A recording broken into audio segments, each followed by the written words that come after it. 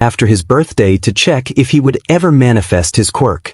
She wasn't a late bloomer, but her husband Hisashi said that he didn't know he had a quirk until he was almost. She hoped her son got a quirk that let him be a hero because he seemed so enthusiastic about it. She was just a little confused since the doctors said that they took compulsory x-rays of her son after his BRTH to check if he had a hidden mutation quirk, and they said he had much denser bones and muscles than newborns usually do. What she didn't know at that time, though, was her son was having a very rough time with his supposed best friend. Izuku was facing him, shaking in his big red shoes, standing in front of another boy, who was laying on the ground after getting beat up. "That's mean Kaken." His voice was shaking, but he raised his arms and spread his feet apart, taking a fighting stance. "If you keep going, I'll never forgive you," he shouted at the end, stumbling over his words slightly. Kaken stared back for a second before huffing. "Even though you're quirkless," as he spoke, he and his two goons behind him prepared to attack Izuku, one of the boys growing big red wings on his back, the other's fingers extending. Kaken pulled his hands up in front of him about his body width apart. His right hand closed in a fist and the other open. He slammed them together, creating a small explosion on collision, smoke drifting away. They made their approach, each of them ready to throw a fist at Izuku. "I don't want to get hit. Please don't hit me." "Oh no, I'm going to get hit." His eyes were closed and his thoughts were racing as he waited for their fists to rain down on him, but they never came. He slowly opened one eye, only to see his attackers moving in slow motion. He stood up straight, now only feeling in awe at what he was seeing. He only realized after what felt like a minute that their battle cries sounded deep, much too deep for children their ages. Izuku took a look around the park they were in. He could see a bird flying out of a tree, except he could see it flap its wings in slow motion. He looked behind him to the kid he was protecting, and he could see the tears rolling down his face, moving down ever so slowly. He turned back to face Kaken, his curiosity piqued but sated for the time being. He decided he'd try to move, expecting to be moving as slowly as everyone else, only to be surprised that he could move at his regular speed. He smiled. He had a quirk after all. Suddenly everything was back to normal, except Kaken had stopped running, a shocked expression on his face. His goons took a few more steps before they realized that Kaken was no longer running with them. They didn't say anything, only looking at him with confused expressions on their faces. Kaken, however, was staring at Izuku, who was smiling for seemingly no reason. He couldn't understand. Why is Deku smiling? He's always crying by now. He resumed his attack, truly angry this time.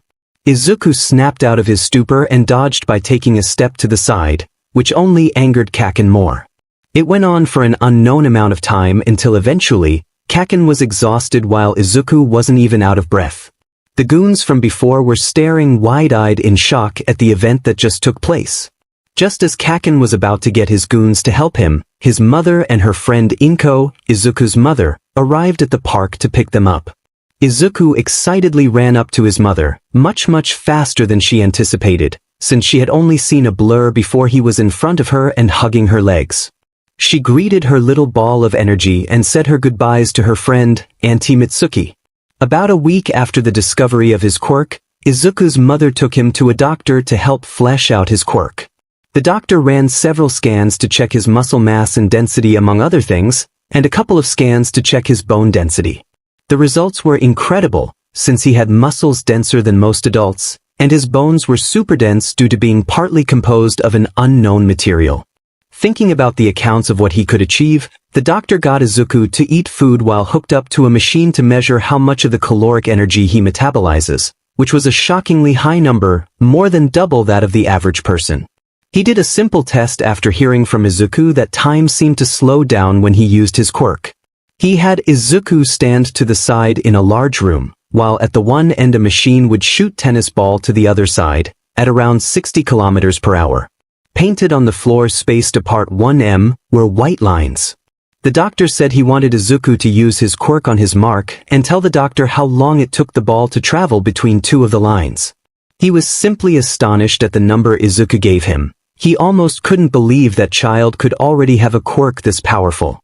The doctor then had an idea. His curiosity was piqued. He asked Izuku to stand at the other end of the room and on his mark attempt to catch the ball. Of course, Izuku's mother was against this, since she saw how fast that ball was moving. Izuku could die. But she relented when she saw Izuku's puppy eyes staring big and wide at her. The machine fired, and she saw the ball travel across the room, not but a blur. Her fear spiked when Izuku didn't move a muscle, despite that it had gotten close as fast as it had. She was shocked though when Izuku disappeared from his spot at the end of the room and appeared in front of her holding the tennis ball out to her, grinning widely. She stared at him blankly, while the doctor was still stood next to the machine, making strangled noises in an attempt to formulate a response to the development. Deciding they had done enough testing, the doctor took them back to the office. They sat there in silence. Izuku was grinning brightly. The doctor spoke after a few minutes of silence. I'm honestly surprised that nothing showed up earlier. This is clearly a mutation quirk since there are no signs it could be anything else from any of the tests we've done. Did you perhaps notice anything, Ms. Midoriya?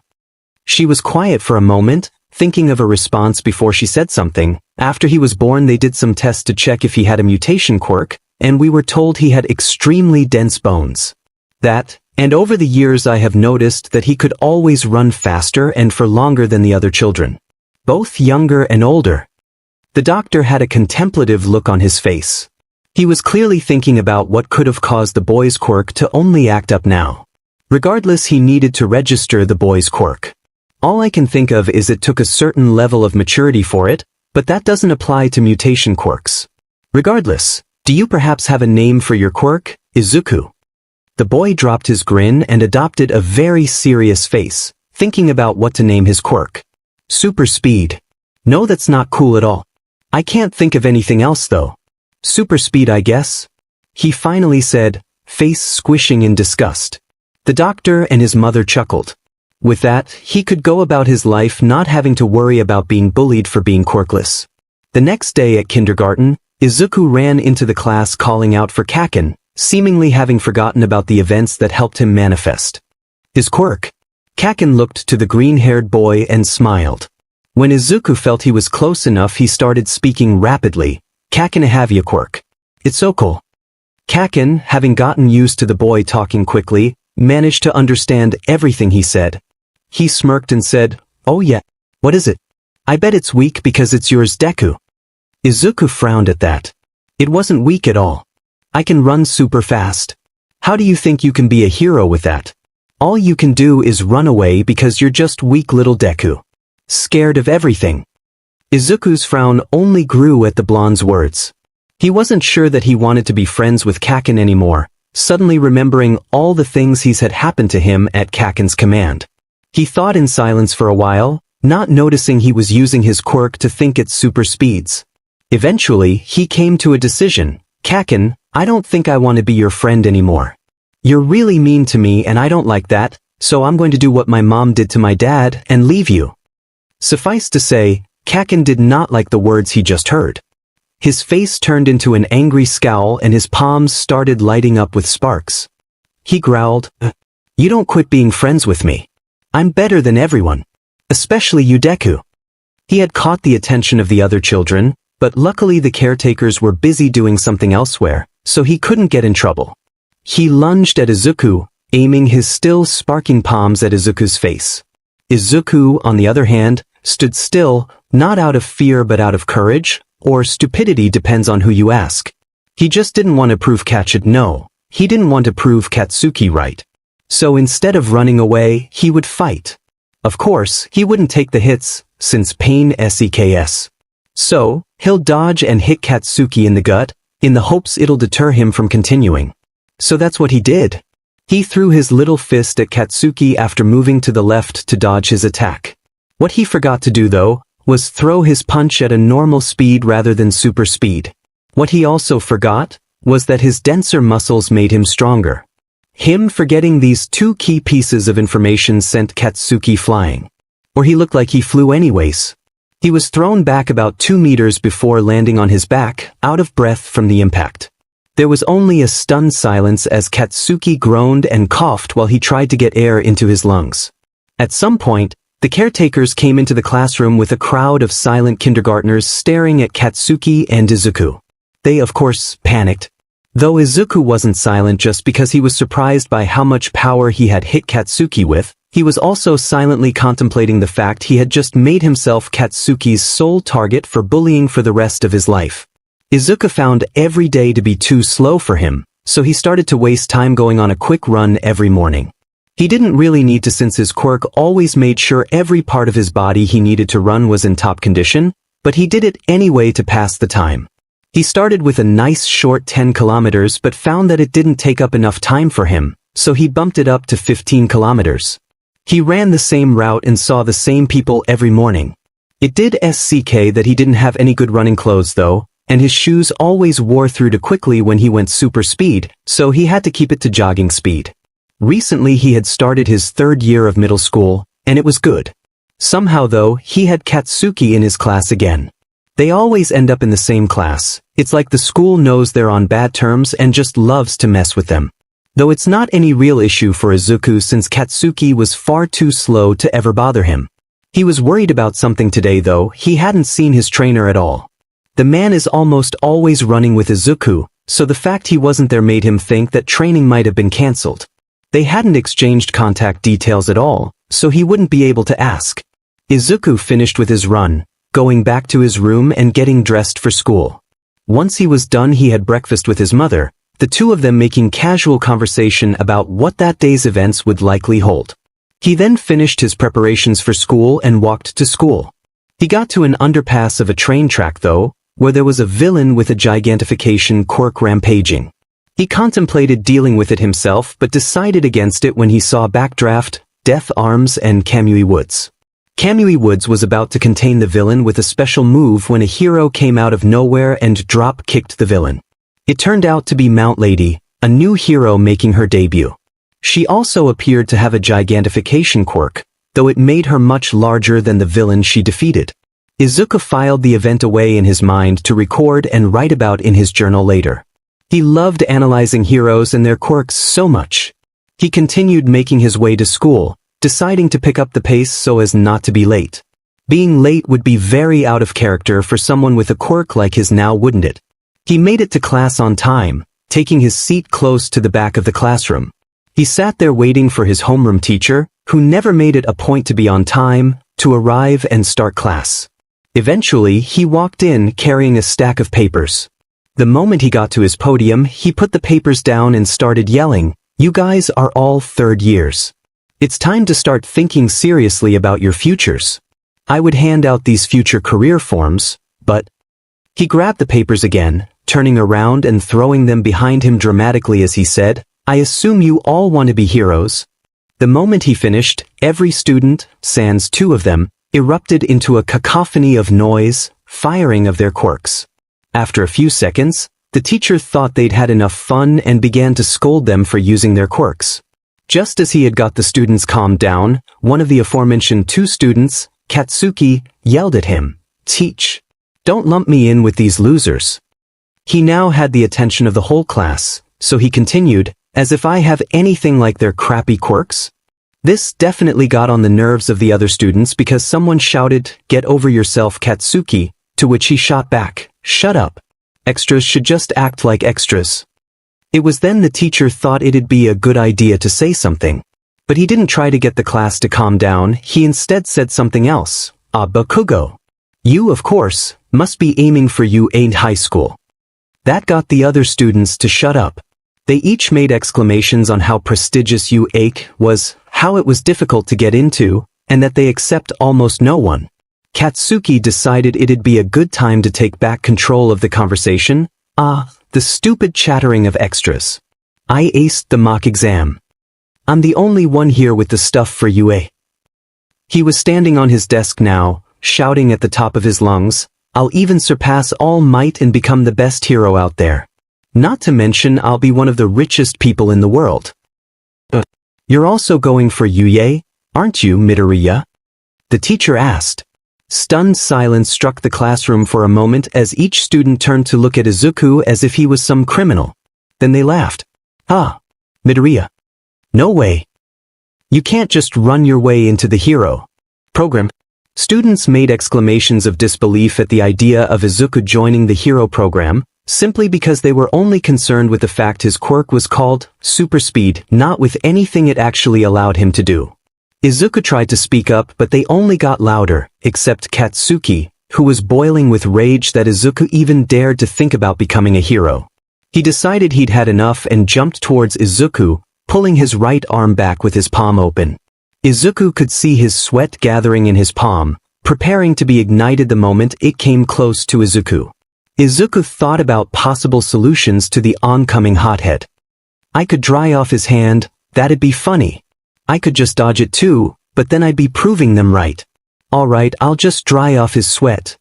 The world slowed, so much so, that time almost looked frozen. Izuku has only gotten faster with age, though it'll probably peak once he finishes high school.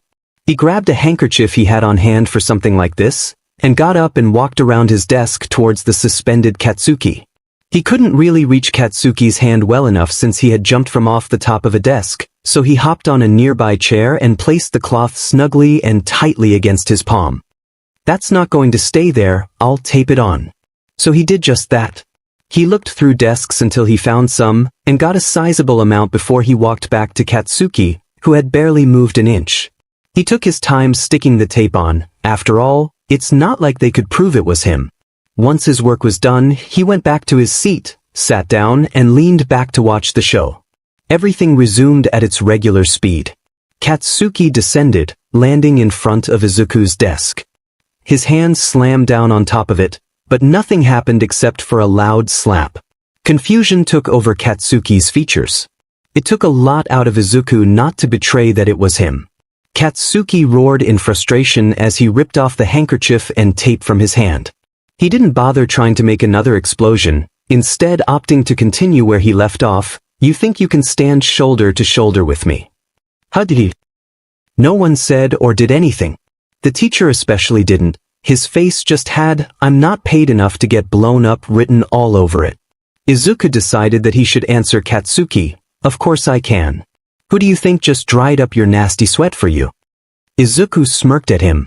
Before Katsuki could do anything else though, the teacher decided that it was a good time to get class back on track. In the end, he did hand out the forms out of obligation to his duty as a teacher.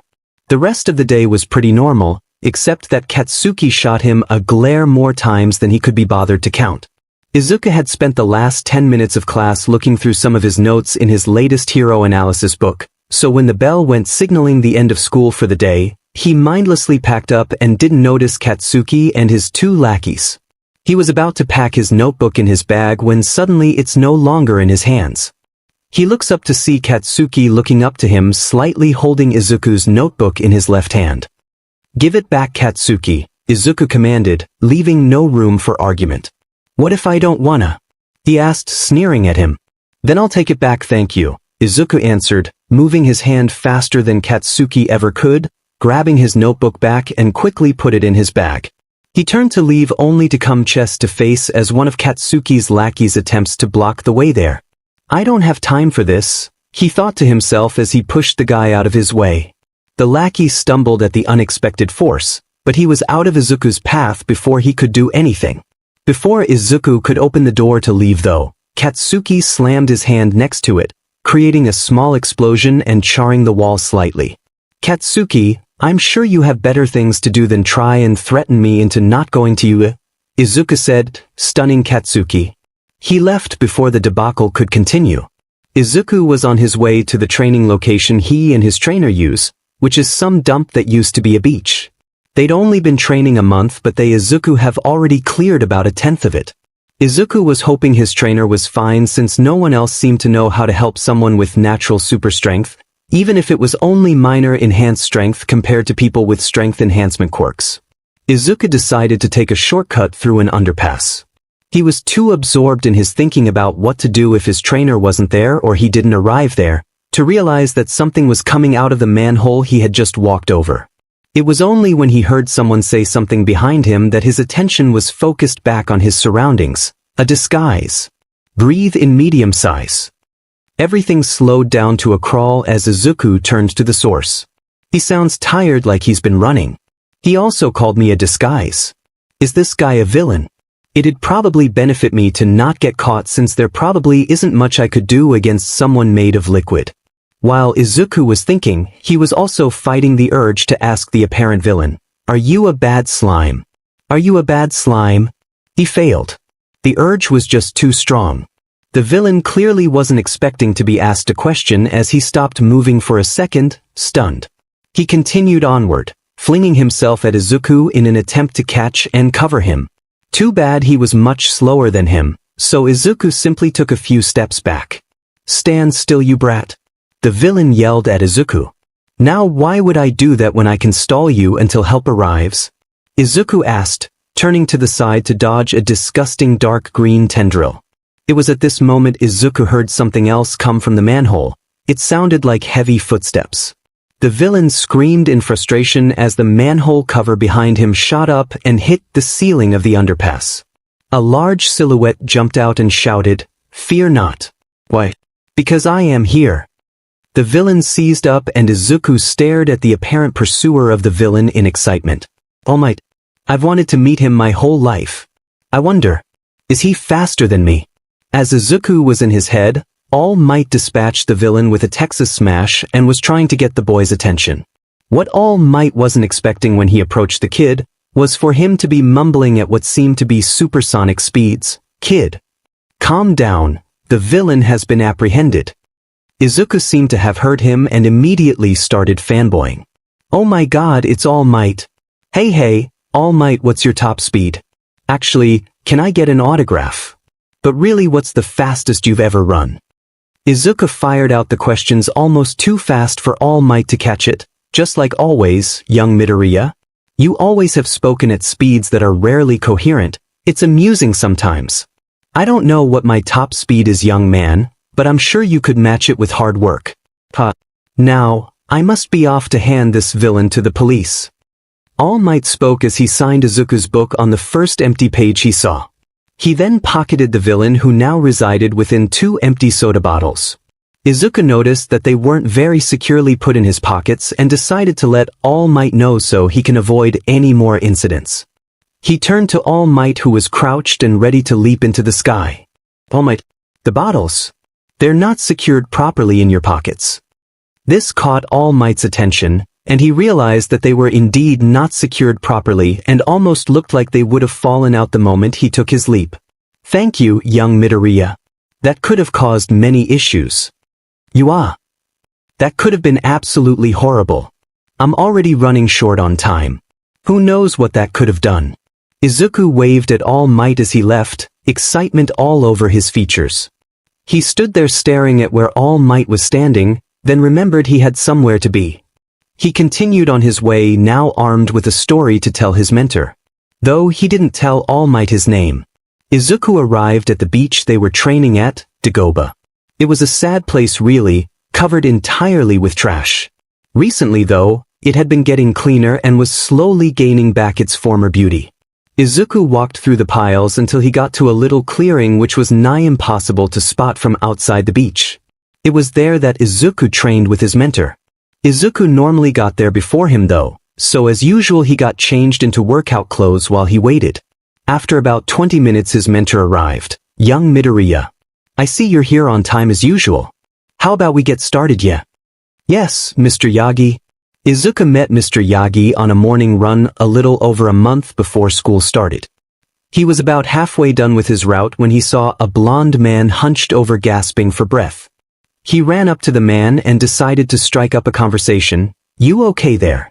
I was doing my run then I saw you looking like you just ran a marathon." The blond man seemed almost shocked that someone was talking to him. He then smiled and spoke, "Yes, I'm fine, just taking a short break. I'm not exactly in the best shape." He gestured to himself as he said the last part. Did you just start? You seem to be doing fairly well for someone your age." The man continued. No actually, I was about halfway when I saw you. Though I guess I am pretty good when it comes to running, especially when my quirk relies on it. That's probably why I'm a bit lacking in the upper body department compared to my legs." Izuku replied. "If I may ask, what is your quirk, young man?" The man asked. It's super speed." though I get a few other perks like super endurance and increased regeneration to name a couple.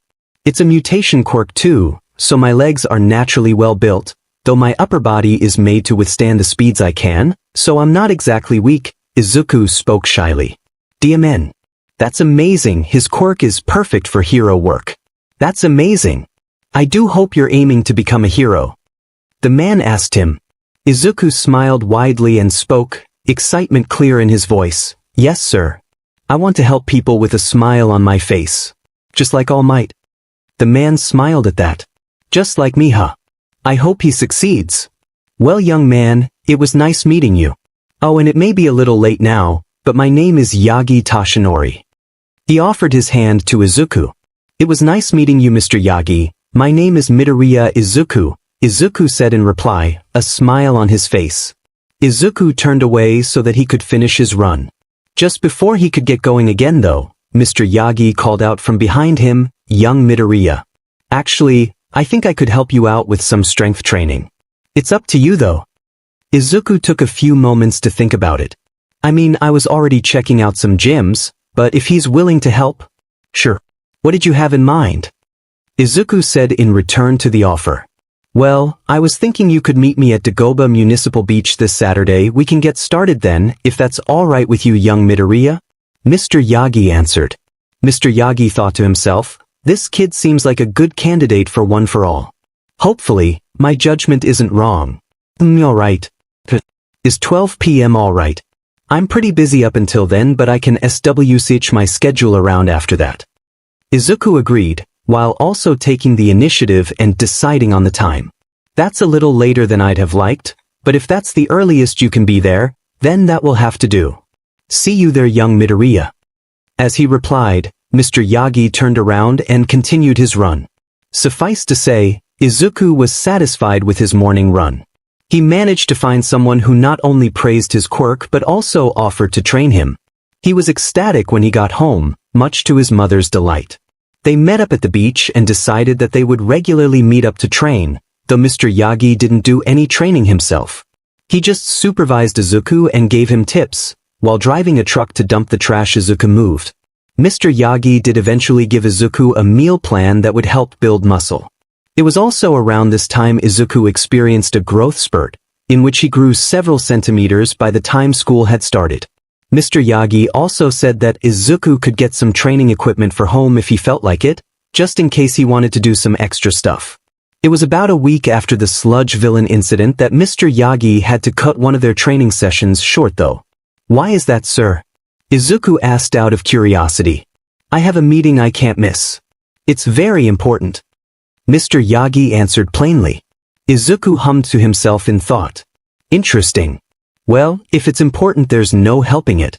And I don't think it's my place to find out either, it's his business, not mine. Well, have fun and good luck. Izuku said. As Mr. Yagi was leaving he thought to himself, I don't think I'm ready to pass down one for all yet, but it has to be done soon or the torch will go out. So, I hope this Togata-kun that Night Eye speaks so highly of is as good as he says. From what I've heard and the little bit I've seen of him, he is quite remarkable, but I want more than just ability. I want will, I want conviction. That night, Izuku pushed himself a little harder with his home training because his beach training had ended early. That night Mr. Yagi, better known as All Might, was presented with a difficult choice to make. School continued as it had been in previous years, which was to simply go through the day, doing the work given to him, and deal with Katsuki whenever he did something stupid. Nothing changed, except that Katsuki seemed to get more desperate to put him in his place by the day. Nothing Izuku couldn't handle though. The beach cleanup was doing its job, and the beach had started to really look appealing. Izuku kept working on the beach, which by the 6th month was completely cleared. During the 6 months Izuku had grown considerably taller, so he stood at a proud 181 centimeters 5 feet 11 inches. 26 inch in height. The whole cleanup had actually really helped with his upper body development since it showed him his upper limit was around 300 kilograms 660 pounds and he had managed to push it up to around 375 kilograms 825 pounds. Izuku didn't really have any business at the beach anymore. So he only went there to do some running in the afternoon since he read somewhere running on sand was supposed to help you work through a fuller range of motion or something. A month passed and Izuku hadn't seen Mr. Yagi since the last day of beach cleanup. He was about to finish up his 10th and final length of the beach one day when he saw a familiar mop of blonde hair about 100 meters away. He immediately forewent any inhibitions about super speeding on sand and was a couple of meters in front of the man in less than a second, whose eyes widened for a second at the sudden appearance of the boy, but returned to normal once he recognized who it was. Mr. Yagi. Long time no see. How have you been? Izuku spoke excitedly, having missed the man who had somewhat acted like a father figure in place of his actual father. Ah, young Midoriya. I was looking for you. I've been well, thank you. Mr. Yagi answered, smiling as he finished. His eyes twitched to Izuku's right, probably because someone was walking in their direction. Looking for me? What for? Izuku asked, quirking on of his eyebrows. The man started looking nervous for a few seconds before releasing a breath and beginning to speak. Well, you see, I just felt that you should know I dashed. He was interrupted by a clicking sound. Izuku felt something cold and solid touch the back of his head as a man spoke gruffly from behind him. Don't move or the kid dies. Mr. Yagi locked up immediately. Beads of sweat started forming on his head. Izuku was stiff. He didn't know if he could dodge bullets. He had never been able to accurately measure how fast he could go, and he didn't know what sort of gun the villain had, nor did he know the man's quirk. He had to hope he could talk his way out of it. What is it you dash? Shut the F up, kid. I'll blow your iffy head off. Izuku shut his mouth. I guess this is it, huh? I can't even talk him out of it. It is, but I was never able to become a he. Oh, I know who you are. It was hard to see cause of the sun behind you, but you're the secretary guy for All Might, ain't ya? Mr. Yagi's and Izuku's eyes both widened. Mr. Yagi's out of shock of someone recognizing him, and Izuku's from learning that Mr. Yagi worked for All Might. I wonder, what would happen if I killed you? The villain asked, clearly not expecting an answer as he aimed the gun from Izuku's head to Mr. Yagi. Goodbye, Blondie. He pulled the trigger. The world slowed down. The bullet looked like it was moving at walking pace. Izuku was moving before he could even think, but he didn't get anywhere near the speed the bullet was moving. My brain must be going into overdrive, Izuku thought, realizing that he probably wouldn't be able to stop the bullet. He tracked the trajectory of the bullet through the air, right to the left side Mr. Yagi's chest, where his heart lay. Izuku knew he had to stop the bullet. He needed to go faster. He pushed his arms and legs with all his might but made no progress. He wanted to scream but knew it wouldn't change anything, least of all help. The bullet crept closer and closer, centimeter by centimeter, towards Mr. Yagi.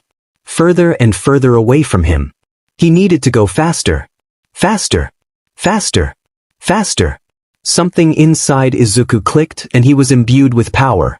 Green lightning erupted in the air around Izuku as he sped past the bullet, past Mr. Yagi, and stopped at the road.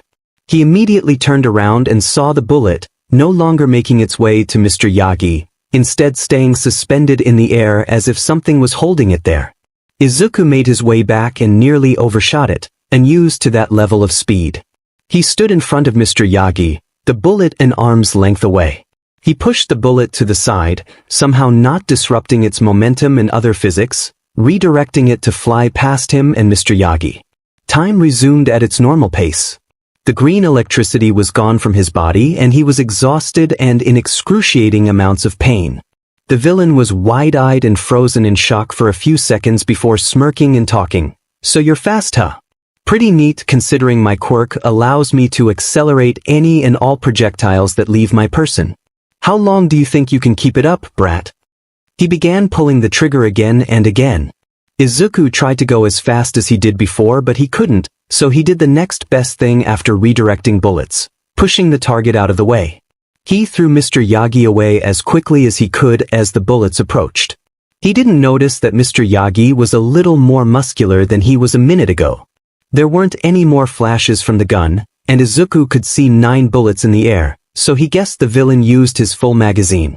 Izuku was still in pain from his stunt before and he knew for sure his speed when he wasn't in pain wasn't enough to dodge 9 bullets coming at him, almost twice as fast as the one from before.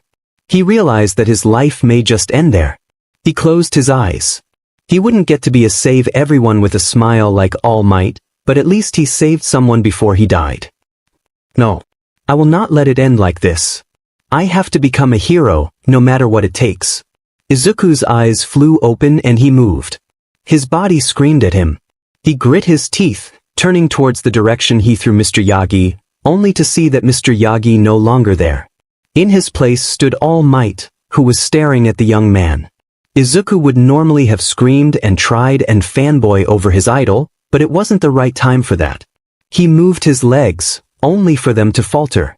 He began to fall. All Might was moving towards him in slow motion, trying to catch him before he hit the ground. Izuku felt the air part as a bullet flew past him. He felt it several more times as the rest followed suit. Izuku was close to hitting the ground when All Might's giant hands appeared underneath him and held him in place gingerly for what felt like years. Suddenly he heard yelling, but it wasn't slow or deep like it normally was. It was fast, and far too loud. In his groggy and pain-filled state, Izuku couldn't understand why. Izuku was out like a light before long. When Izuku came to, he was staring at an unfamiliar white ceiling. His body was stiff with pain.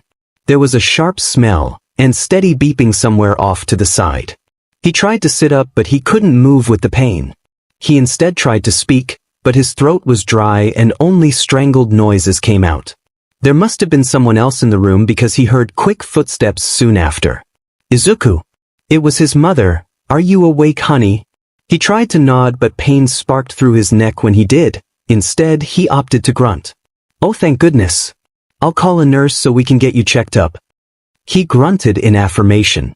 It was only after his mother said that when his eyes widened more than anyone thought possible for a human. He remembered what happened before he passed out. He immediately tried to force himself to sit up through the pain, grunting loudly in pain the whole time. His mother immediately forced him back down and ordered him, "No. You have to rest." His only response was to try speaking. A confused look came over his mother's face before she realized what he said, smiling at her son worrying about others over himself. Mr. Yagi is fine. He was only a little roughed up after you pushed him, but luckily All Might arrived and stopped the villain. That was all yesterday. She quickly added the little bit on the end as if it were truly important. After thinking that, Izuku realized it was important. Yesterday was Sunday. That meant he had school today. He was missing school.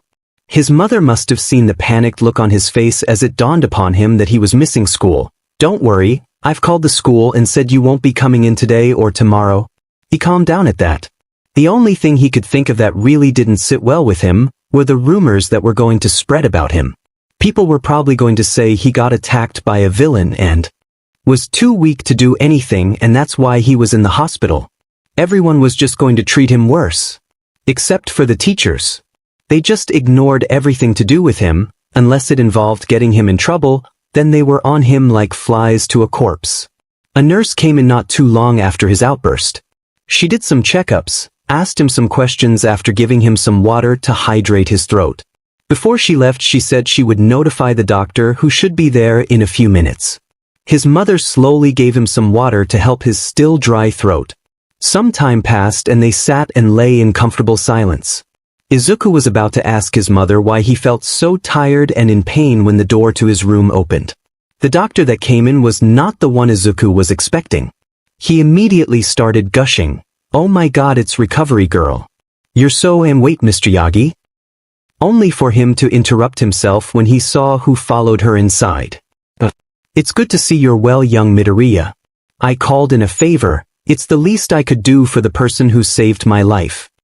Mr. Yagi smiled as he spoke, but it almost looked strained, as if there was more to it than what he said. Now young man, you're probably wondering why you're in the hospital and not feeling well. I'll get straight to the point, you overused your quirk.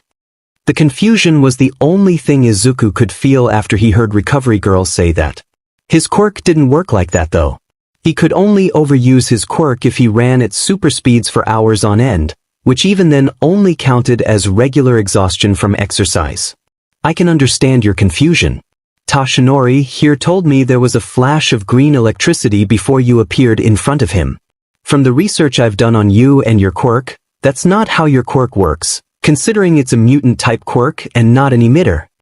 Recovery Girl explained. She continued after Izuku nodded in understanding. It has been theorized, however, that quirks can evolve temporarily under high-stress situations. It is also known that some mutant-type quirks can have qualities of transformation and emitter-type quirks. Izuku's eyes widened. The bullet. When it was getting closer to Mr. Yagi, I tried to go faster than I ever had before. I kept trying but nothing happened. It was when the bullet was about this far away. Izuku gestured his left hand to his right arm, from his fingertips to just below his shoulder, when something inside me clicked. It felt as if I had this large reserve of power, and I was at the road before I realized what had happened. Mr. Yagi's eyes widened when he heard that. I ran back to Mr. Yagi to protect him, but the bullet wasn't moving anymore. It was frozen in the air. I moved the bullet to the side and released my hold on the power. Then I felt pain all over. The villain shot the rest of his bullets, and that's about all I remember.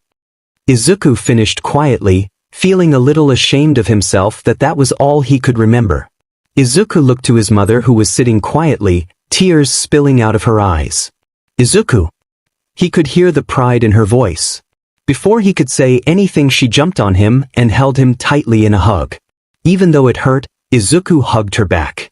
While I understand what you must be going through, Ms. Midoriya, I'm sure your son must be in a lot of pain right now. He still needs to recover after all. His mother slowly let go of him and went back to her seat. At least we know what happened now. Thank you for your account, young man. Now, we'll keep you here for another night for observation, then if I think you're well enough, you'll be discharged sometime tomorrow. Izuku nodded. I'm sure you're hungry. I'll get a nurse to bring you some food. In the meantime, why don't you and Toshinori here have that conversation you were going to have before you were interrupted? Ms. Midoriya, I'm sure they'd like some privacy, plus there are some things I need to tell you, so if you could come with me, please. Recovery Girl gestured to the door as she spoke to his mother, who got up and walked out ahead of her. Don't mess up, Toshinori. Her tone was heavy as she spoke before she left and closed the door behind her. Yagi Toshinori had never been more nervous in his life than he had been at that moment. He had already resolved himself to tell young Midoriya, but he still felt nervous about it. What if he says no? That question kept going through his mind. Mr. Yagi, you had something to tell me. Young Midoriya pulled him out of his thoughts. Well, you might not believe me, but... Midoriya quirked up an eyebrow. Well, I'll just show you. Toshinori paused and took a step away from Midoriya to make room, before he suddenly enlarged, gaining muscle. I'm all might. Young Midoriya looked shocked, his eyes wide. Why tell me? The young man asked, disbelief evident in his tone. Toshinori deflated in a cloud of steam. 5 years ago, I was injured gravely. I lost my stomach and my respiratory system was nearly destroyed. Because of this, I can only be a hero for around 3 hours a day. Since I am running out of time as the symbol of peace, I was thinking about making you my successor. What you did yesterday only helped me to affirm my decision. Young Midoriya, I want you to inherit my quirk. He finished loudly, but making sure nothing escaped through the walls of the hospital room, even if they were pretty thick. 5 years ago. That was Toxic Chainsaw, but you were fine, it was even televised. But wait. I mean, people have theorized what your quirk was ever since you debuted, but a quirk that can be inherited outside of the family. That makes no sense. The boy kept rambling on. Young Midoriya, calm down. Please hear me out. Toshinori pleaded. Midoriya shut his mouth, looking at him intently, clearly waiting for him to speak. My quirk is called One for All, and it is a crystallization of power that has been passed down from generation to generation, getting stronger with each holder. I am currently the 8th holder, and I am offering to you to be the 9th. That is, only if you agree. Midoriya stared at him, baffled. He must still be caught up on the idea of my quirk being able to be inherited outside of genetics. Try not to worry too much about the impossibility of how it gets inherited. Just think about it and tell me if you take my offer. Here's my phone number and email so you can contact me. I'll take my leave. Toshinori turned away from the young man after handing him a slip of paper with his number on it and walked to the door. He reached for the handle, but before he could grab it, Midoriya called out, "Wait." Toshinori turned back to face the young man and saw exactly what he was looking for. There was an inferno of determination in his eyes and an equally determined look on his face. "I'll do it. As I am now, I'm not fast enough to achieve my dream. I know the path will be arduous, especially since I'll have to learn how to use a new quirk, but I accept." Toshinori smiled. "All right then, after your discharge and you've completely recovered, we can get started. I look forward to working with you, sir." His successor nodded his head in a small bow. With that, Toshinori took his leave. Izuku did get discharged from the hospital the next day, and he was in a lot less pain, thanks to the help of Recovery Girl and the increased regeneration his quirk offered. He didn't get home until a little bit after lunchtime though, so he was uber hungry since hospital food was barely enough of a breakfast for him. He was told to rest at home for at least another day, and not to use his quirk actively until the next week. Well, I need to find something to do while I recover. I did miss the hero news while I was recovering, so maybe I should do some analysis. That'd be nice. After he got into more comfortable clothing for the surprisingly warm day, that's what he did for a few hours, and he had managed to fill another notebook. He was quite chuffed with himself. He got his last spare notebook and started preparing it for use later, which would probably be the next day. He checked the time and saw that his mother would be getting back from work in about an hour. He lay down on his bed, planning to nap for a little while. He was ordered to rest to assist with his recovery, and he was sure that sleep did the best job of that. The moment his head hit his pillow, he was out. When he next opened his eyes, he was standing in a void. Blackness. There was nothing and no one but him. He looked around and saw nothing. Then there was a spark. Then another. They kept coming and got bigger. But something was strange, they were green. They got frequent and plentiful until it went silent and dark again. Several seconds passed. Then in the distance, Izuku saw something. It was a lightning bolt, but it was much larger than the sparks from before. And it was coming straight for him. He tried to move but couldn't. He struggled for several seconds but to no avail. The bolt hit him square in the chest. But there was no pain. His vision went white. He gasped for air. It was bright. He heard birds chirping. He looked out his window and saw that it was early morning. He looked to his bedside clock, 5:23 a.m. it read. He would have gone for his usual morning run, but since he was told not to by the doctor, and he should listen to his doctor, he didn't. Instead, he continued to lay in bed, thinking about his dream. Was it a dream? He held a hand to his chest, trying to feel something. He stayed like that for a while. He rolled over onto his side and stared at the wall. He heard a soft knock on his bedroom door as it was opened. He looked from the wall and saw his mother. "I'm going to work now. There are leftovers from last night and some breakfast for you in the fridge. I've already called the school to say you won't be there today. Just rest, okay?" Izuku looked to his clock and lo and behold, it was indeed time for his mom to leave for work. "But, thank you. Have a good day at work. I'll see you this evening." He waved lazily as he finished. His mother smiled as she closed his door. He closed his eyes in an attempt to go back to sleep. But after what felt like forever, he was still wide awake. He threw his cover off and got up so he could have breakfast. He made his way to the kitchen uncharacteristically slowly. Once he was there, he opened the fridge and took out the leftovers from last night along with the breakfast his mother made for him. For the average person, it would have been a lot, but with how much of the food he eats that his body metabolizes for energy, it's an okay amount for him. He ate slowly, taking his time since he didn't have anything to do while he relaxed at home. He finished his meal. It was pretty warm considering what season it was, so Izuku took his shirt off and relaxed in the living room, shirtless, watching television. There was still some buzz around the attack he was in, but not much since villain attacks were a daily occurrence. It was midday before long, and Izuku was starting to feel hungry, despite the lack of exercise. He got up to make himself something to eat. He checked the fridge. Not much here. Maybe I should go shopping. I was told not to leave the house though. Guess I'll just starve until mom gets home. With that, Izuku went back to his room. It was there that for the first time in a long time, He admired the hero merchandise that he had collected over the years. It was mostly All Might, but there were some other heroes, like Ingenium, who he idolized for, also have a speed-centric Quirk, Ryukyu, Miruko, and one singular Endeavor action figure.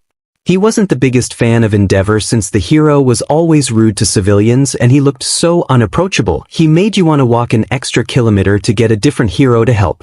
Regardless of hero preference, he'd always been enamored with their quirks. He had finished his 13th notebook the previous night, leaving him with an empty 14th one to start on. The first hero he always did was All Might, then even though he wasn't a hero himself. After that, it was whichever hero caught his interest, which was new heroes most of the time. He sat down at his desk and started on his newest notebook. He wrote down everything he knew about All Might after a sketch, minus what he learned the other day at the hospital. It took him about a half hour since he made sure to be thorough, plus he couldn't go any faster without his quirk. He moved on to his own quirk. He skipped the sketch since there were no reliable good photos of himself he could use. So I already knew I could go faster than sound. I already knew my limits in terms of strength. I guess the only new thing is what happened that night at the beach. I tapped into some kind of hidden reservoir of power. It also had a weird byproduct, some kind of electricity, which was green for some reason. I can only learn more by using my quirk, but I'm not allowed to, so that'll have to wait. Well, that's all I have for now. I can add more and change things later. Izuku was back at school the next day and was berated by his teachers for not doing the homework he wasn't given. He assumed someone was asked to give it to him, but they decided he wasn't worth it. He was pretty miffed about it, but there wasn't anything he could do except the homework alongside his classwork. Luckily for him, the week was already almost over. No one said anything to him about his absence, and even Katsuki wasn't doing anything. Not that he wasn't grateful, it was just suspicious considering no one had any problems before. Not being able to use his quirk to assist with classwork was pretty HRD on him, but he was already pretty smart, so as far as anyone else was concerned, nothing was different. There was someone that he noticed kept looking at him throughout the lessons. A girl with light gray hair tied into two tails that sat towards the front of the class. He had never talked to her before, he didn't even know her name, but he was pretty sure she didn't have any friends. Not in the same class anyway.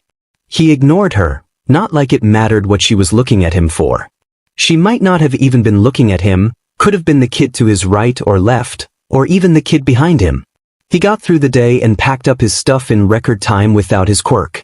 He was one of the first few students out of the door into the hallway, and despite the location of the classroom on the highest floor before the roof, one of the first out of the building. He was halfway home before he felt like he was being watched. He turned back slightly to look behind him but saw no one. Thinking nothing amiss, he kept on. The feeling never went away, but he didn't see or hear anyone, so there was nothing he could do. Once he got to his apartment building, someone behind him called out, "Excuse me." It was a girl. "It's not likely she's calling out for me, I'll just keep going." "Excuse me. Midoriya." "Izuku." "Ah." He turned around. It was the girl from class. Now that she was up close, Izuku could see she had appealing blue eyes. Thanks. Sheet? I said that out loud, huh? Might need to sew my mouth shut someday. They stared at each other in silence. Izuku was just waiting for her to continue while she just looked at him, with a weird look on her face. "What? You gonna tell me what you want or can I go? I just wanted to apologize." "For what?" "As far as I know, you haven't done anything." "Oh well, that's the issue. I didn't do anything. As class president, I was asked to take the homework to you, but I chickened out. Then I followed you home and even used my quirk to hide from you. So that's why I felt like I was being watched. Being able to turn invisible is pretty good though." Apology accepted, I guess. There was never really an issue to begin with since I'm ahead. Plus, my quirk allows me to process information faster than most of everyone, so I can solve problems way faster than anyone else. But I thought your quirk was super speed." She looked more confused than a lost fart in a perfume factory. "Yeah, but you can't travel at the speed of sound if you can't process everything around you at least at the same speed. So if I just process the information faster, I get more time to think about things. Of course, on doctor's orders, I'm not to use my quirk until next week at least, but as I said, I'm already ahead in classwork. Her face lit up in understanding. That's way better than my quirk. But being able to become invisible is pretty awesome in its own right, I think. Yeah, it would be if that were my quirk. I only become invisible to one person at a time. I've already tried training to make it multiple people, but it never works. She must have been bullied because her quirk is weak, even though I think it's pretty powerful in its own right. Well, thanks for the apology. It's getting late, so you should go home now unless you want to stay for dinner. You're already here and I'm sure my mom won't mind. A strained look came over her features as she contemplated what she should do. Also, from what I experienced, your quirk also makes the things you're wearing and holding invisible with you. If that's the case, then being invisible shouldn't be your goal, it should be to make only certain items on you invisible. She looked to him, her eyes wide. I had never thought of that. You've only known me for about 10 minutes and you already helped me. Thank you so much. She bowed almost 90 degrees. It's no problem. How about you message your parents and let them know you're having dinner at my place? You can even give them my contact info. A strange look plagued her face, which prompted Izuku to ask, what? Can you not have dinner at my place? No, it's just, I live alone.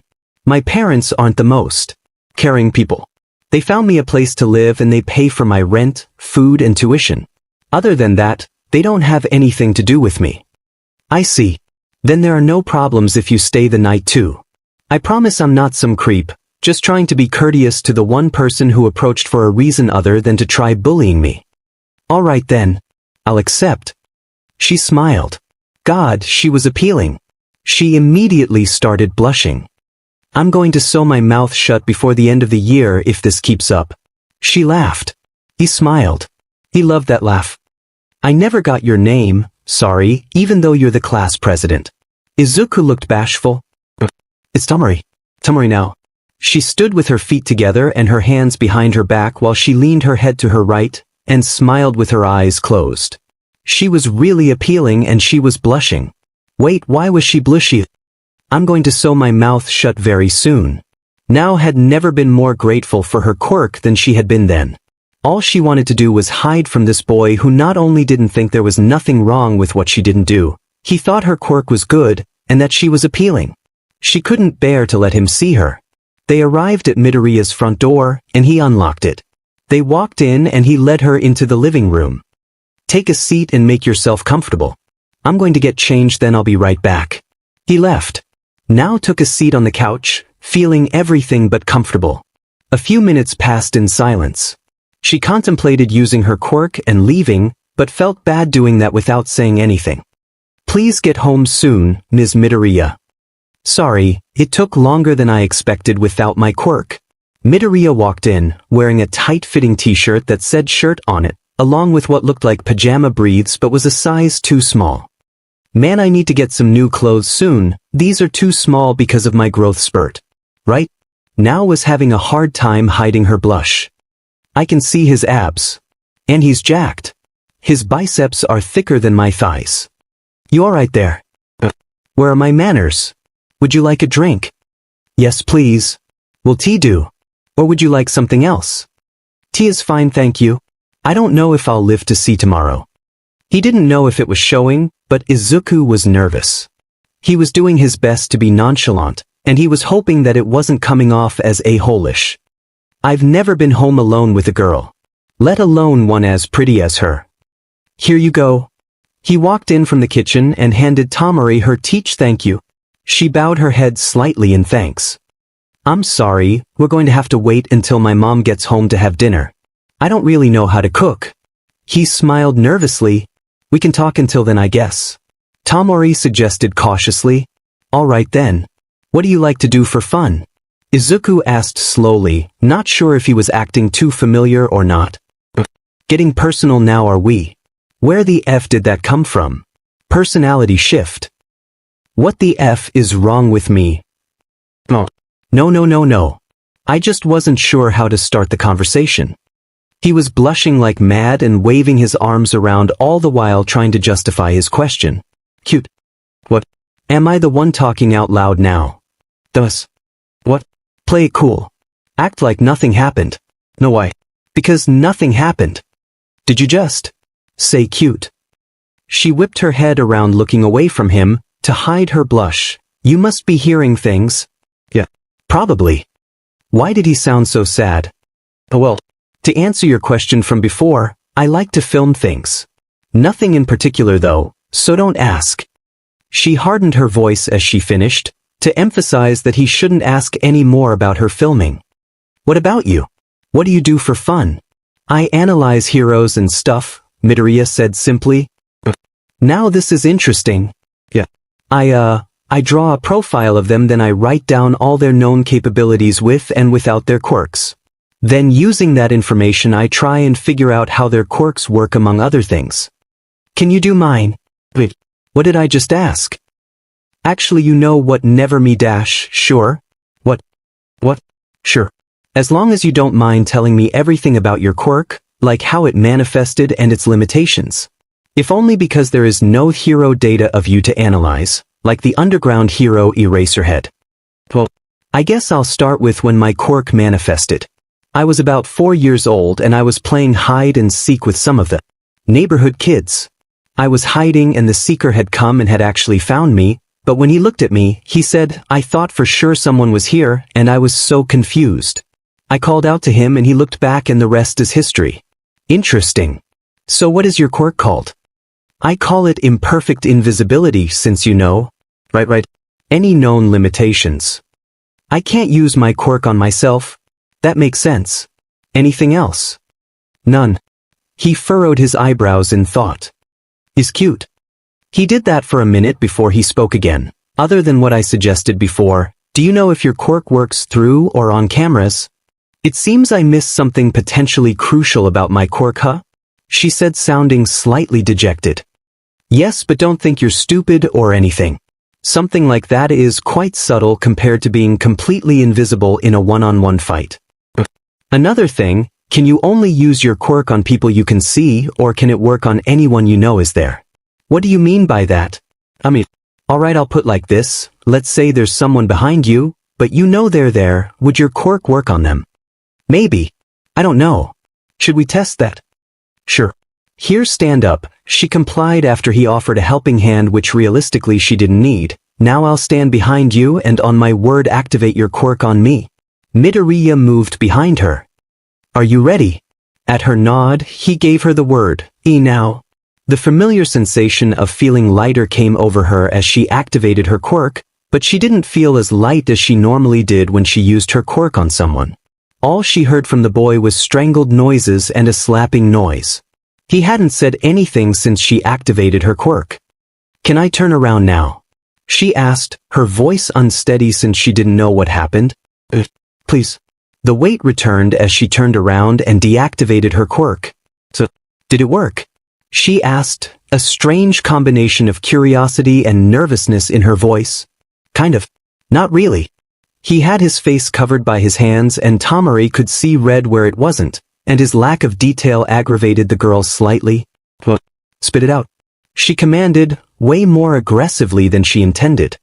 He pulled his hands away slightly before he spoke. Well, I could see you. But, not your clothes. His face got redder as he went on, and he finished barely above a whisper. Because of that, it took now a few seconds to register what he had said. He could see me but not my. Holy foo, it was conveniently at that moment the front door opened with a slight creak from the hinges and someone called out, I'm home, Izuku. So she's not some random girl or your girlfriend? Izuku's mother asked, a hint of worry and is that in her tone. We're in the same class but that's it. Izuku shot back. He missed how Tamori's face fell slightly. If you say so. Give me a few minutes to prepare then I can get started on dinner. Are you going to stay the night, Tamori? The short plump woman looked to Tamori expectantly, but with motherly concern alongside. If it's all right with you, Ms. Midoriya. Tamori answered quietly, a tinge of red in her cheeks. Of course it is. And please, call me Inko dear. Is there anything in particular you like to eat? Roasted corn and meat, Tamori answered without hesitation, which caught Inko and Izuku off guard. Inko recovered quickly enough and gave Tamori a smile the girl had never thought she'd ever see aimed at her. a smile full of love. Izuku dear, could you please get the extra futon and show Tamori to your room please? The way she said it, Izuku knew it was less of a request and more of an instruction. He sighed. All right. Follow me, I'll take you to my room. Izuku called back to his mother before he gestured to Tamori to follow him.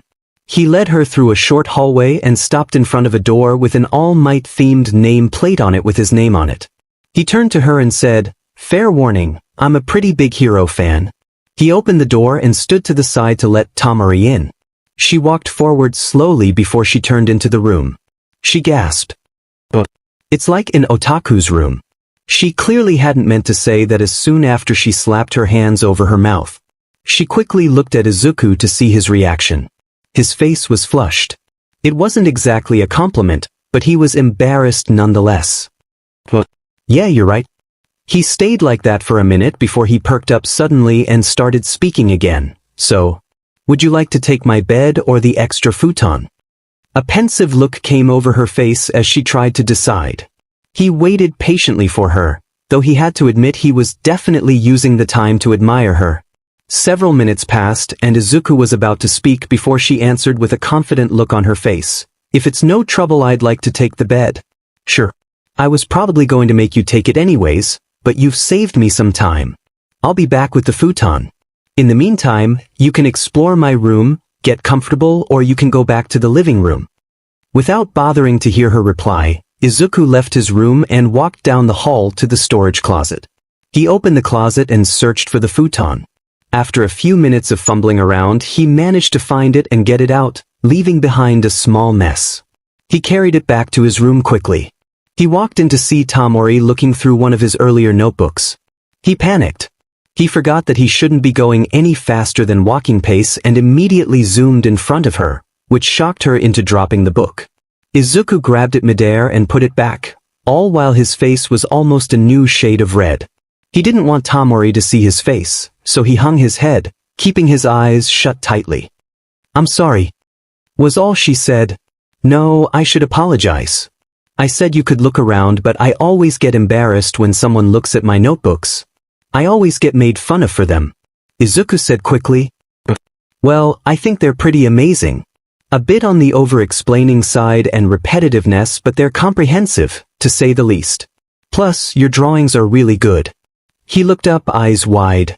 A small smile came over his features. "Thanks. The only other person who ever said something like that was my mom." "Why are they all written in pencil?" she seemed to have blurted out. "Because I tend to use my quirk when I write and I don't think the ink can get out at the speed of sound," Izuku said slowly, unsure since he had never actually tested it. They stood in silence for a few minutes. Eventually, they started to smell something delicious waft in from the kitchen.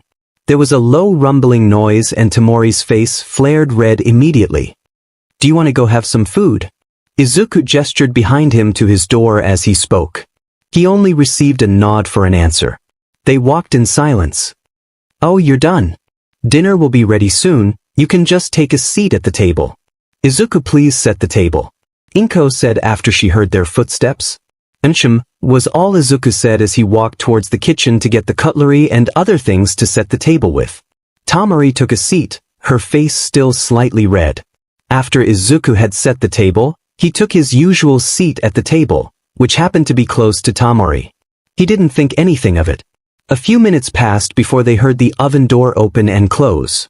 Izuku's mother came around to the table holding an oven pan packed with roasted corn and a variety of meat.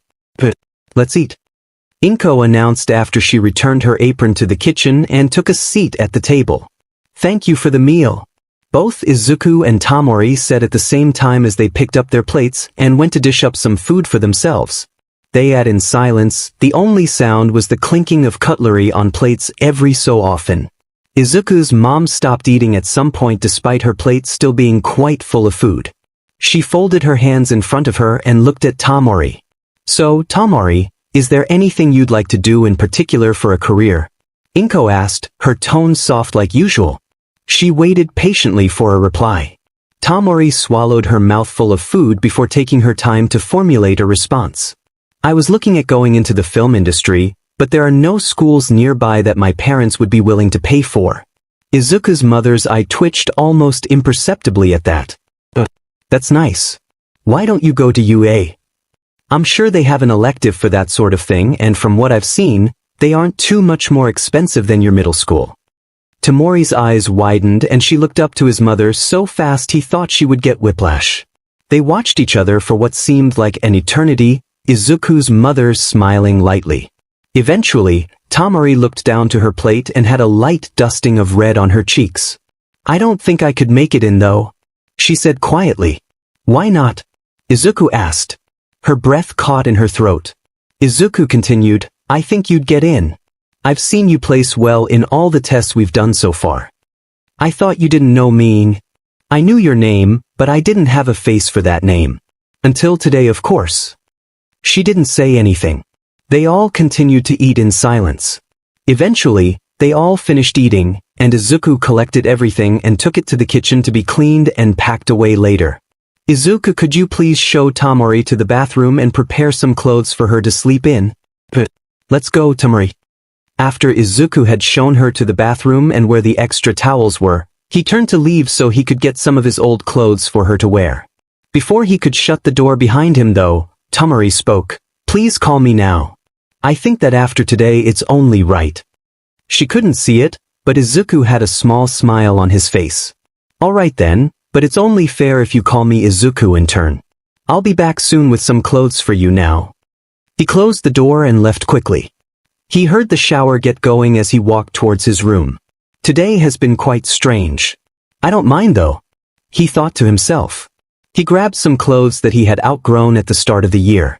He made his way back to the bathroom and knocked on the door. At Nao's signal, he opened the door slightly and threw his clothes on the countertop next to the sink. He closed the door and went back to the living room where his mother was. They relaxed for a while until Izuku heard the bathroom door open, signaling that Nao had finished. He got up and went to shower, smiling at Nao on his way past. Izuku showered. After he was done, he got changed into his pajamas and made his way to his room. He walked in and saw Nao sitting on his bed looking at her phone screen. What ya doing? He asked. Oh, I'm just going through social media and stuff. Cool. Izuku set the extra futon up properly and he sat down on it. He grabbed his most recent notebook and started a new entry in it. What ya doing? He stopped writing and looked at Nao before he spoke. Doing an entry on your quirk. I'm almost done actually since there isn't very much to put in. I'm going to sleep once I'm done. She nodded silently. Izuku went back to writing. Out of the corner of his eye, he could see her pull back the duvet and get underneath. Once he was done, he closed the book and threw it on his desk along with his pen. He got up and turned off the light before he returned to the futon on the floor. He got under the blankets he grabbed with the futon. He shuffled around a bit to get comfortable, then closed his eyes and attempted to sleep. Thank you. Nao unexpectedly said. What for? For thinking I can make it into UA? I was just stating the facts. Nothing more, nothing less. Even if you couldn't make it in, I'd offer help. Izuku said. Nao didn't say anything else, so feeling satisfied, Izuku fell asleep with a smile on his face. Nao woke up slowly, her eyes still closed. She remained like that for what felt like a few minutes before she realized something. Wait. My bed isn't this comfortable. She opened her eyes and came face to face with an unfamiliarly colored wall. She gasped loudly. She scrambled back to get away from it as if it were going to attack her. She wasn't paying enough attention to her surroundings though, because she then fell off the bed onto the floor. Or at least she would have, had there not already been something on the floor. Izuku stirred awake after hearing something in his room. That's weird. Why do my shelves look so far off? Then the events of the previous day came crashing onto him, along with Nao. Was all that came out of him on impact.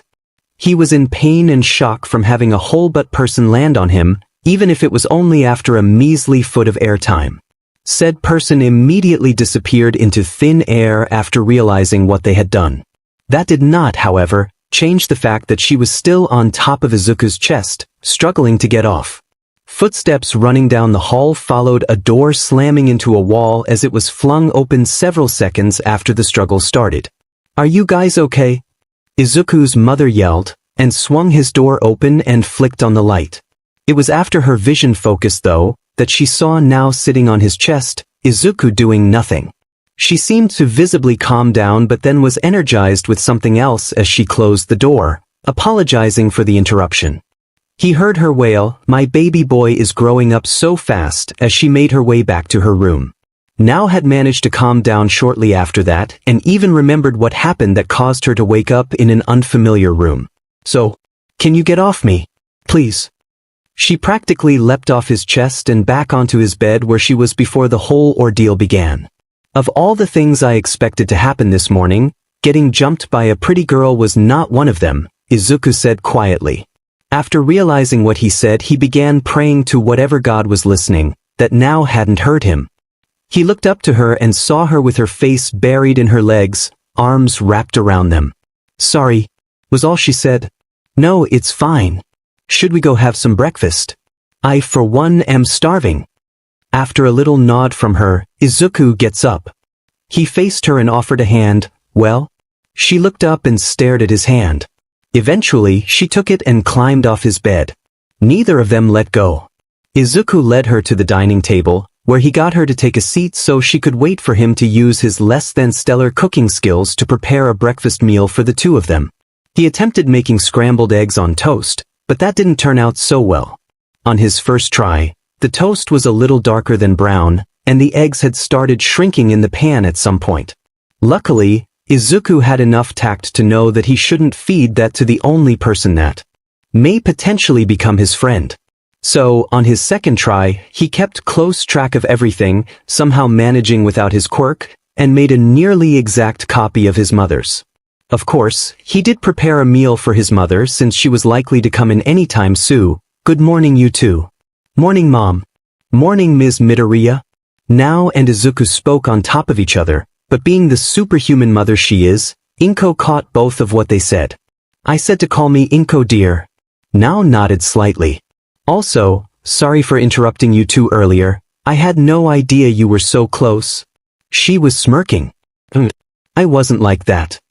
Izuku yelled in indignation as Nao's face went supernova at Inko's words. He sighed. "Here's breakfast, Mom." He gestured to a plate a little off to the side. He grabbed the remaining 2 plates and walked to the dining table and handed the good one to Nao. She said a quiet thank you as Izuku placed it in front of her. The 3 of them ate in silence until Inko decided to get down to business. "I've washed your clothes for you, Tamari, and I've also prepared a lunch for you to take to school." When she saw Nao open her mouth to say something, his mother quickly said, "It's no problem, dear, and there's no need to thank me. Any semi-decent person would have done the same." They returned to eating in silence. Nao was the first to finish and just sat there. "You can get your clothes and get changed, you know. I'll deal with the dishes," Izuku said, not taking his eyes off his plate as he continued to eat. She didn't say anything, only got up from her seat and walked away, which left Izuku and his mom alone to talk. He was wholly regretting what he said. "So," the woman began. "It's nothing like that. She apologized for getting me in trouble, and she was already here, so I offered dinner and a place to stay. We never talked before yesterday." Izuku quickly shut her down. "Is that so? I hope you can at least be friends then. She is cute though. I wouldn't mind her being my daughter in dash."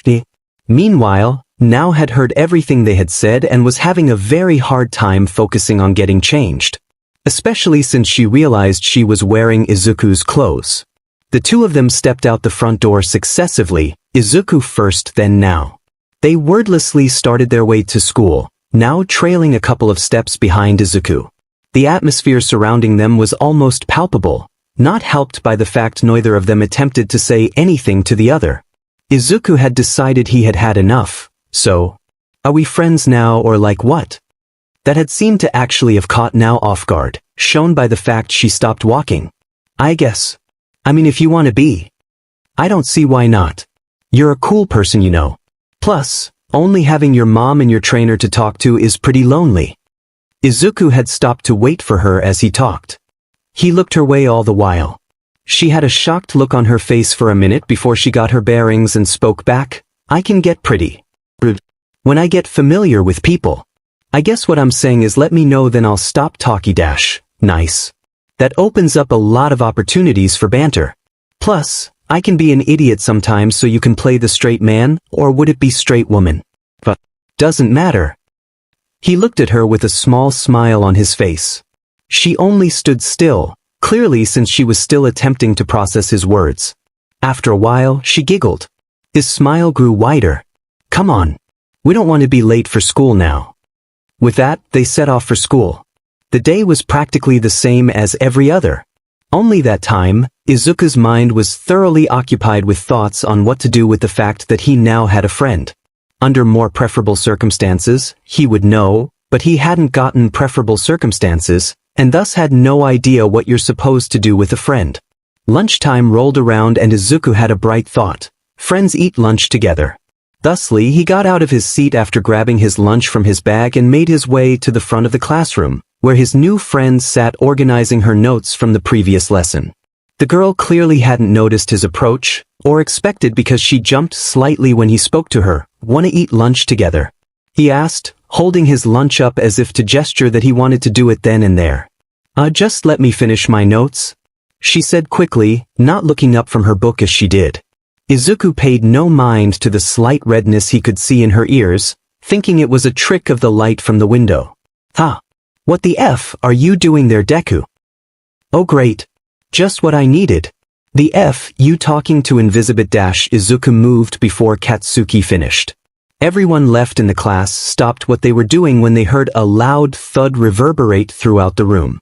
Izuku's tone was colder and more filled with anger than it had ever been talking to the blonde that was now in his vice-like grip.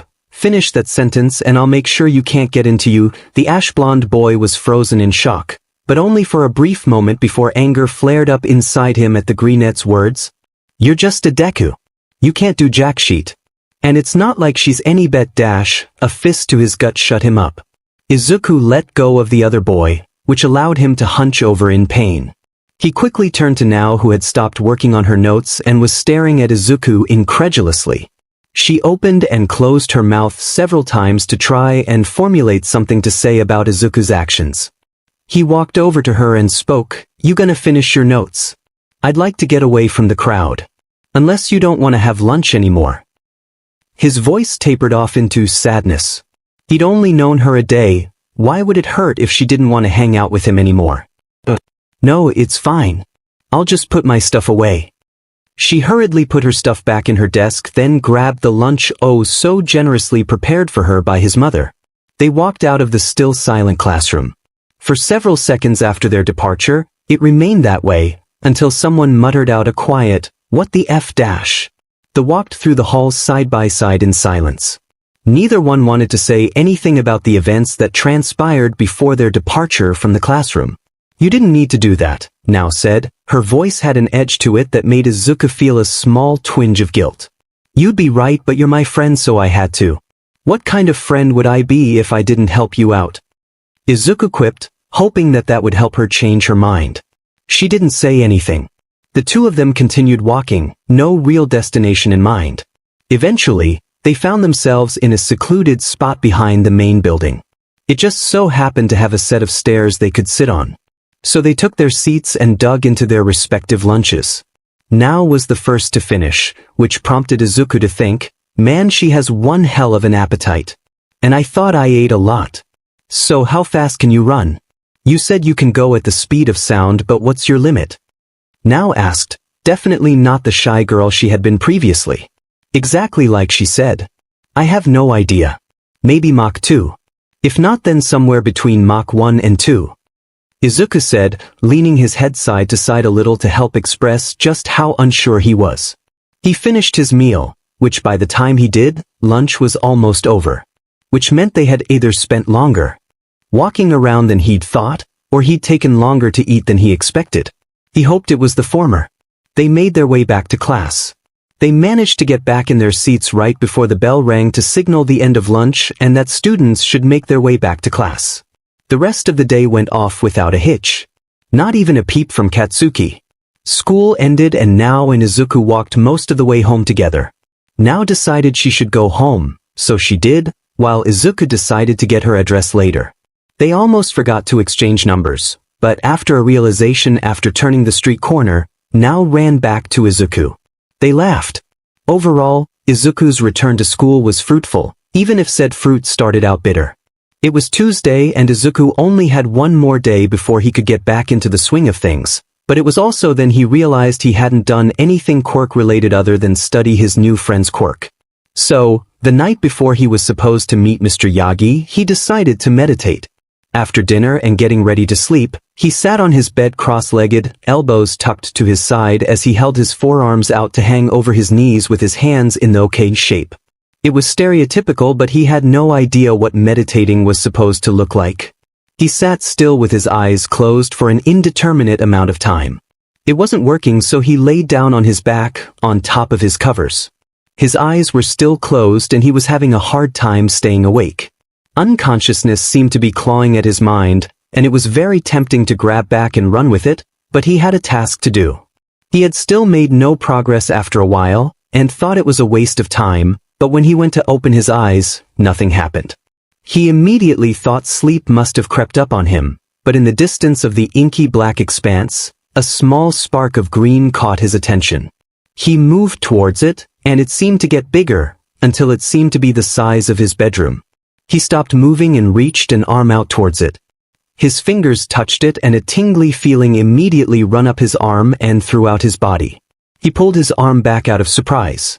It seems to contain an energy of sorts. Is this what gave me that power a week ago?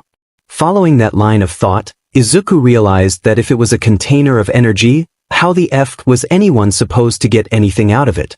It was after that thought he realized he was technically in a dreamscape, so he remodeled the simple box into a container with a faucet attached to the bottom. It looked like a supersized juice container one would see the teachers put out on school trips. Izuku walked up to the faucet and tried opening it. He used every last bit of strength he had, but it wouldn't budge. Falling back on the dreamscape he was in, he attempted to open it again, but to no avail. Maybe it only opened a little when that villain almost killed Mr. Yagi. That was still a huge power-up though. Maybe I could train this more in my own time since I'll be pretty busy with practicing with One for All. He theorized. He opened his eyes and saw thin rays of sunlight stabbing through the gaps in his curtains. He closed them, not wanting to deal with the bright light. Not being late for school though is a powerful motivator though, because the moment he did his mother called, "Izuku, you need to get up soon or you're going to be late for school." He was out of bed and getting into his uniform faster than you could say supercalifragilisticexpialidocious. He managed to make it to school on time. Izuku messaged Mr. Yagi, well, all might now, that they could meet up at the beach that afternoon since he no longer had to rest even if he had used his quirk on accident a couple of times. So he eagerly went through the day, which earned him more than a handful of snide comments from his friend. He didn't mind though, he knew he could be a bit on the excitable side. Only thing was his friend thought he was excited to use his quirk again, which wasn't completely wrong but it wasn't entirely right. The struggle came that afternoon, when he had to tell now he couldn't go home with her. Why not? You getting shy all of a sudden? She said smugly, putting a hand in front of her face to stifle fake laughter that was never there. Nah, I'm just meeting my trainer at the beach I cleaned up. I didn't think you'd find it interesting. You can still come over for dinner though, I can even pick you up now. Literally. He played it off, hoping he sounded as calm as he thought he did. She sounded suspicious. Even though they'd been friends barely a week, she could already get a good read on him. Didn't help that Izuku may as well have had his heart on his sleeve. Alright. It'd be cool to experience super speed. Probably. She said after a few minutes of deliberation. They walked another block before now made a realization and stopped moving. Wait. You cleaned up the beach? Oh shit. He immediately started rubbing the back of his head out of embarrassment as a blush formed and grew on his cheeks. Yeah, I did. My trainer said it would be good for me, and that since I'm aiming to become a hero that it'd be my first act as one. Helping out the community and all. Was all she said before they continued walking. They couldn't walk forever though, and eventually had to part ways. They waved each other off after making sure that Izuku knew where Nao's apartment was. Izuku continued his walk to the beach. Eventually he arrived, early by a few minutes as always. He took a seat on a bench nearby the entrance while he waited. He took his phone out and was playing a simple strategy game, since reaction-based games weren't all that interesting for someone who could literally think at the speed of sound. Eventually All Might arrived and they exchanged greetings before he put up a hand and asked proudly, "Shall we get started?" They stood facing each other in silence. The wind rustled Izuku's hair, making him realize he should get a haircut soon, otherwise it could get in the way when he runs. But that was for another time. Right then, Mr. Yagi became All Might as he buffed up. He reached up a hand to his hair, and further up to the top of one of his usually hanging bangs. He plucked a hair and dramatically moved it down to waist height, his anyways, and towards Izuku. The awe in the atmosphere was completely ruined by the man's next words. "Eat this?" "What?"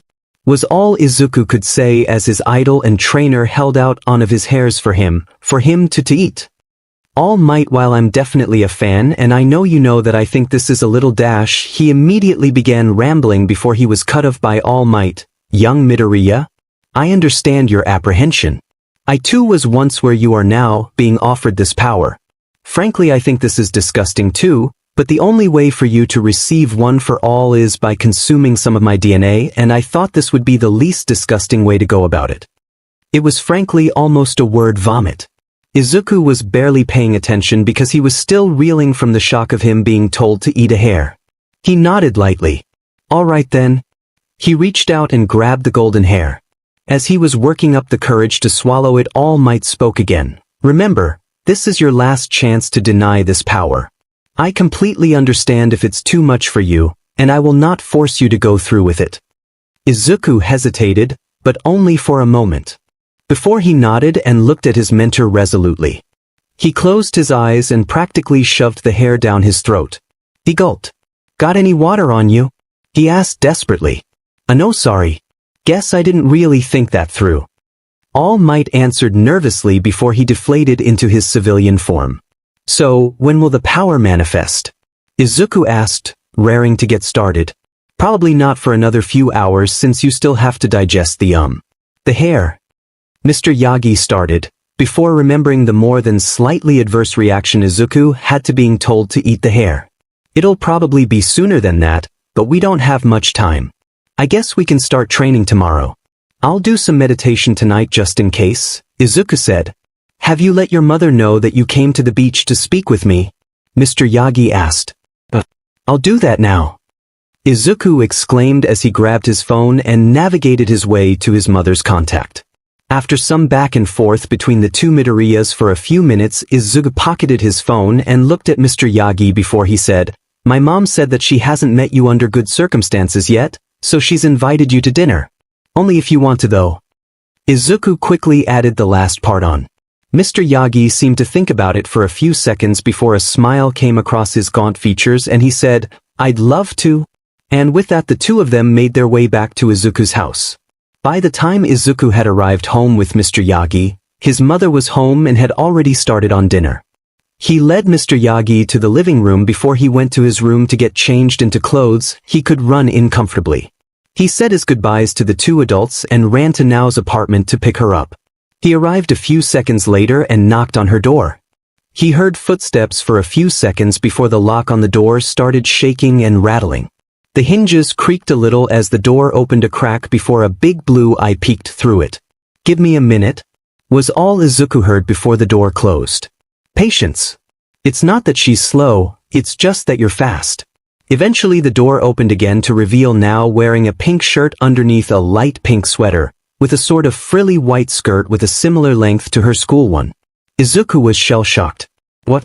Nao sounded irritated. "I just didn't expect you to wear something so stereotypically girly." That earned him a punch to the face. "Shut up. Now are you going to take me to your place or dashed?" Her stomach interrupted her with a loud rumbling.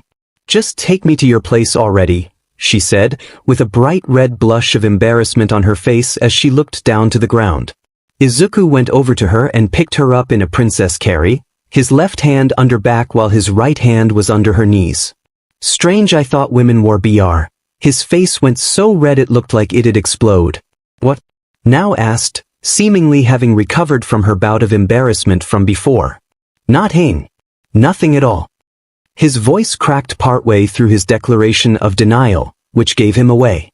Don't lie to me. What is it? Diamen he hated it when she interrogated him. I expected you to be. You know. Please don't make me say it. He had a pleading look in his eyes when he looked to her. She glared at him sharply in return as if to say, spit it out. I thought all women wore bras.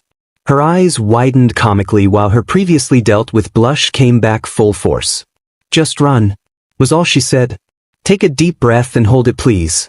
I don't know how other people are affected by super speed and the last thing I want is for you to suffocate.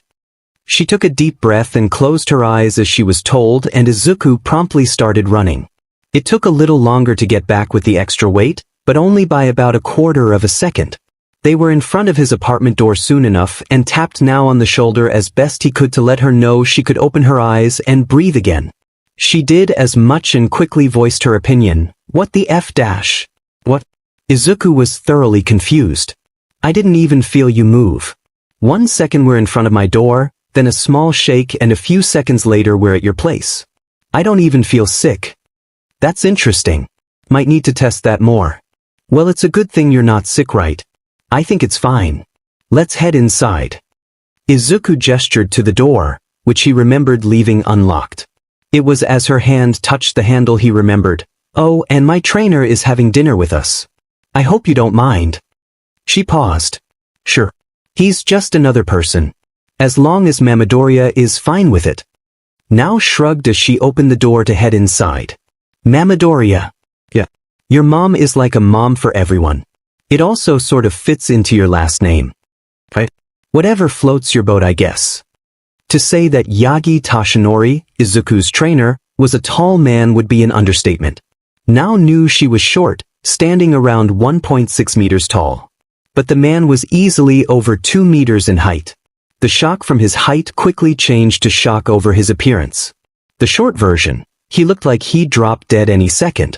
The long version, his eyes were so sunken they could be pool sockets. He was so thin his arms could almost be used as chopsticks. His overall gaunt face could be used as material for a horror movie under the right lighting. She greeted the man quickly, still marveling at the fact he was somehow still alive. There was, however, a feeling in the back of her mind that she had seen him somewhere before. She chalked it up to Izuku having showed her a picture of him at some point during the short time they've been friends. She took a seat at the dinner table on which plates and cutlery was already set out. She could feel herself reverting back to her shy self in the presence of the strange man. As they waited for the food to be ready, the blonde man decided to strike up a conversation with her and Izuku. So, what's the relationship between you two? Because we can't be having distractions since we'll be upping the intensity of your training soon, young Midoriya. Izuku sputtered at the implications while Mamadoriya chuckled from the kitchen. Now herself was now blushing heavily. Nothing like that. We're just friends, sir. She managed to force out. Just checking, young Tamari. You two seemed very close is all. Mr. Yagi reassured her. Well, it sounded like reassurance anyways, but there seemed to be something in his voice that hinted at something else she couldn't quite pick out. After another bout of silence, Mamadoriya finally brought the food to the table. Smells like. Is that beef noodle stir-fry? Her question was soon answered when the wok was placed atop a wooden board in the center of the table. It was indeed beef noodle stir-fry.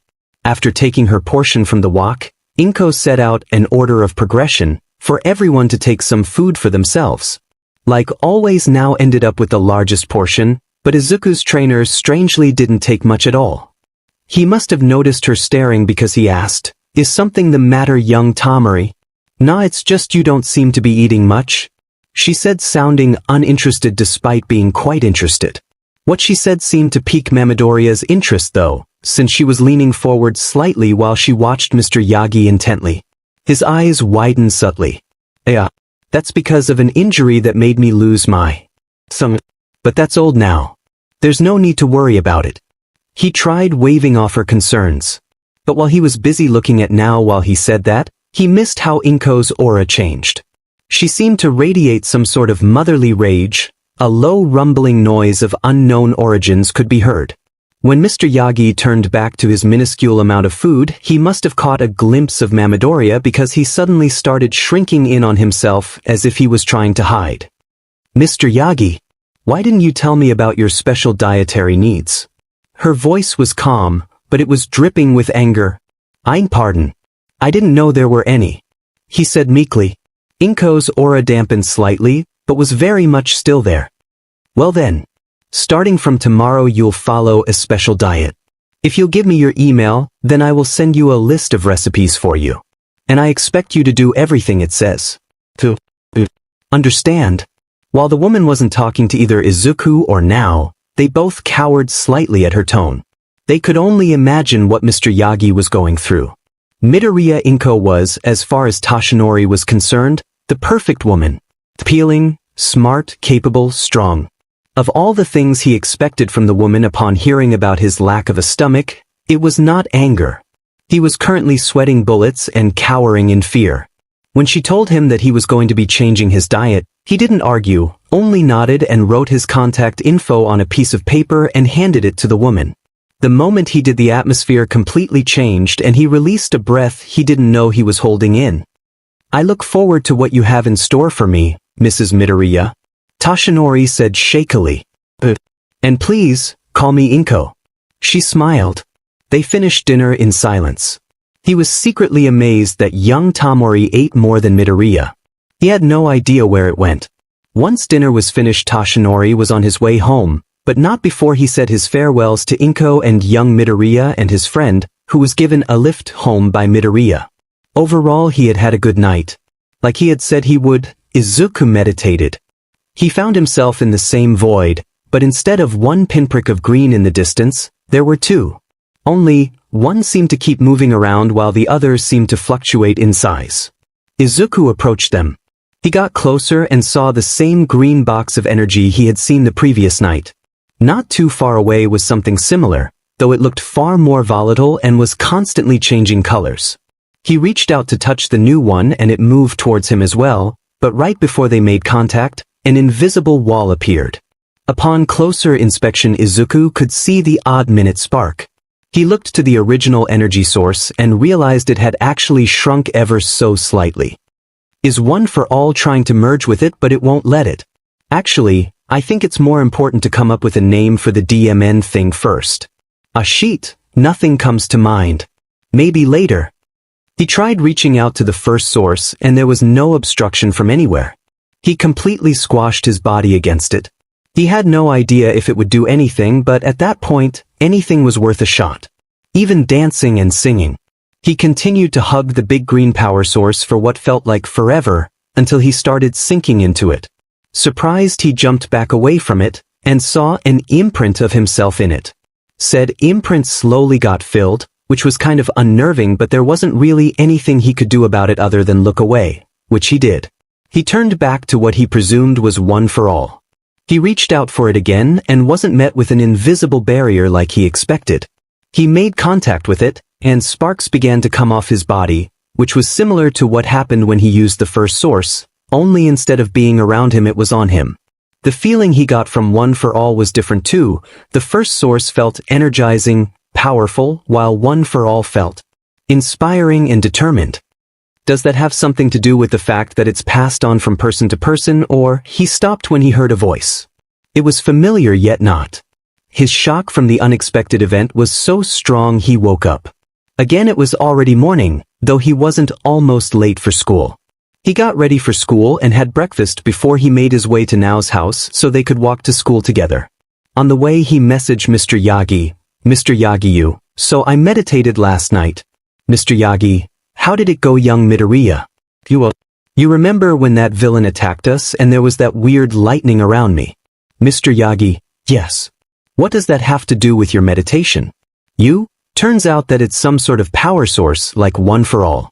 Only thing is, when I meditated last night, One for All looked like it was trying to merge with it. But it didn't let it. And when I tried touching One for All, the power source stopped me. And right before I woke up, I heard a voice from One for All. Mr. Yagi, what did it say? I don't know, I could barely hear it. I only know it came from Ofa because I was closer to it than the power source when I heard it. Mr. Yagi, strange. We should talk about it more this afternoon. You? Actually, I was wondering if maybe we could start the training this weekend. I would like to meditate more to try and figure it out myself if that's no problem. Mr. Yagi, I see no problems with that young Midoriya. I'll see you at the beach Saturday morning then. Meet me there early, so that no one else is around. You? Thank you, sir. I'll see you then. In the nights he spent meditating leading up to the weekend, Izuku made absolutely zero progress with his quirk and one for all. Luckily, his mother knew that he was going to train with Mr. Yagi early in the morning, so she didn't leave her room when he left the house at the ungodly hour of 4 a.m. As Izuku arrived approximately 30 minutes later, since he didn't run there, he saw that Mr. Yagi was already there and waiting for him. There goes my perfect record of arriving before him. Hey Mr. Yagi. I'm here. The man looked away from the sea to look at Izuku. Izuku swore he saw a smile on the man's face, but was distracted when he started talking. Greetings, young Midoriya. Now, are you ready to get started? We have the beach to ourselves for a couple of hours at least. Izuku barely managed to keep his nods to a visible speed. Alright then, first things first. Tell me about your meditation. How did this power source and one for all interact? And what was the voice you heard like? Well, like I mentioned in my texts, it looked like one for all was trying to merge with the power. You did say one for all is a stockpile of power, so that makes sense, but what was strange was the power source retaliated. It moved away from one for all and did everything it could to not merge. It also wouldn't let me make contact with one for all, by making some sort of barrier or just plain pushing me away. Over the past few nights in my meditation sessions, I walked up to the source and just pushed myself into it, which ended up leaving an impression. And then it would fill in the spot where I was, and during that time I could interact with one for all, which was when I heard the voices. Mr. Yagi had a contemplative look on his face. By the sounds of it, you won't be able to use one for all until you can make some sort of agreement with this power or something. Though you might be able to brute force it. We can try that later. Now, earlier you said there was a voice, but just then you said there weren't voices. Could you please explain? Right, so I wasn't really paying attention when it happened the first time, but when I got touched by one for all, there were voices. It sounded like there were quite a few of them, but they said everything at the same time, so it's hard to say how many. And the sparking from one for all and the power source made it hard to tell what they were saying. Sorry, but that's all I could get from 3 nights of meditating. Izuku checked the time on his phone and saw that it was already almost 5. That's quite alright, young Midoriya. Now, should we try getting one for all to work? He asked, clearly already knowing the answer, if the look in his eyes were saying anything. Yes, sir. It was way harder than he thought it would be. They'd been at it for an hour already and nothing worked. He clenched his butt cheeks and yelled, "Smash!" as he swung his arm, but nothing happened. Not even a spark. He focused intently, trying to get that determined feeling he had when he touched one for all, but again it was fruitless. He even tried meditating, which was almost successful after he did the thing he normally does, but the moment he opened his eyes it went away. Mr. Yagi, I'm not sure if we're going to be making any progress anytime soon, Izuku said, sounding deflated compared to his enthusiasm from an hour prior. Don't worry, young Midoriya. I'm sure you'll get it eventually. Mr. Yagi sounded jovial, but there was an edge to his tone that betrayed how disheartened he was by the lack of progress. I think I may need to focus on meditation for a while. I'll let you know when I think I've made a breakthrough. Izuku suggested before he let out a deep sigh. If you think that's the best course of action, then please do your best to make headway, Mr. Yagi announced. With that, the two of them parted ways. Izuku walked back home dejected, thinking of ways he could get one for all to work, but came up empty every time. He got home without much fanfare, and had a cold shower. He got dressed into more casual clothes, and after finishing his homework and organizing a meetup time to hang out with Now, he sat in the middle of his bedroom floor and meditated. He was soon met with the same black void he had acquainted himself with over the previous 4 days. He searched for the usual green powerhouses and made his way over. He stood in front of them and observed. He wanted to first control one for all, then later he could learn to control his power source. Thing is, he couldn't make a connection with One for All without first distracting the power source with whatever fixing that indentation is. It was as he was about to touch the power source that he realized One for All was more tame than it had been earlier that morning and every other time he had meditated. Curious, he instead walked over to it and reached out a hand. One for All sent small sparks of energy like usual towards him, but instead of getting blocked they made contact with his skin. The usual feeling of determination was there, but it felt more concentrated, like it was being properly focused and controlled. Izuku opened his eyes and saw red veins across his exposed skin which reached underneath his clothing. At the same time there were small erratic sparks dancing along his body. The moment he tried to get up though he was covered in pain, and he fell forward onto his hands and knees. He looked to his arms still sparking and saw bruises forming and healing rapidly. One for All must be boosting my regeneration while it destroys my body. His breathing was getting desperate and heavy, which wasn't helped with his efforts to keep his screams of anguish in. The moment he had a moment of clarity, he disconnected himself from One for All. Looks like we can get started earlier than I thought. I'll just have to focus on the output level, Izuku said to himself. He grabbed his phone and sent Mr. Yagi a message saying that by some miracle, he had made progress after arriving home. He checked the time to see that he had 10 minutes before he had to meet now at their chosen meeting spot. Izuku had lucked out and made it to the meeting spot a minute early. But that wasn't what he lucked out on, it was that now made it a point to arrive at the exact time stated. He looked around the courtyard of the mall and spotted her making her way through the crowd. Before he could say anything, Now had a look of disgust on her face and voiced it so, "What are you wearing?" He looked down at his t-shirt with the words, "dress shirt," on the front. He looked farther down to his light brown cargo briefs, then down to his bright red sneakers. Comfortable clothes. "I came here to hang out, not get called out," Izuku said jokingly. Her disgusted look was mostly gone after she heard that, but it was still there. She closed the gap and kicked him in the left shin, her usual greeting after he's done something stupid. "How was your training this morning?" she asked. "Good. Actually, that's a lie. I made zero progress. I'm sure that progress will come eventually. Now, let's go watch that movie." Now tugged on his arm in the direction of the cinema. They began their walk towards it in silence. Eventually though, Now asked an unexpected question. "You sent in the UA application form yet?" After recovering, Izuku answered, "Not yet. Haven't even taken a look yet." "UA is changing to a boarding school," was all she said. It took Izuku a few seconds to actually register it though. "Seriously? You gonna take it?" Izuku asked, disbelief in his tone. She seemed to contemplate his question for a few seconds before opening her mouth to answer. "Probably. You need a guardian signature though, so it depends on if my parents are fine with it." They got to the counter and bought their tickets for the movie, which was a rerun of some pre-Quirk era sci-fi action movie. Izuku didn't bother remembering its name. "Well, you can at least use my mom's phone number as an emergency contact instead of theirs.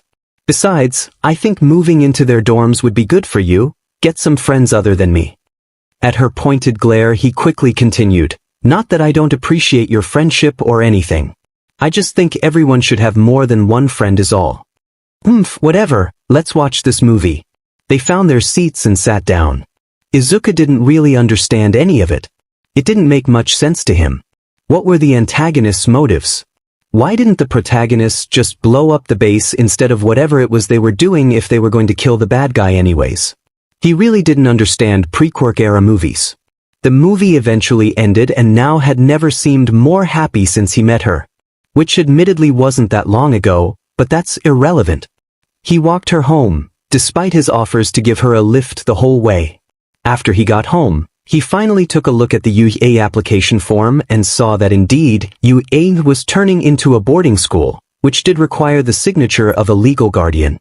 He took his time to go through the form, and gave pause when he got to the "Is there anything else we should know?" section. He quickly wrote something down before he got up to give his mother the form to fill everything else in. Izuku met Mr. Yagi at the beach the next day at the same time, and they got started on training. It started with Izuku making the connection with One for All, and going into the same state he did in his room.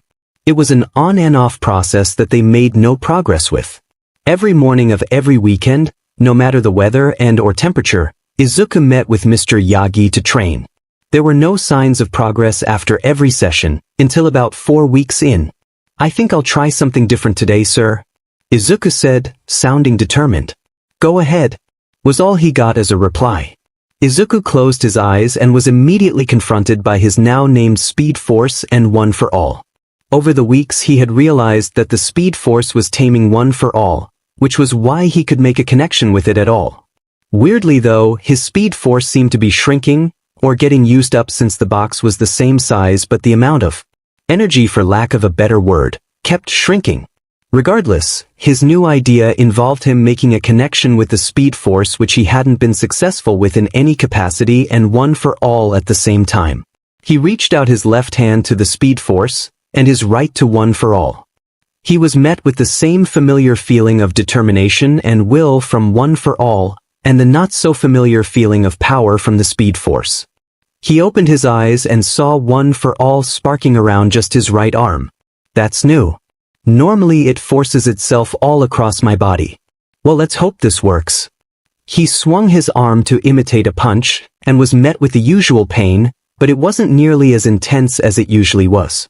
It was only after he heard Mr. Yagi cheering that he realized he had created a small trench in the beach sand in the direction of his punch all the way to the water.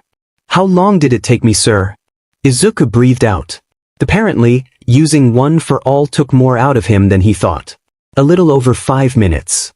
"While that is a long time, you've made progress, young Midoriya," Mr. Yagi exclaimed. And like that, Izuku had been training to use One for All without his quirk for another month. He had managed to get the charge-up time down to about 3 seconds, but he could still only focus it on one limb. He always used too much power otherwise, power his body wasn't used to. Mr. Yagi surmised that he had access to around 10% of One for All, and that if he could use it in his whole body, he might be able to push that up naturally. But it was a shocker to Izuku when he felt something push on his hair.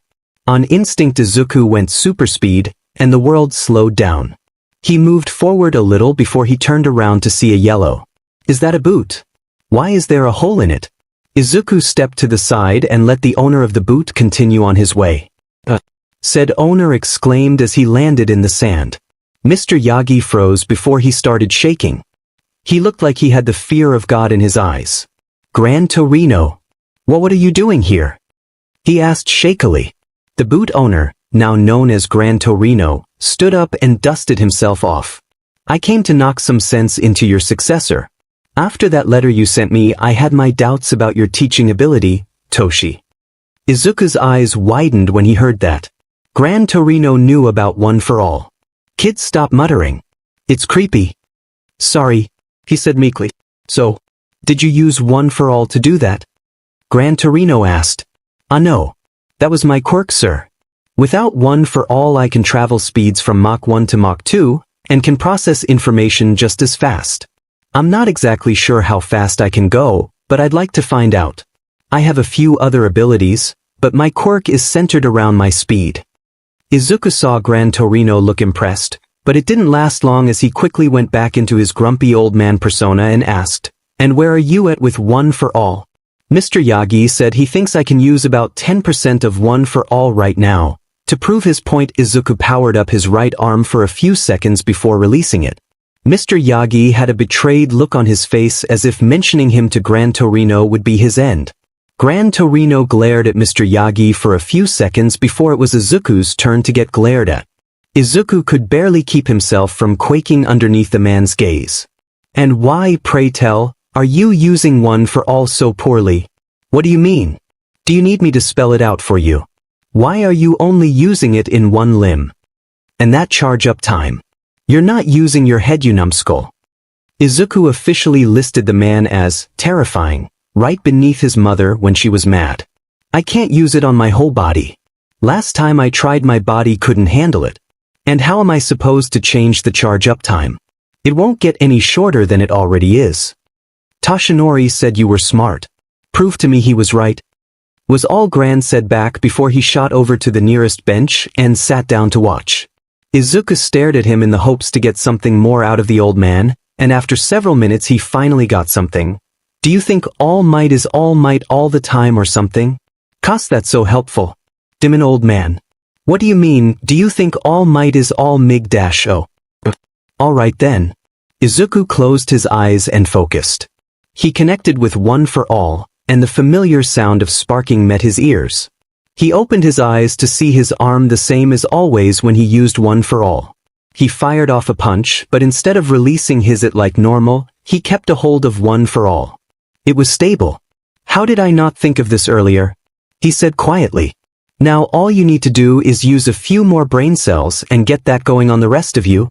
Gran said to him, but there was no bite to his words. Yes sir. Izuku said, more determined than he'd ever been since he got One for All. Izuku got back to work, but made no progress for the rest of the day. They were busy doing their homework after school when Izuku spoke up. How are you feeling about you, eh? Kind of nervous, but at least I don't have to do some crazy practical exam. Now answered simply. The room was filled with silence again. How's your training going? He always seems tired afterwards, but there's definitely more to it. Slow, but I think by the time the practical exam comes around I should be good.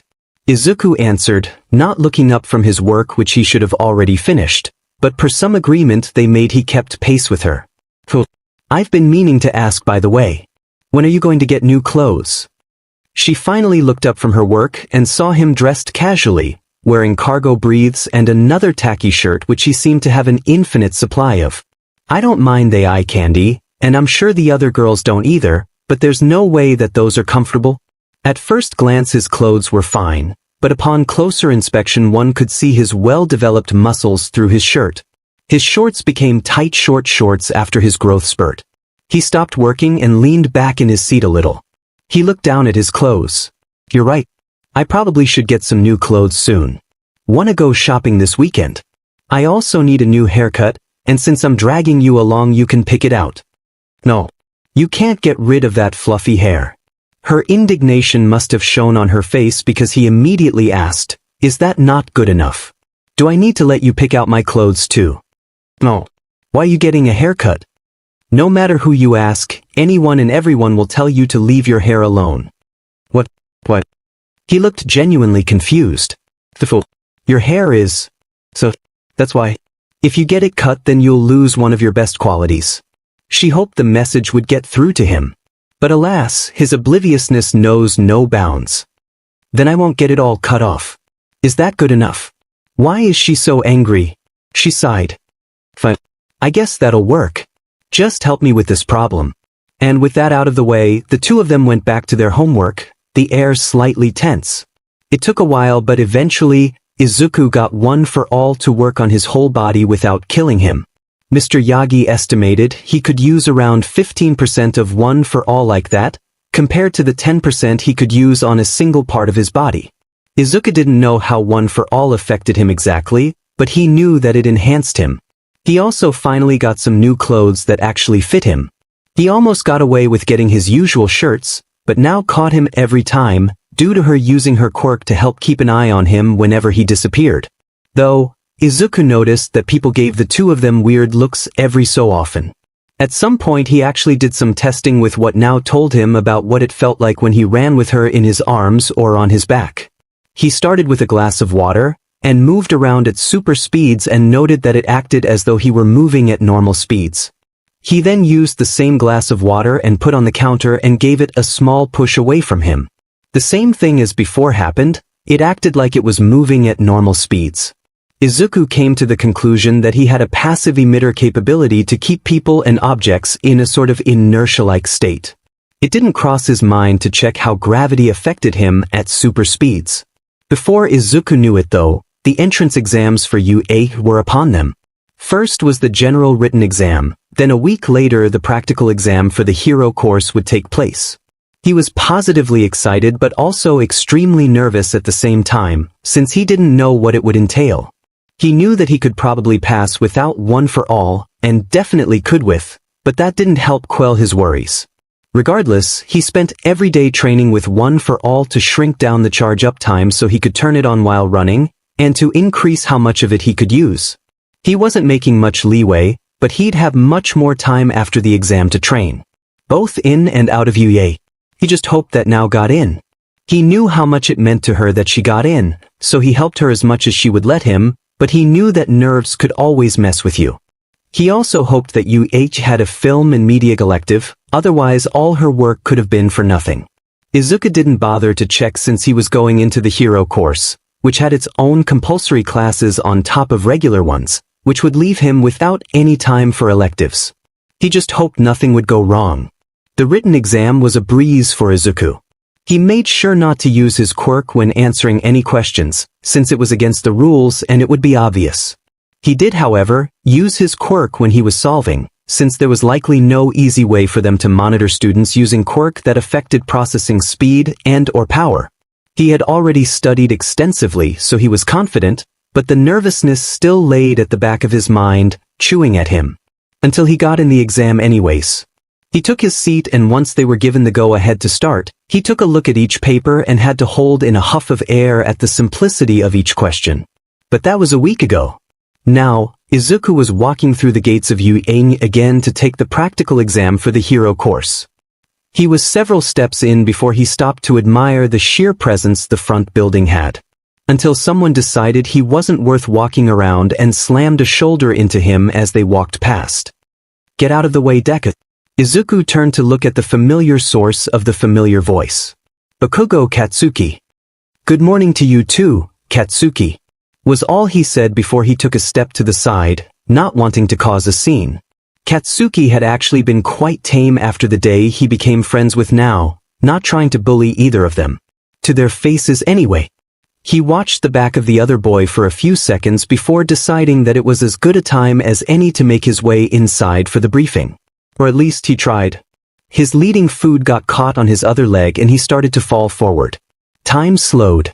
He retracted his caught foot and redid his step. Fortunately, he hadn't fallen far, so it would probably only look like he stumbled. Time resumed. Did that come from behind me?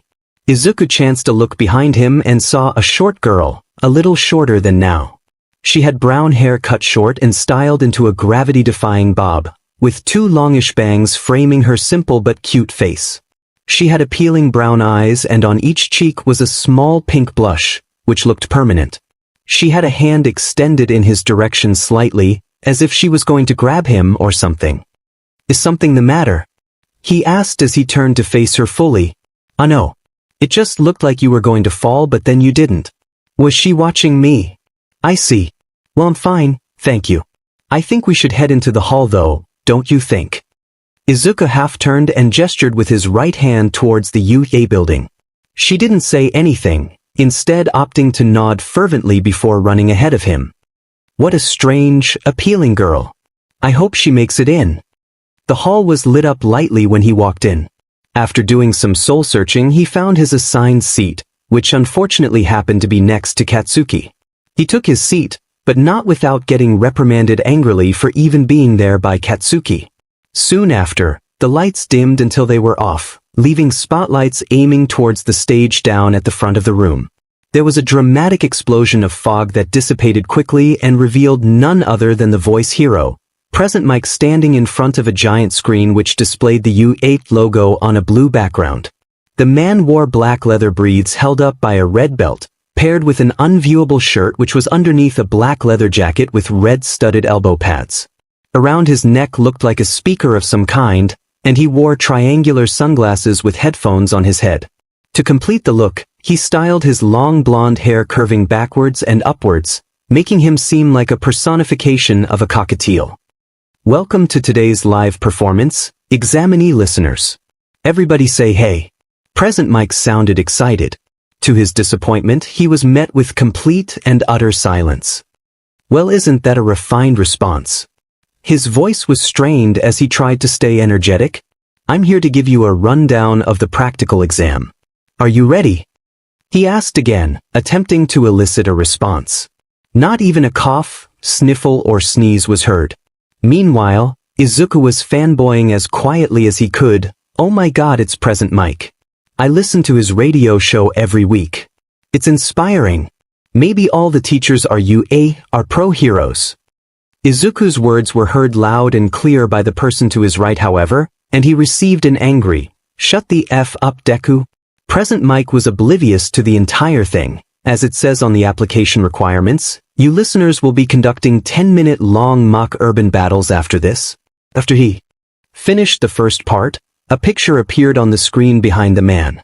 A box with the words, "You are here" in it, then 7 lines branching off to 7 more boxes spaced evenly above it, each labeled from A through to G. Mike pressed on. "You can bring whatever you want with you, and after this presentation you'll each head to your assigned testing location, okay?"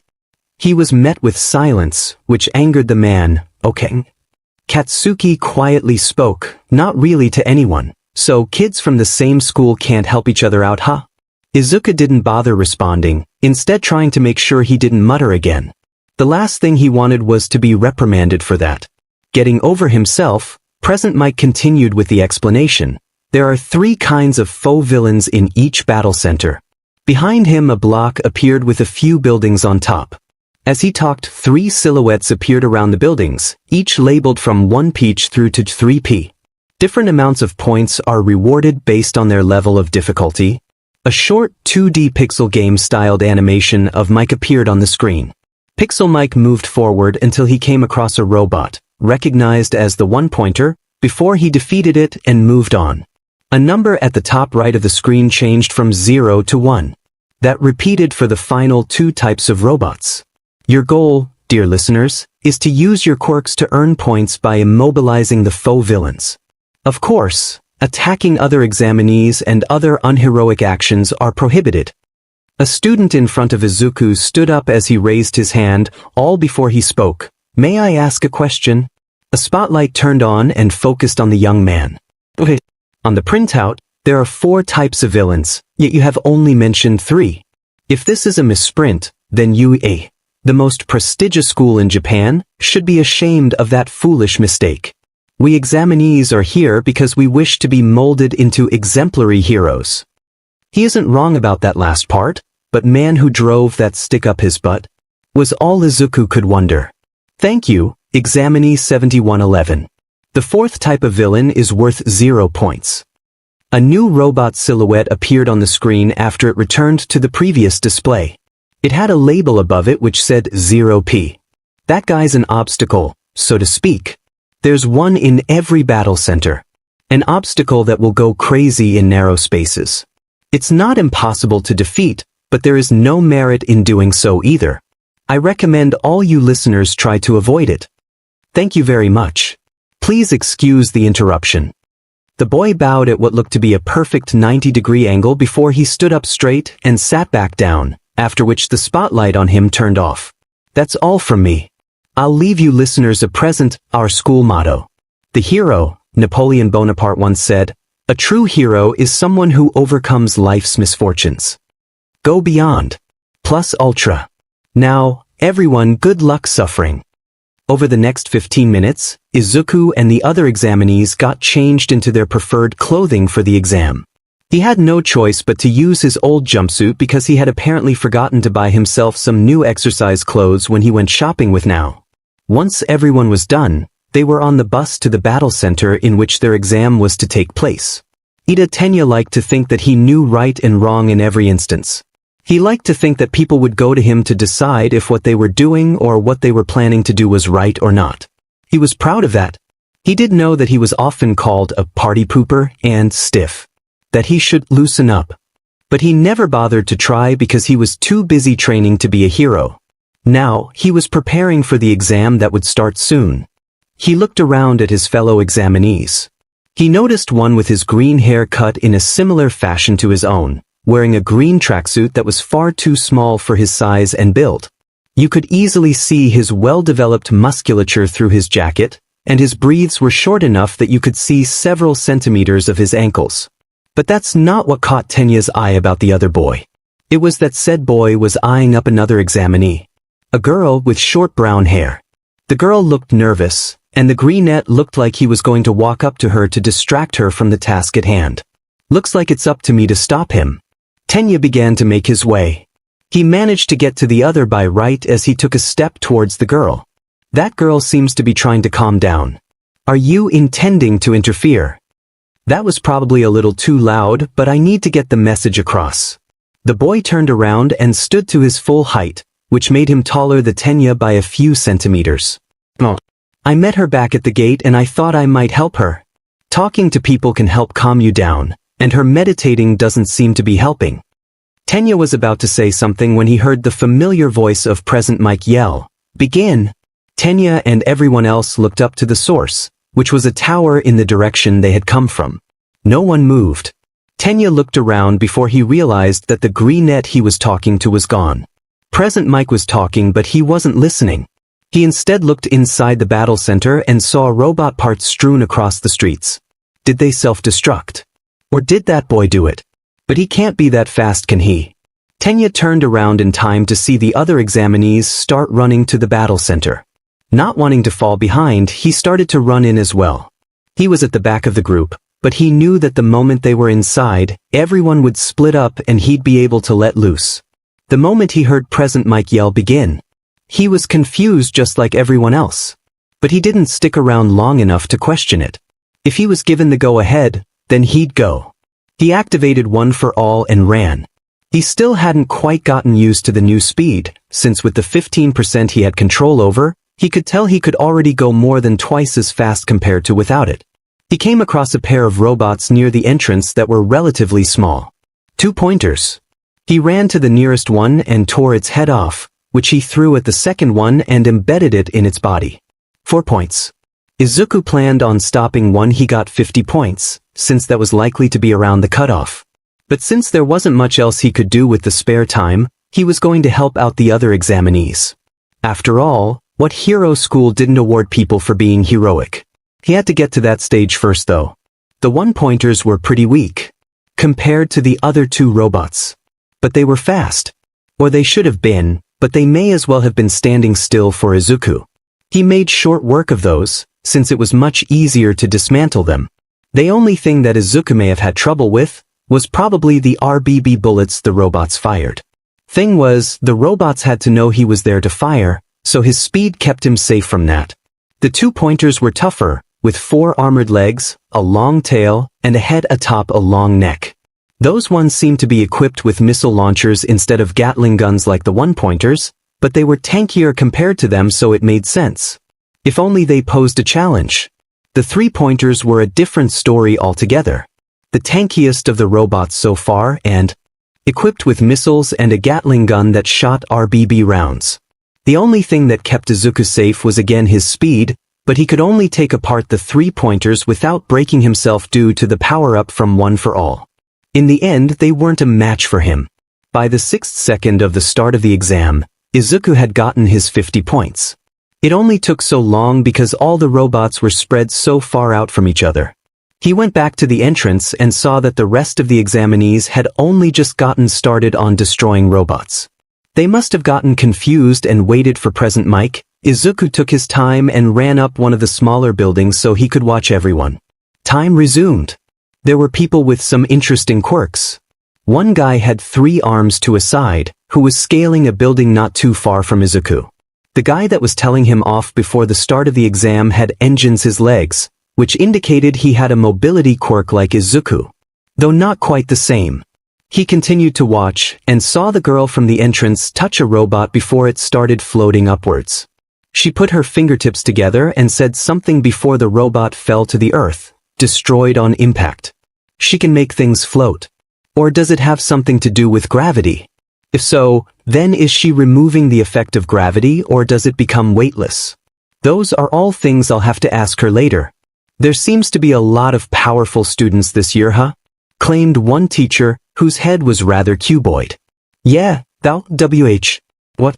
Look at Center B. Immediately everyone changed what site they had showing on their monitors to Battle Center B, and saw destruction throughout the center. While that was expected for an exam like that one, it made no sense since the exam had started not even a minute previously. Looks like someone strategically destroyed around 50 points worth of robots. How though, I don't know. A small dog bear rat thing said, check for telekinesis and teleportation quirks. If there are none, then check for high mobility quirks. He ordered.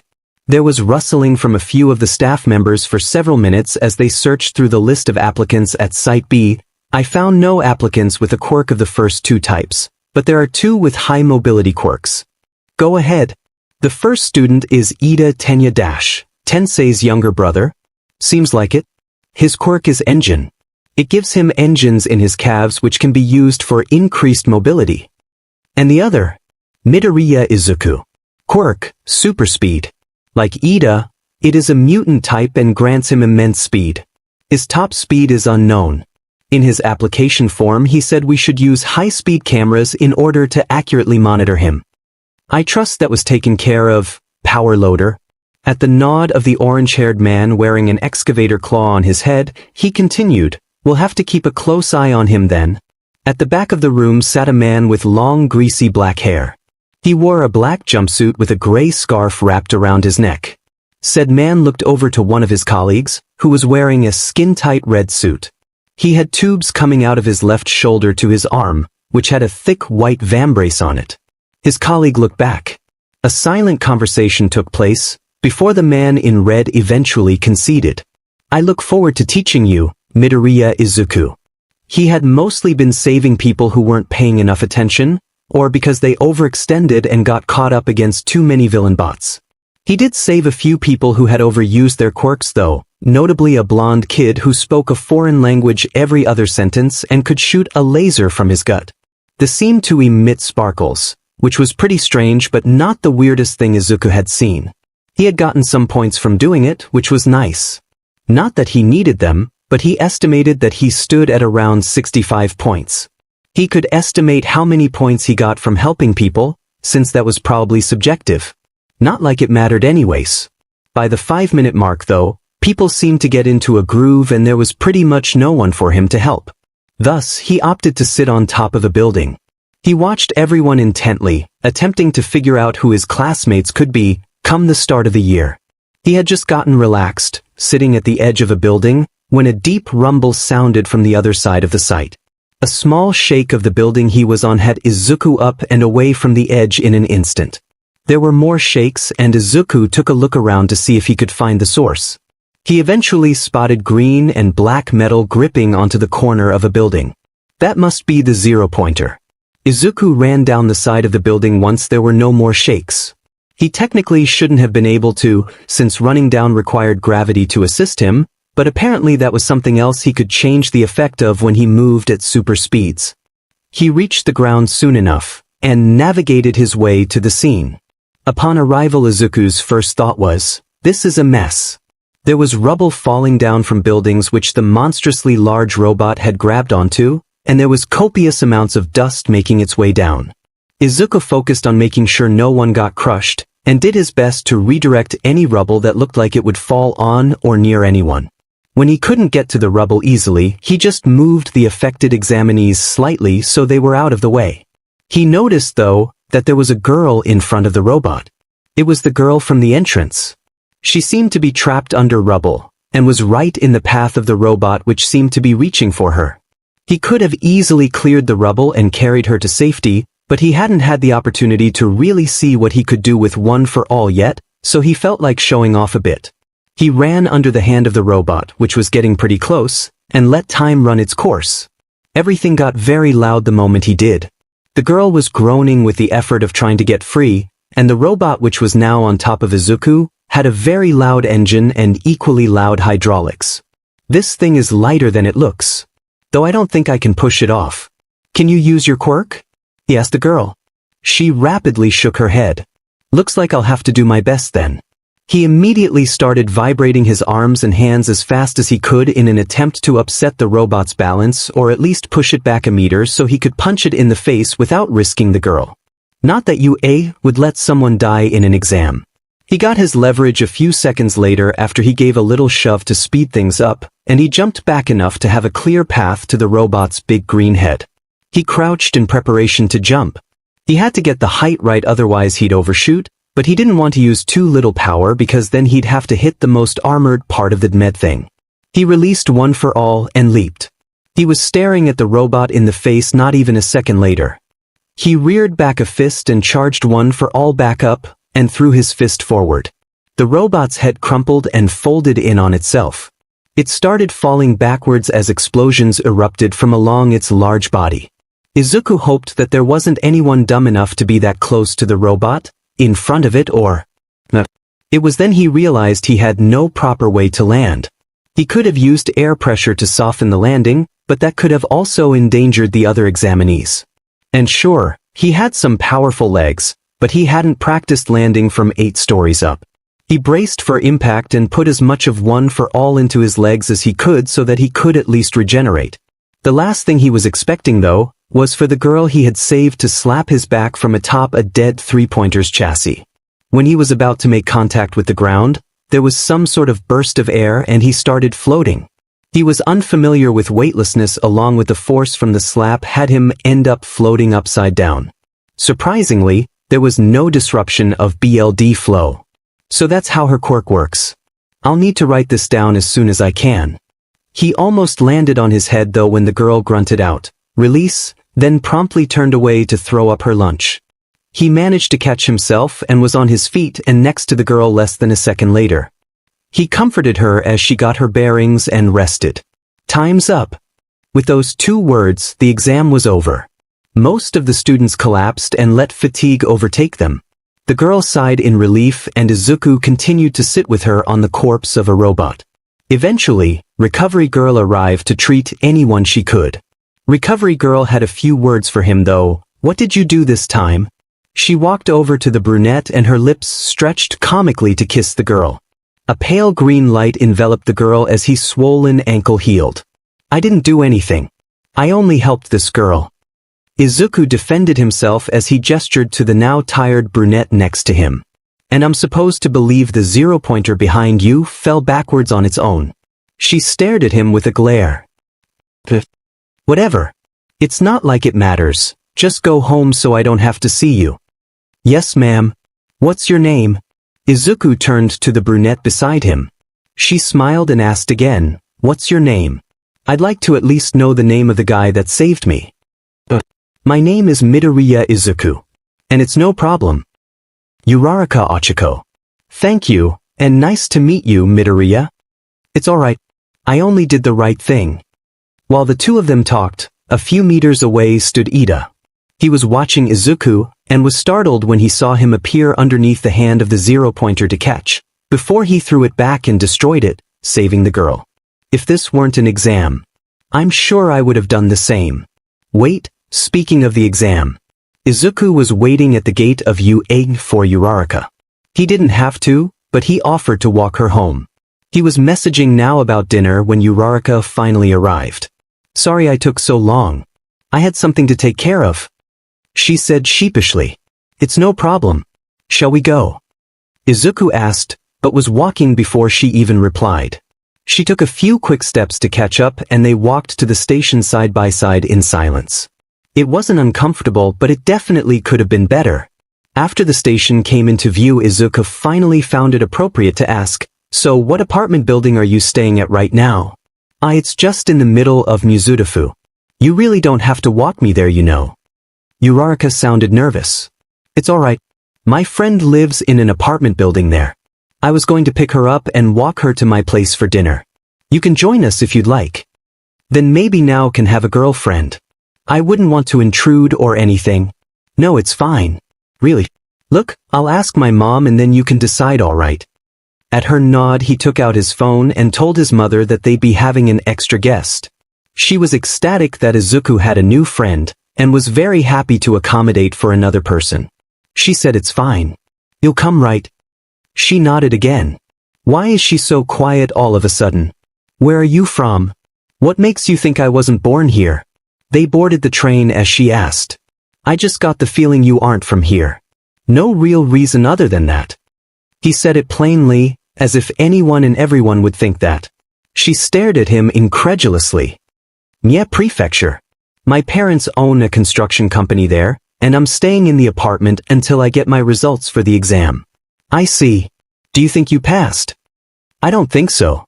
I'd like to say that I did, but I only got 28 points. That's quite a bit less than my estimated minimum. Well, she technically saved me after my fall, so I hope that gave her enough points to pass." I'm sure you'll be fine. I'm sure they wouldn't fail someone who saved someone's life. Well, their legs anyway. I didn't do anything though. You're the one that saved me. She cried out, loud enough to get the attention of a few other passengers. Don't you remember giving me a good slap on the back when I fell? If you hadn't, I'm sure I'd have broken my legs. The least. She opened her mouth to say something, but closed it when nothing came to mind. Look, here's our stop. Let's go. They got off the train and made their way to the apartment building Izuku knew now lived in. Is this where your friend lives? Uraraka asked after they stopped in front of Nao's door. Something wrong? Izuku asked as he knocked on the door. I live right there. She turned to her left a little and pointed 3 doors down. That's convenient then. You can go get changed. I'll drop off now in the meantime, then I can pick you up. He smiled his million-watt smile, even though he didn't know it. Are you sure? I mean, I don't take that long to get changed. Of course. I'll use my quirk, it'll be done super quick. Literally. They turned to the new voice, which belonged to the now familiar face of Nao, which was peeking from a gap in between the now slightly open door and the door frame. Do you are now? You ready to go?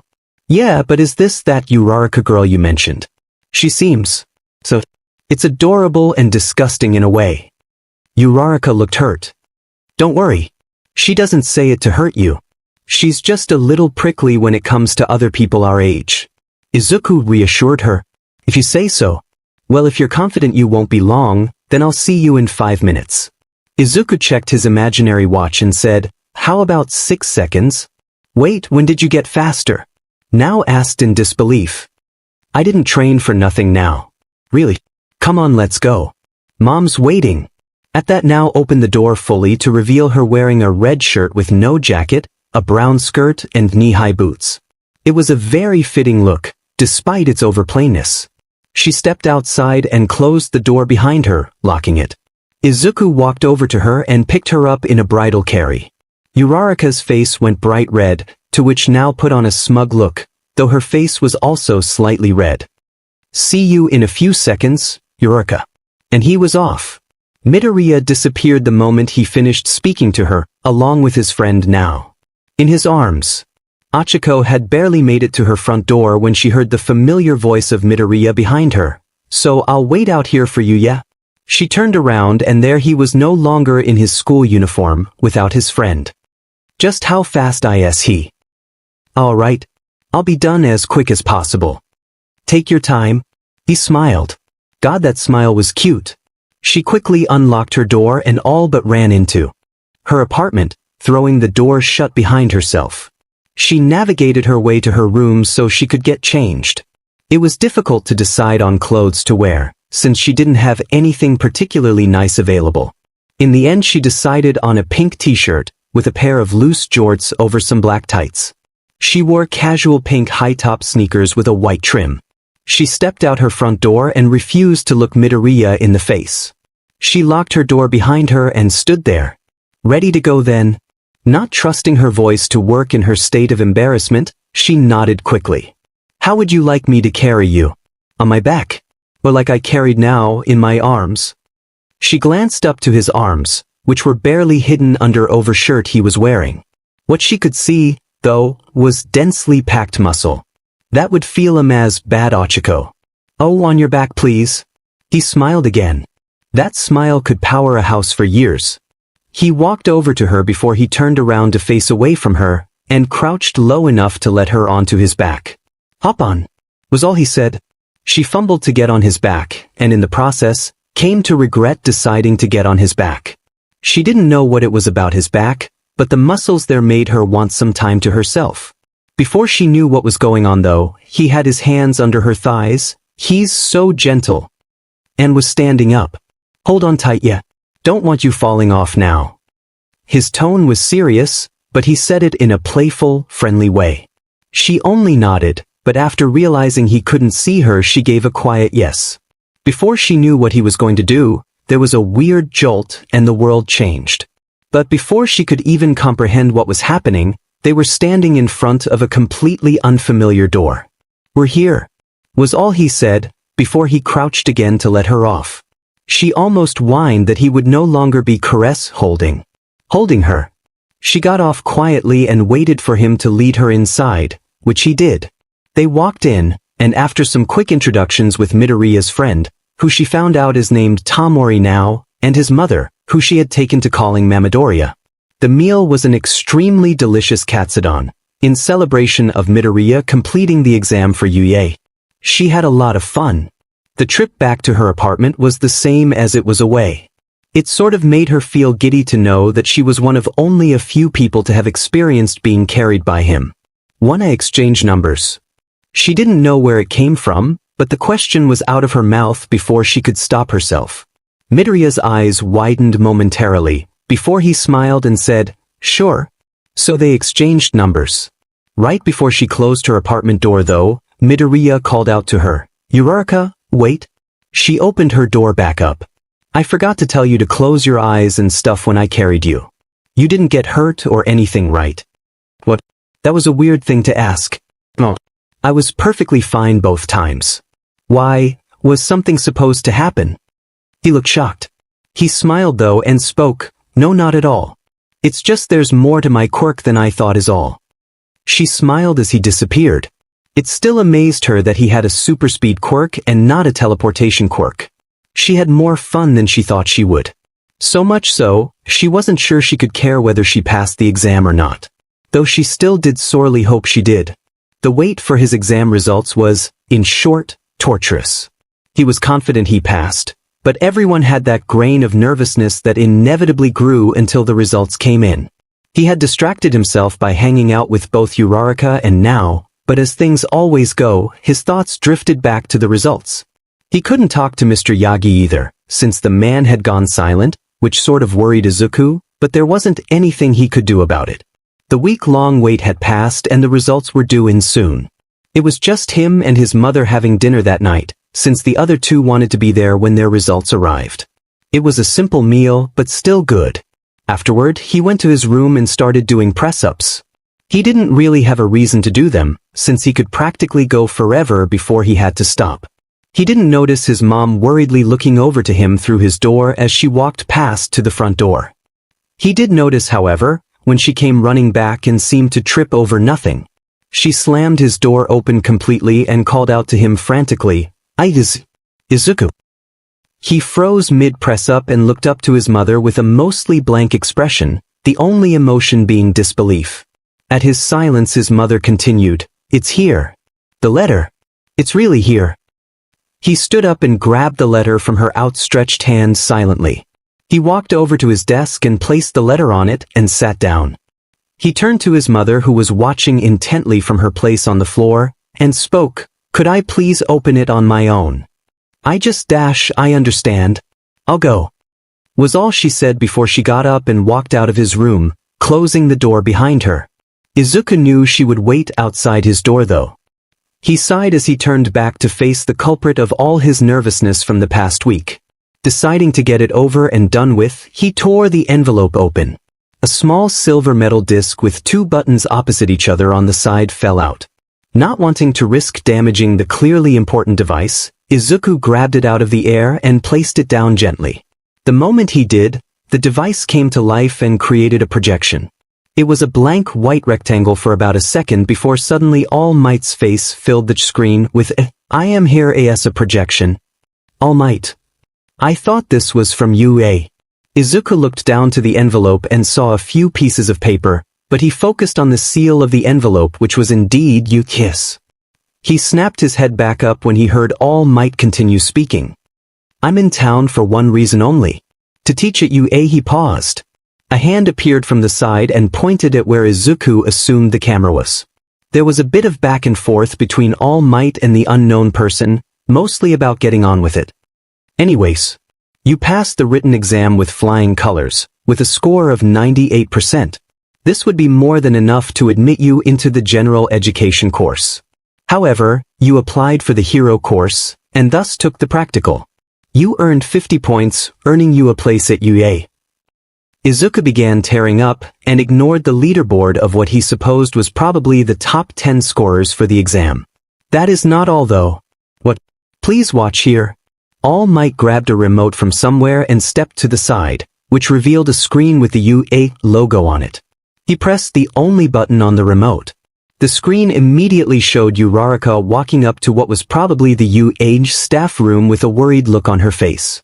After she got the attention of Present Mike, she started describing Izuku. There was a boy, plain face with freckles. He had curly green hair and I think his name is Midoriya Izuku. Present Mike looked intrigued and she continued. I was wondering if maybe I could give him some of my points. Or at least the points he lost because he saved me instead. The video paused. And All Might spoke again. You spurred others to act. The entrance exam was not graded only on villain points. After All Might filled the screen again. How could a hero course reject people who save others and do the right thing? This means rescue points. Izuku was thoroughly shocked. He had only guessed that they would grant points for helping others. You were a difficult student to grade, you know. It almost looked like a miracle each time an examinee didn't get hurt. But for all the trouble you gave us, it showed us it was worth it. For a hero like you, you got 85 points. And for Uraraka Achiko, 45 points. All Might was looking over his shoulder now, all dramatic like. You both pass. He turned around to continue. Come, young Midoriya. This is your hero academia. He saw the leaderboard, which looked like this. Rank student villain points rescue points 1 Midoriya Izuku 5085 2 Bakugo Katsuki 7803 3 Kirishima Ijiro 3935 4 Uraraka Achiko 2845 5 Shizuki Ibara 3632 6 Kendo Itsuka 2547 Ida Tenya 5298 Tetsutetsu 4910 9 Tokoyami Fumikage 4710 Tenaways. Yosetsu 56 If Izuku was lightly sobbing before, he was now racked with relief and his clothes were drenched in tears. Hearing his crying, his mother uncharacteristically barged into his room ready to comfort her son. After she saw the smile on his face though, she stopped at the door and started up her own waterworks. They celebrated heavily that night, and invited Uraraka and Nao, which was when they found out Nao had made it in too. The next night, Mr. Yagi asked Izuku to meet him at the beach. Mr. Yagi, he called to the older man. Mr. Yagi was stood facing the sea, but turned to Izuku when he heard his voice. He held up his right hand in a gesture to high five. Congrats on passing. A slap of their hands and the small celebration was over. Before Izuku could say anything though, the blonde man continued. You should know that I haven't told the school about our relationship. And I wasn't a judge. You seemed like the type to worry about favoritism. I appreciate it, Izuku said quietly. Now young Midoriya, for as long as I've known you, you've been desperate to know how fast you can go yes. Izuku nodded, so Mr. Yagi continued. Well, according to Nizu's rough calculations, you sit at around Mach 4.4. Now I know that maybe a little dashed. He stopped at Izuku's frozen expression. His eyes were wide, and his mouth was moving as if he were talking, but nothing came out. Young Midoriya, are you okay? After a few more seconds of soundless mouth moving, Izuku finally responded with a loud, yes. Which caught the attention of a couple standing on the nearby boardwalk to the beachside viewing platform built a ways offshore. He quickly apologized to them before he started rambling to Mr. Yagi. I knew I was faster than sound without One for All, but to think it more or less tripled my top speed is nothing short of amazing. But that's just 15%. Does that make One for All act as an enhancer via percentile rather than at a fixed quantity? If so, is it exponential or is it linear? Regardless, this changes how I need to plan out special moves. I wonder what output is needed to dash, kid? Mr. Yagi brought him out of his muttering storm. Izuku gasped and apologized to him for muttering again. It's no problem, but try to work on that habit. I know it probably helps organize your thoughts, but if you were to do it in front of a villain, that'd work against you. Izuku nodded resolutely. Mr. Yagi nodded in return. Now get on home, I don't want your mother to be the reason I retire. Izuku giggled, and with a minute puff of sand, he was gone. On the letter that came with the projection disc, it gave him some very important information. Information such as what class he was in, where the dormitory is, and when he should move into the dormitory. There was also a form for him to fill out detailing what his costume would consist of. He was originally going to go for a design heavily based on All Might, but after some rather inspiring words from Now, he changed it. The first issue came when he had to return to school. He only really had to be there as a formality leading up to his graduation day, but his mom wouldn't let him free of it anyways. This led to more than a few cases of him getting praised and insulted all at once. He didn't mind though, since there weren't any other people that made it in other than Katsuki and Now. Though, a few other girls tried to catch Now alone so they could congratulate her. Of course Izuku made sure there weren't any issues. He decided that, in case the dormitory had a kitchen, he wanted to be able to prepare a snack or a small meal. Plus, he didn't really expect the staff to cook 3 meals a day for the whole student body. That'd be ridiculous. So he took some lessons from his mother, and learned a few recipes, and was even given a copy of her personal recipe book. He vowed to memorize and be able to prepare every meal in the book before the end of the year. His biggest issue for the move-in though, was deciding what hero merchandise to take and what to leave behind.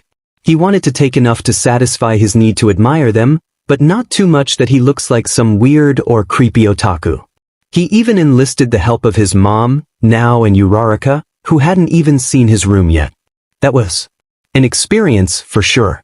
He ended up taking a couple All Might posters and figurines, all of his Miruko and Ingenia merchandise, and the one singular piece of merch from a mysteriously retired hero called a clock. He managed to fit it all into a single box, without damaging anything.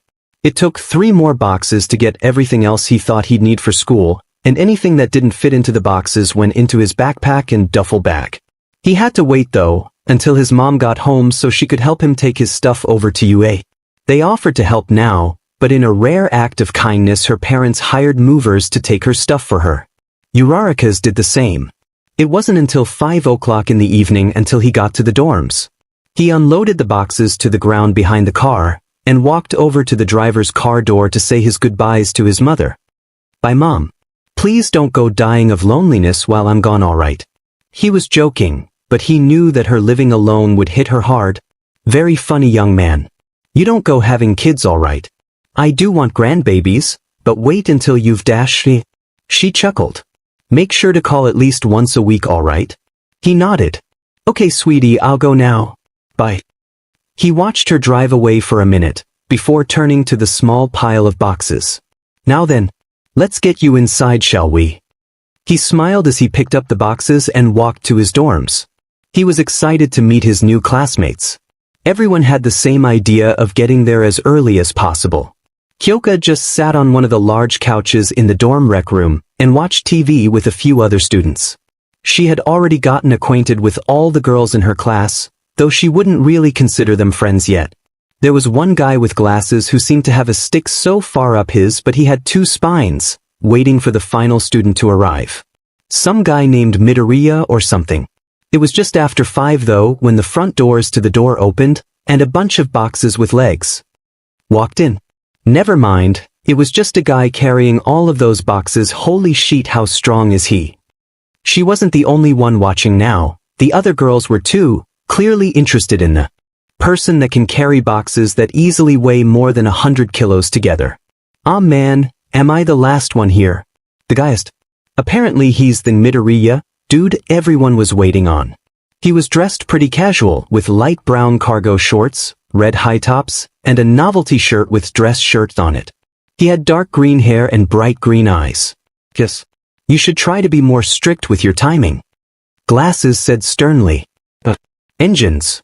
You're the guy that tried to tell me off. They know each other. I wanted to talk to you about your quirk. It's pretty similar to mine. That can wait. Would you like some assistance with setting up your room? Glasses said robotically, as if he was made instead of born. Nah, just give me a couple of seconds and I'll be back down. And with that the new guy disappeared, along with all his boxes. Then, not long after, he was back and holding a notebook with a pencil in hand. He was rapid-fire asking questions, so fast that Kyoka wasn't sure anyone could actually understand the guy. Glasses couldn't even get a word in as question after question poured out of his mouth. Her enhanced hearing picked up a vibrating sound, probably someone's phone.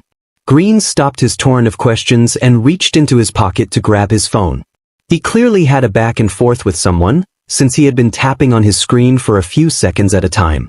The whole exchange up until that point from when he reappeared wasn't even a minute. Kyoka looked around the room to the other girls, and could see Tsuyu barely stopping herself from salivating. The other girls weren't much better, though Kyoka couldn't really tell with Hagakure since she was invisible. She turned back to where Green and Glasses were having their little conversation, only to see the Green was no longer there, and Glasses was standing around looking dumbfounded. "Who was that?" she asked, just loud enough that she knew Glasses had heard her. "Our final classmate to arrive, Midoriya Izuku. He apparently has left to help a friend in the general education course move in. He will be back shortly, or so he said." He sounded like he didn't believe it. She definitely didn't either. She turned back to face the television, so she could take her mind off the fact that most of her classmates were super FING weird. Shortly after she turned back to the TV, there was thumping coming from the stairs on the girls' side of the dorm as someone ran down them. Eventually emerged the brunette Kyoka had come to know as Uraraka. "Damn it!" she yelled. "What?" Glasses asked, sounding somewhat worried. "I missed Midoriya. He said we'd meet up and hang out." The girl cried out, "Hang out? They know each other too." "You know each other?" He sounded intrigued. "Yeah. I had dinner at his place after the exam, 'cause he saved me. We became friends after that," she stated, sounding kind of proud. "What the hell? He left just a few seconds ago dash. So he'll be back soon then. I'll wait here for him." Uraraka walked over to the nearest empty spot on the couch and plopped herself down. She eyed the door carefully, clearly looking out for when Midoriya came back. Though, she had to admit herself, she was interested in the guy considering he'd only been here for 2 minutes if even that, and he'd already done some weird stuff. "Is that good enough?" Izuku asked, exasperated at all the furniture moving now and her dorm mates were making him do. "I get the feeling they have ulterior motives, but I can't even think of anything they could get out of this. Other than a new look to their living room, of course." In the end, the guys in the dorm chased him out, sounding all flustered. There was one guy though, with lilac-colored hair, who seemed to look at him with utter hatred. Izuku had no clue what that guy's problem was, but he made a mental note to ask now about him later.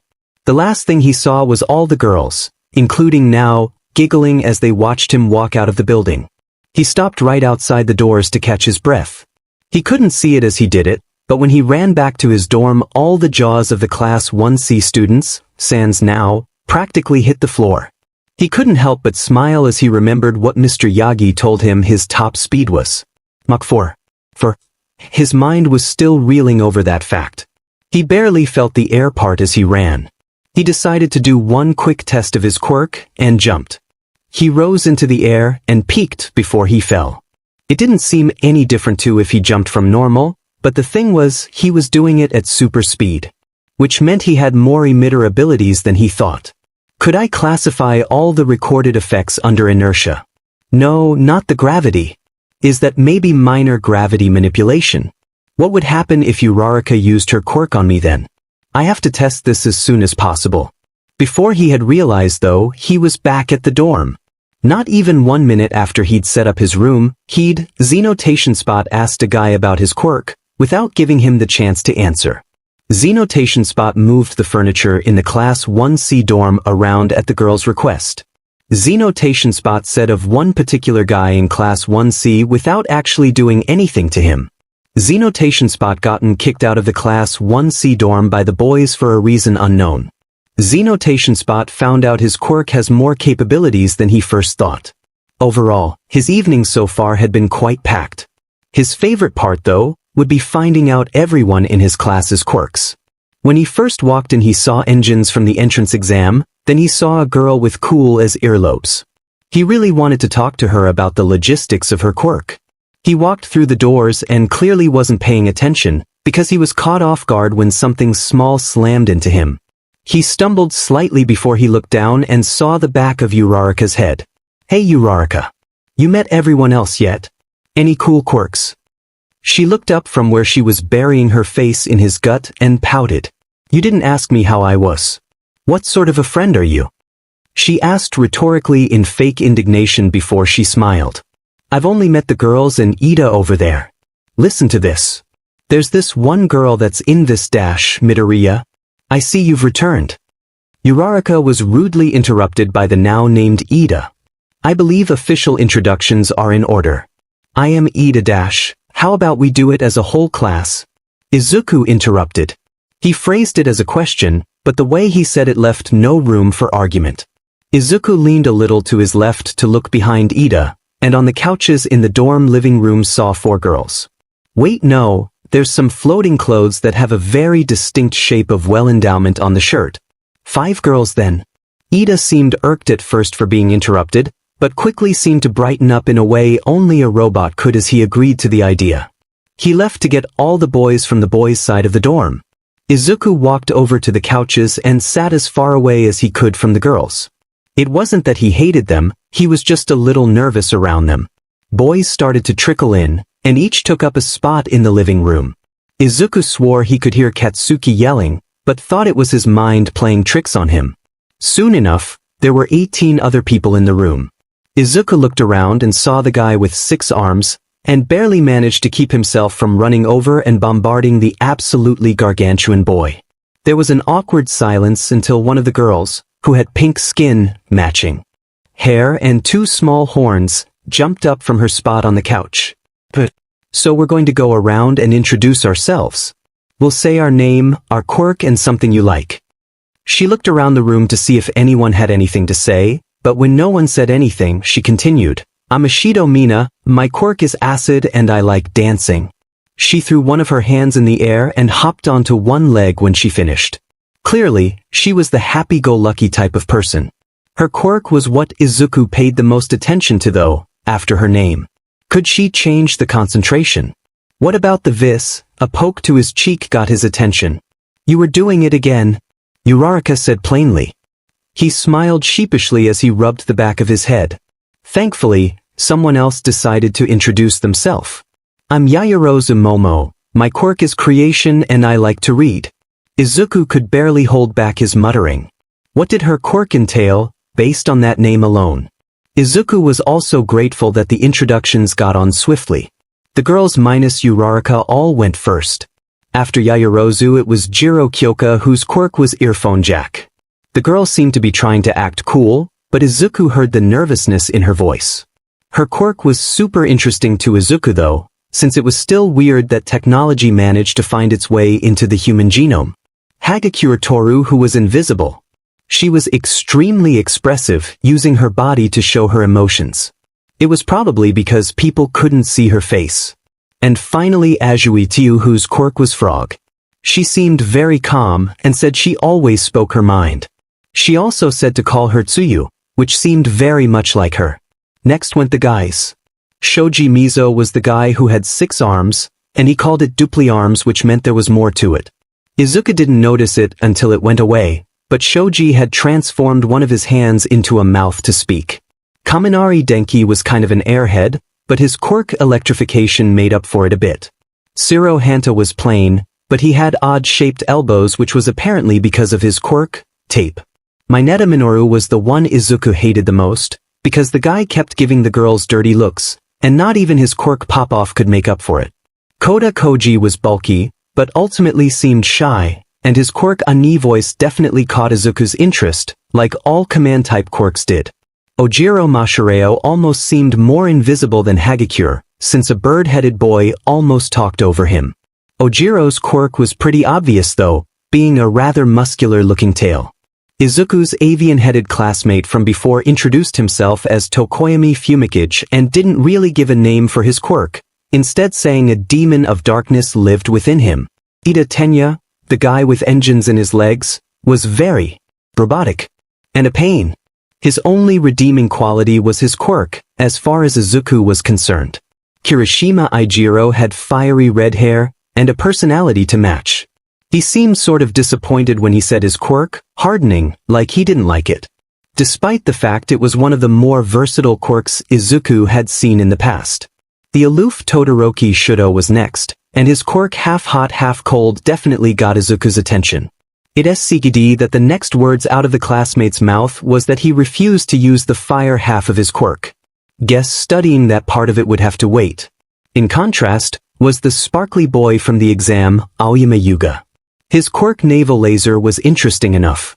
His personality was off-putting though, and a bit suffocating with all the sparkles he was somehow giving off. And it was Sato Rikito's turn, whose quirk Sugar Rush somehow seemed to fit the guy who looked like a brawler. He had a sweet personality, so maybe that's what it was that worked.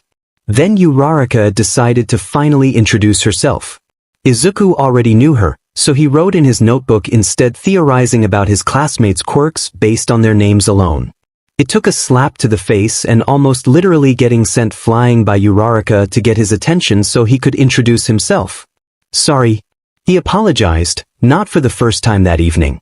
He quickly checked the time and saw it had somehow already been half an hour since they'd started. Well, my name is Midoriya Izuku, as some of you may know. I like to analyze heroes and quirks, and my own quirk is super speed. Izuku tried to finish sounding confident, but the complete and utter silence that followed his introduction was nerve-wracking. Eventually, Kaminari asked bluntly, "So you're a little faster than normal?" "That's it." Izuku sighed. Jiro moved to stab him in the ear, but before she could, Izuku was holding the cord-like earlobe in between his fingers, standing next to Kaminari. "More than a little," was all he said, trying to act cool. Kaminari jumped away from him and into Zero. Jiro forcefully pulled back her earphone jack and just like everyone else, sans Uraraka, had wide eyes. Even Todoroki and Tsuyu. The first to recover was Yaoyorozu, who asked, "You seem to be more than a little faster than normal, Midoriya. Do you happen to know your top speed?" Izuku was thoroughly red in the face with embarrassment from putting himself in the spotlight. Well, my trainer tested it a little while ago. And he said it was a little over Mach 4. He spoke softly, not wanting the attention to stay on him. There was a collective gasp at that revelation, including from Uraraka, who he had yet to tell his top speed to, along with now. He looked around and there were many looks of astonishment, but also a few of confusion. Again, the first person to speak was Yaoyorozu. "What are the logistics behind that? You'd leave a lot of destruction behind yourself, wouldn't you?"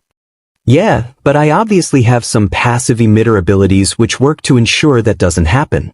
I even found out recently that I might have minor gravity manipulation, 'cause I fall faster when I go super speed." Yaoyorozu had a thoughtful expression. "Try not to think too hard about it, I don't think it makes sense either." He let out a defeated sigh. "Wait, does that mean I'll never hear you coming?" It was Jiro. He looked to her and then thought about it. "Probably. Since I have super speed, I think even people who could see the future wouldn't be able to stop me. You'd need to try to get me to run into a wall or trip me up or completely obliterate me." And thinking about Aoyama's quirk, he gestured lazily to the boy. "Even if his laser shoots out light, at light speed, I'd still be able to defeat him easily. Quirks like his have a charge-up time and he would still need to send the signal to activate his quirk, then redirecting it would be much slower than I could move." He stopped when he realized he was rambling. "Sorry." He apologized. "What for? That was a very good analysis, Midoriya." Ida said. "Really? Most people call it creepy." "How so?" "I believe it is important to have that sort of skill, even if it does put you at risk of leaking information to villains nearby." Yaoyorozu said encouragingly. "Trust me, I'm working on it." He sighed again. But before anyone else could say anything, he perked up and asked, "Do we have a kitchen?" "Yes, we do." Ida thankfully supplied. A true gentleman, even if it wasn't his intention. "Then I'm going to cook something. Anyone want anything?" He looked around the room and immediately everyone brightened up, despite the already bright look some of them had. Izuku saw a very busy time ahead. Of himself. A few of classmates offered help, but he declined, wanting to show off a bit. They all went to bed at a reasonable time, and Izuku had completely skipped over the fact there was still an unknown member in their class. But that didn't really matter, since he had a whole weekend still before the first day and he really wanted to get some analysis done for his classmates' quirks. He was so excited. He opened his eyes to the unfamiliar ceiling, that is, his UE8 dormitory bedroom ceiling. He turned to his side to look at his alarm clock. 9:33 a.m. Still kind of early for a Saturday, but he didn't think he'd be able to go back to sleep, so he got up and made sure he was wearing somewhat presentable clothing. He walked out of his room quietly, not for any particular reason. He shut his door and made his way to the stairs. He walked down cautiously, still being sort of half asleep.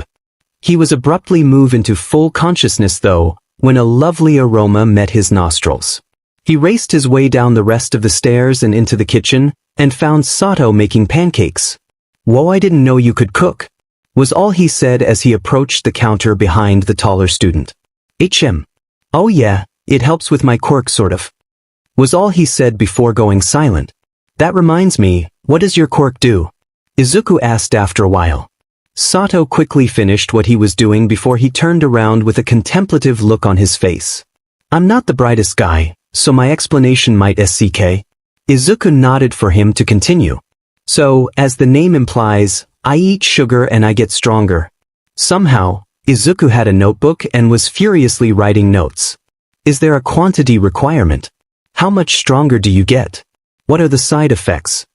He asked them almost too fast for the larger boy to catch. "I need to eat 10 grams of sugar at least to activate my quirk. From there, every 10 grams makes me 5 times stronger dash." He stopped when he looked down and saw Izuku had filled 2 pages of notes somehow and was flipping over to a new one. "And I get dumber each time?" Izuku stopped. "Dumber how? Do you literally get dumber, or do you become more animalistic?" Sato seemed a little stunned at that. People normally accepted what he said and left it at that. "I think the doctor said something about a decrease in cognitive function or something. I don't really know what it means other than I get dumber," the boy said eventually. "I see. Very interesting. What's the time limit?" 3 minutes for every 10 grams of sugar. His classmate was back to making pancakes. Izuku only just realized it, but there was quite a large amount of them. He counted the plates. 18, 19, 20. "Did you make pancakes for everyone?" Izuku whisper yelled, remembering that there was still a large amount of people asleep. "Yeah. Hey, can you help me get everyone up?" He thought about it for a moment. "Sure." Izuku ended up sitting next to the very quiet and shy Koda. Izuku remembered how he mumbled out his introduction the previous night, and wondered if maybe he preferred sign language or just not talking in general. "Hey Koda." The boy jumped in surprise, as if he wasn't expecting Izuku to talk to him.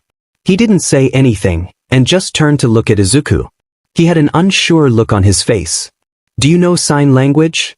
A nod. "Do you have a book on sign language I could borrow?" Another nod. Izuku was about to ask another question, but the bulky boy was out of his seat and running to his room before he could. He received a few pointed looks from his classmates for scaring off Koda, but it wasn't like that was Izuku's intention. When Koda came back a minute later, it was with a book in his hands and he was slightly out of breath, as if he had run the whole way there and back. The boy spotted Izuku still sitting at the counter, eating pancakes, and walked over. Once he was close enough, he bowed his head a little and sort of moved the book at Izuku. He grabbed the book and gave a small thanks before he decided to give it a quick read. He was quite intrigued with the language, and reading the book, it made him upset he hadn't bothered to learn it earlier. It took him some time, but once he was finished he closed it and handed it back, much to the surprise of Koda and their classmates. "Thank you. I've memorized everything. I should be able to understand you, though I don't think I can quite do it myself yet." Izuku smiled. He received a curt nod and a small smile in return. He looked to his classmates who were still staring at him, presumably in awe. "Did I say something weird? Midoriya, are you sure you managed to read all of that? If so, then you have made an endeavor that will leave you unmatched, for you finished it in under 5 minutes." Tokoyami said, the disbelief in his voice on par with his strange but slightly endearing personality and speech patterns. "Really? But I guess I need to up my game then. Though, I really want to talk with Koda, and yes/no questions don't exactly work so well." They seemed to get what he was saying, but still couldn't get over the sheer speed his quirk granted him apparently. Koda sat back down, placing the book next to his mostly empty plate of food. "So what did you want to talk about?" he asked. "I was wondering if you could tell me about your quirk. I assumed it's a command/control type, but I'd like to hear it from you." Izuku watched as Koda moved his hands around, signing to Izuku everything he knew about his quirk. Izuku magically had his notebook and a pencil in his hands and was writing furiously as he watched Koda talk. Izuku interjected every now and again for clarification, which Koda was happy to do. He seemed glad that someone was willing to talk to him despite his preferred method of communication. Once they were done, Izuku was thoroughly satisfied with his work. He looked around the room and realized that a significant amount of time must have passed because it was just the two of them in the kitchen and everyone was either in their rooms or in the living room playing video games. They each excused themselves and went to their rooms. Izuku made sure to look up material on sign language so he could practice it, because memory could only serve you so well. He also organized his notes that he received from Sato and Koda, so that later he could do some theorizing and potential exercises to improve themselves and their quirks. He was ecstatic and made it his goal to get everyone's quirks done by the end of the day. Izuku had a blast studying the rest of his male classmates' quirks for the rest of the day. He had at least one page of knowns for each quirk and was going to go through each at a later time so he could theorize and plan possible improvements and the like. He really felt at home with people who didn't mind his questions. It turns out Shuji could replicate any body part, and each replicated one would have enhanced sense. He could also replicate the pods, as he called them, that allowed the replication, which basically allowed for extension of his limbs. That was all he had managed to get, but Izuku felt like there was more his class wasn't telling him. Probably wants to make sure he still has some tricks up his sleeve or something. The rest of his classmates were not so closed off, with the exception of Tokoyami. Each of them gave Izuku the ins and outs of their quirks, including their limits, drawbacks, everything they knew. They told him. It was quite interesting, though he couldn't get Todoroki to talk, which Esikidi, but Izuku was determined to know as much as possible about everyone's quirks. By the time he had finished, it was late afternoon, and he decided to relax. He was sitting in the living room watching television with several of his classmates, but strangely the usual energetic girls that spent most of their time there were nowhere to be seen. Not like it mattered anyways. He was about to get up to make dinner when the girls walked in. All of them. They had a strange aura to them, one that Izuku couldn't identify. He was suspicious. "Hey boys!" Ashido yelled, catching the attention of those present. With hums of curiosity, the boys stopped talking and turned to face their most energetic female classmate so far. "What is it, Ashido?" asked Kaminari. "Us girls were talking and we were thinking, how about we have a dorm room showcase?" She finished excitedly. "I'll pass. I've already seen the guys' rooms," Izuku said quickly. Ashido's response was to pout, which was, admittedly, adorable. "Can we at least see your room first then? And what about the girls' rooms?" asked Mineta, who seemed to have something against Izuku. "Sure." He got up and walked to his room. As he put his hand on the doorknob, he gave a warning. "Heads up, I'm a bit of a hero nerd. This warning is more for you than me, but just thought I'd let you know." They all had confused faces, but seemed to accept it nonetheless. He opened the door to reveal his room, and there was complete silence as his classmates walked in. Several minutes passed as they inspected his belongings, thankfully not looking through his closet or anywhere that contained more private items. Ashido was the one to break the silence. "It really is a hero otaku room," which received many hums of agreement from his classmates. Izuku, unbeknownst to his classmates, was very steadily growing embarrassed. The moment they hit the 5-minute mark, Izuku forced them out. Though, there was one who clearly wasn't paying attention. Jiro, if Izuku remembered correctly, had her back to him and was looking down slightly. It was as if she was reading something. "Oh my god, is that my notebook?" He snatched the object away from her and promptly started to push her towards the door, as gently as he could. He slammed his door shut and apologized under his breath, not expecting her to hear him. He waited several minutes before he left his room to make dinner, which he did on autopilot. He didn't notice the pair of eyes that tracked him on his way out of his room. It was a Sunday morning and Izuku decided he should get back into a workout routine, even if it is just a short run in the morning. So he got up at 6 a.m., got dressed into some workout clothes, and out the front door. He started some stretches before he mentally planned out his route. It took a bit, since he hadn't memorized the campus map yet, and he had yet to see most of it. So he settled for a few laps around the first-year dorms. A few deep breaths in and out, and he was off. Time was something he never bothered to pay attention to when he went for runs, so he just went for a good 10 laps, without one for all. He knew it probably looked a little odd, since things tend to blur when they go fast enough, but he couldn't care less. He hadn't realized you couldn't run around the back of the dorms, so he only ended up doing a back and forth between each end, from 1A to 1K and back. He estimated it was about 250 meters, plus the return trip made for a 500, so he was going to run quite the measly 2.5 kilometers. Working with his top speed at an estimated max of Mach 2, it was approximately a 4-second run. It was probably longer since his top speed isn't quite Mach 2, but it's probably still around 4.5 seconds. He was back in the dorm soon enough, not even tired or sweaty. He noticed Ida on his way out, presumably also for a run. Midoriya. Are you out for a run as well? Actually, I just finished. I only ran about 2.5 kilometers. Izuku walked past the now stunned Ida and back to his room. Izuku relaxed for a while, and was trying to build up the courage to go to the girls and ask them about their quirks. Sure, he had been friends with Nao for a while, and Uraraka since the exam, but that's only 2 people. He was panicking more in that moment than he had ever before in his life. Conveniently, a knock at his door interrupted him. He opened it to see Uraraka standing patiently.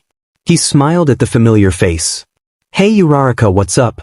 I came to ask if you were going to eat breakfast. I'm good thanks, I'll eat later. If you're sure.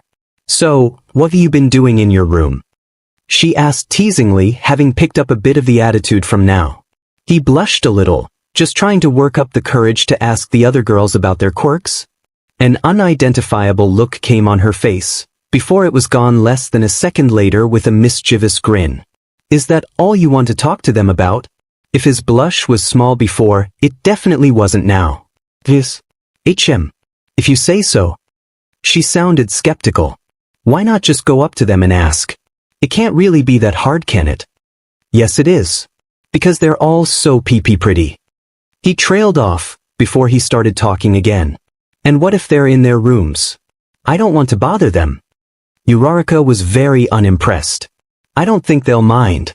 School hasn't even started yet, what could they possibly be busy with? Apparently Izuku couldn't come up with an answer to that, as he just opened and closed his mouth repeatedly like a fish. Uraraka just raised an eyebrow expectantly. He gave up with a sigh and dropped his head in defeat. Alright. Thanks for the help, Uraraka. I owe you one. Then call me Achiko. He looked up to her stunned, but she was just smiling. He didn't say anything and just gave a small nod. She seemed to accept that as an answer and just walked away, with a small skip in her steps. Guess I should get on with it. On his trip to the girls' side of the dorms, he stopped in the living room to check if any of them were in there, and lucky enough, there were 2. Ashido and Hagakure. Those 2 were practically stuck at the hip, and it was probably because of their shared energeticness. Hey Ashido. Ding, my nerves are getting to me already. Yeah Midori. Midori. Yeah.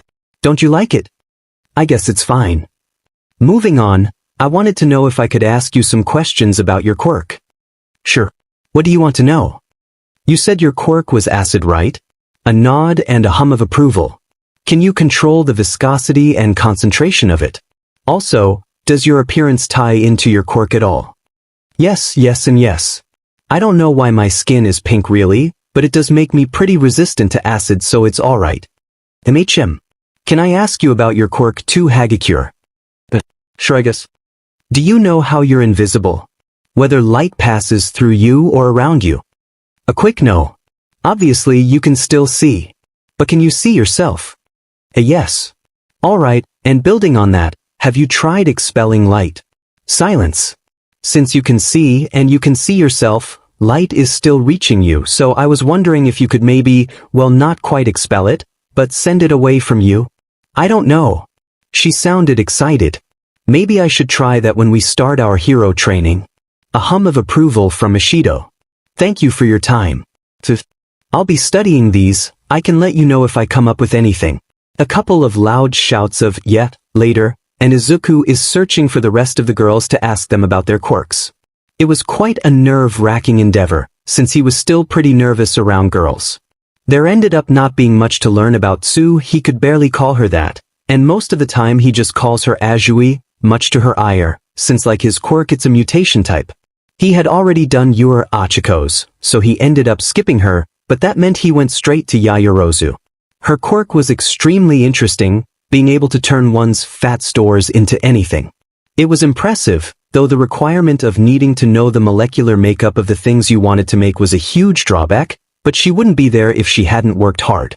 Izuku ended up finding out that her fat stores are a bit denser than most people's, and her quirk also does the fat-to-item conversion with extreme efficiency. It was frighteningly powerful. Conveniently, he had enough space left in his notebook for his classmates for one more person. Last one. Diamin, he messed up yesterday. He just shoved her out of his room. There's no way she'll agree to telling him about her quirk. Just as he was about to knock, he heard something on the other side. It sounded like music. It was good. Appealing even. He shook himself out of his stupor to avoid looking like a dolt, and knocked. The music stopped the moment he did, and after some rather worrying sounds, the door opened. What? She asked angrily, but when she saw his face, she slammed the door in it. Discouraged, Izuku turned to walk away, but was stopped when the door opened again. Sorry, I was surprised. What do you want? She was much calmer now, though the agitation from before was still there. I just came to ask if you could tell me about your quirk. I just really like documenting quirks, and ones like yours, centered around human technology, always interest me the most. I understand if you dash. I thought so. Wait, what? Sure. I can tell you about my quirk if you want. It's not like anything super personal or something. Izuku swore he heard her say something else under her breath, but didn't pay it much attention. Alright then. So are your earphone jacks extendable? If so, how far can they extend? Can you control whether you input and output sound through them? What's their penetrating power? Are they completely prehensile, or is that something you're working on? Do you have regular enhanced hearing? Can they provide enhanced hearing? Whoa dude, one question at a time. She put her hands up defensively. Sorry.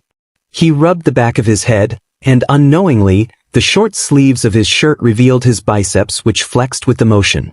Thus, he was confused when Jiro had a strange look on her face, which he couldn't identify. You look weird standing out there here. She stepped to the side as she opened her door wider to let him in. Once he was inside, he got a good look at the rather extensive music-based decor of the room. It was sort of endearing, considering the mostly aloof appearance the girl had kept up since they'd met, which admittedly wasn't that long ago. Alright. I also wanted to apologize for yesterday. I just shoved you out of my room. He stared down at the floor in embarrassment. Now I get it. You probably didn't want anyone reading those books without asking. Now, didn't you want to know about my quirk? She walked over to her bed and dropped down onto it, positioning herself comfortably. Right. So, on Friday, you went to stab Kaminari. I noticed that your earphone jacks got longer. Is there a maximum range to it? 6 meters. How strong are they? If you mean how much I can lift, probably not that much. I haven't tested that. Scribbles. How much penetrative power do you have? I cracked the robots from the entrance exam a little. But I can definitely stab them into concrete. How prehensile are they? I can throw darts with them. Do you have enhanced hearing? A little. I presume you can plug your jacks into devices, but is there an output? If so, can you utilize this at all? Yeah, my heartbeat gets sent out if I want. I have a part of my hero costume which is a pair of speakers, and they amp it up to weaponize it. Izuku nodded as he scribbled it. I can also use it to get info and stuff when I plug them into walls. That's so cool. You'd be the perfect hero for ranged reconnaissance. It'd also be super difficult to sneak up on you. Man, everyone else has such amazing quirks. I'm jealous. Dude. What? Her tone did not portray her words as a question but as a statement. What? You literally run faster than sound, and I have the cool quirk. You could beat everyone in the class before any of us even had time to breathe. Well, but I still have to run into a building to get info, which is risky. And my combat options are limited to physical contact, which can work against me when the enemy has a quirk like Kirishima's hardening, and it leaves me in their range too. Dude, those points are all moot. They mean literally nothing with how fast you can go. I bet you can even run on water and up walls. Well, I haven't tested running on water, but I can run up walls. Not so useless. You have no reason to be jealous of me or anyone else. If anything, we should be jealous of you. What? No. Your quirks are perfect. You literally learned sign language in less than a second just yesterday morning. There's literally nothing you can't do. Well, I can't learn to speak languages like that. Since I have to hear them said, then practice them by saying them, which doesn't work at super speeds. It also means I can't learn instruments. Okay, I guess you have a point. But that last one isn't so hard to work around. Just get someone to teach you or something. Izuku took a look around her room and saw the wide variety of instruments around. Several guitars he didn't know the differences of, a drum kit, and a keyboard. How about you? No way. Well, you have all these instruments, so you've got to know how to play them at least right. At least a little. Well, I guess. If you don't want to, I won't force you. Thanks for telling me about your quirk, I'll go now. Izuku turned and walked to the door. Just as he got there though, Jiro stopped him. I don't think I'm that good, but if you'd like, I guess I could teach you how to play guitar. Or something. He instantly brightened up and had one of the brightest smiles he's ever had on his face. Alright, are Fridays okay? She nodded while she poked the ends of her jacks together, out of embarrassment likely. Not that he knew that. He left and made his way to his room, happy about everything he had achieved throughout the day. Having learned from his run the previous morning, Izuku tripled his distance. It was once again a short run, but it was sort of difficult to plan them. He sort of wished he had someone to run with, which of course he could ask Ida, but then he'd be going much slower than he could. Regardless, he finished and got into his uniform before he was back in the dorm kitchen preparing breakfast for everyone, including the mystery student of his class he has yet to meet somehow.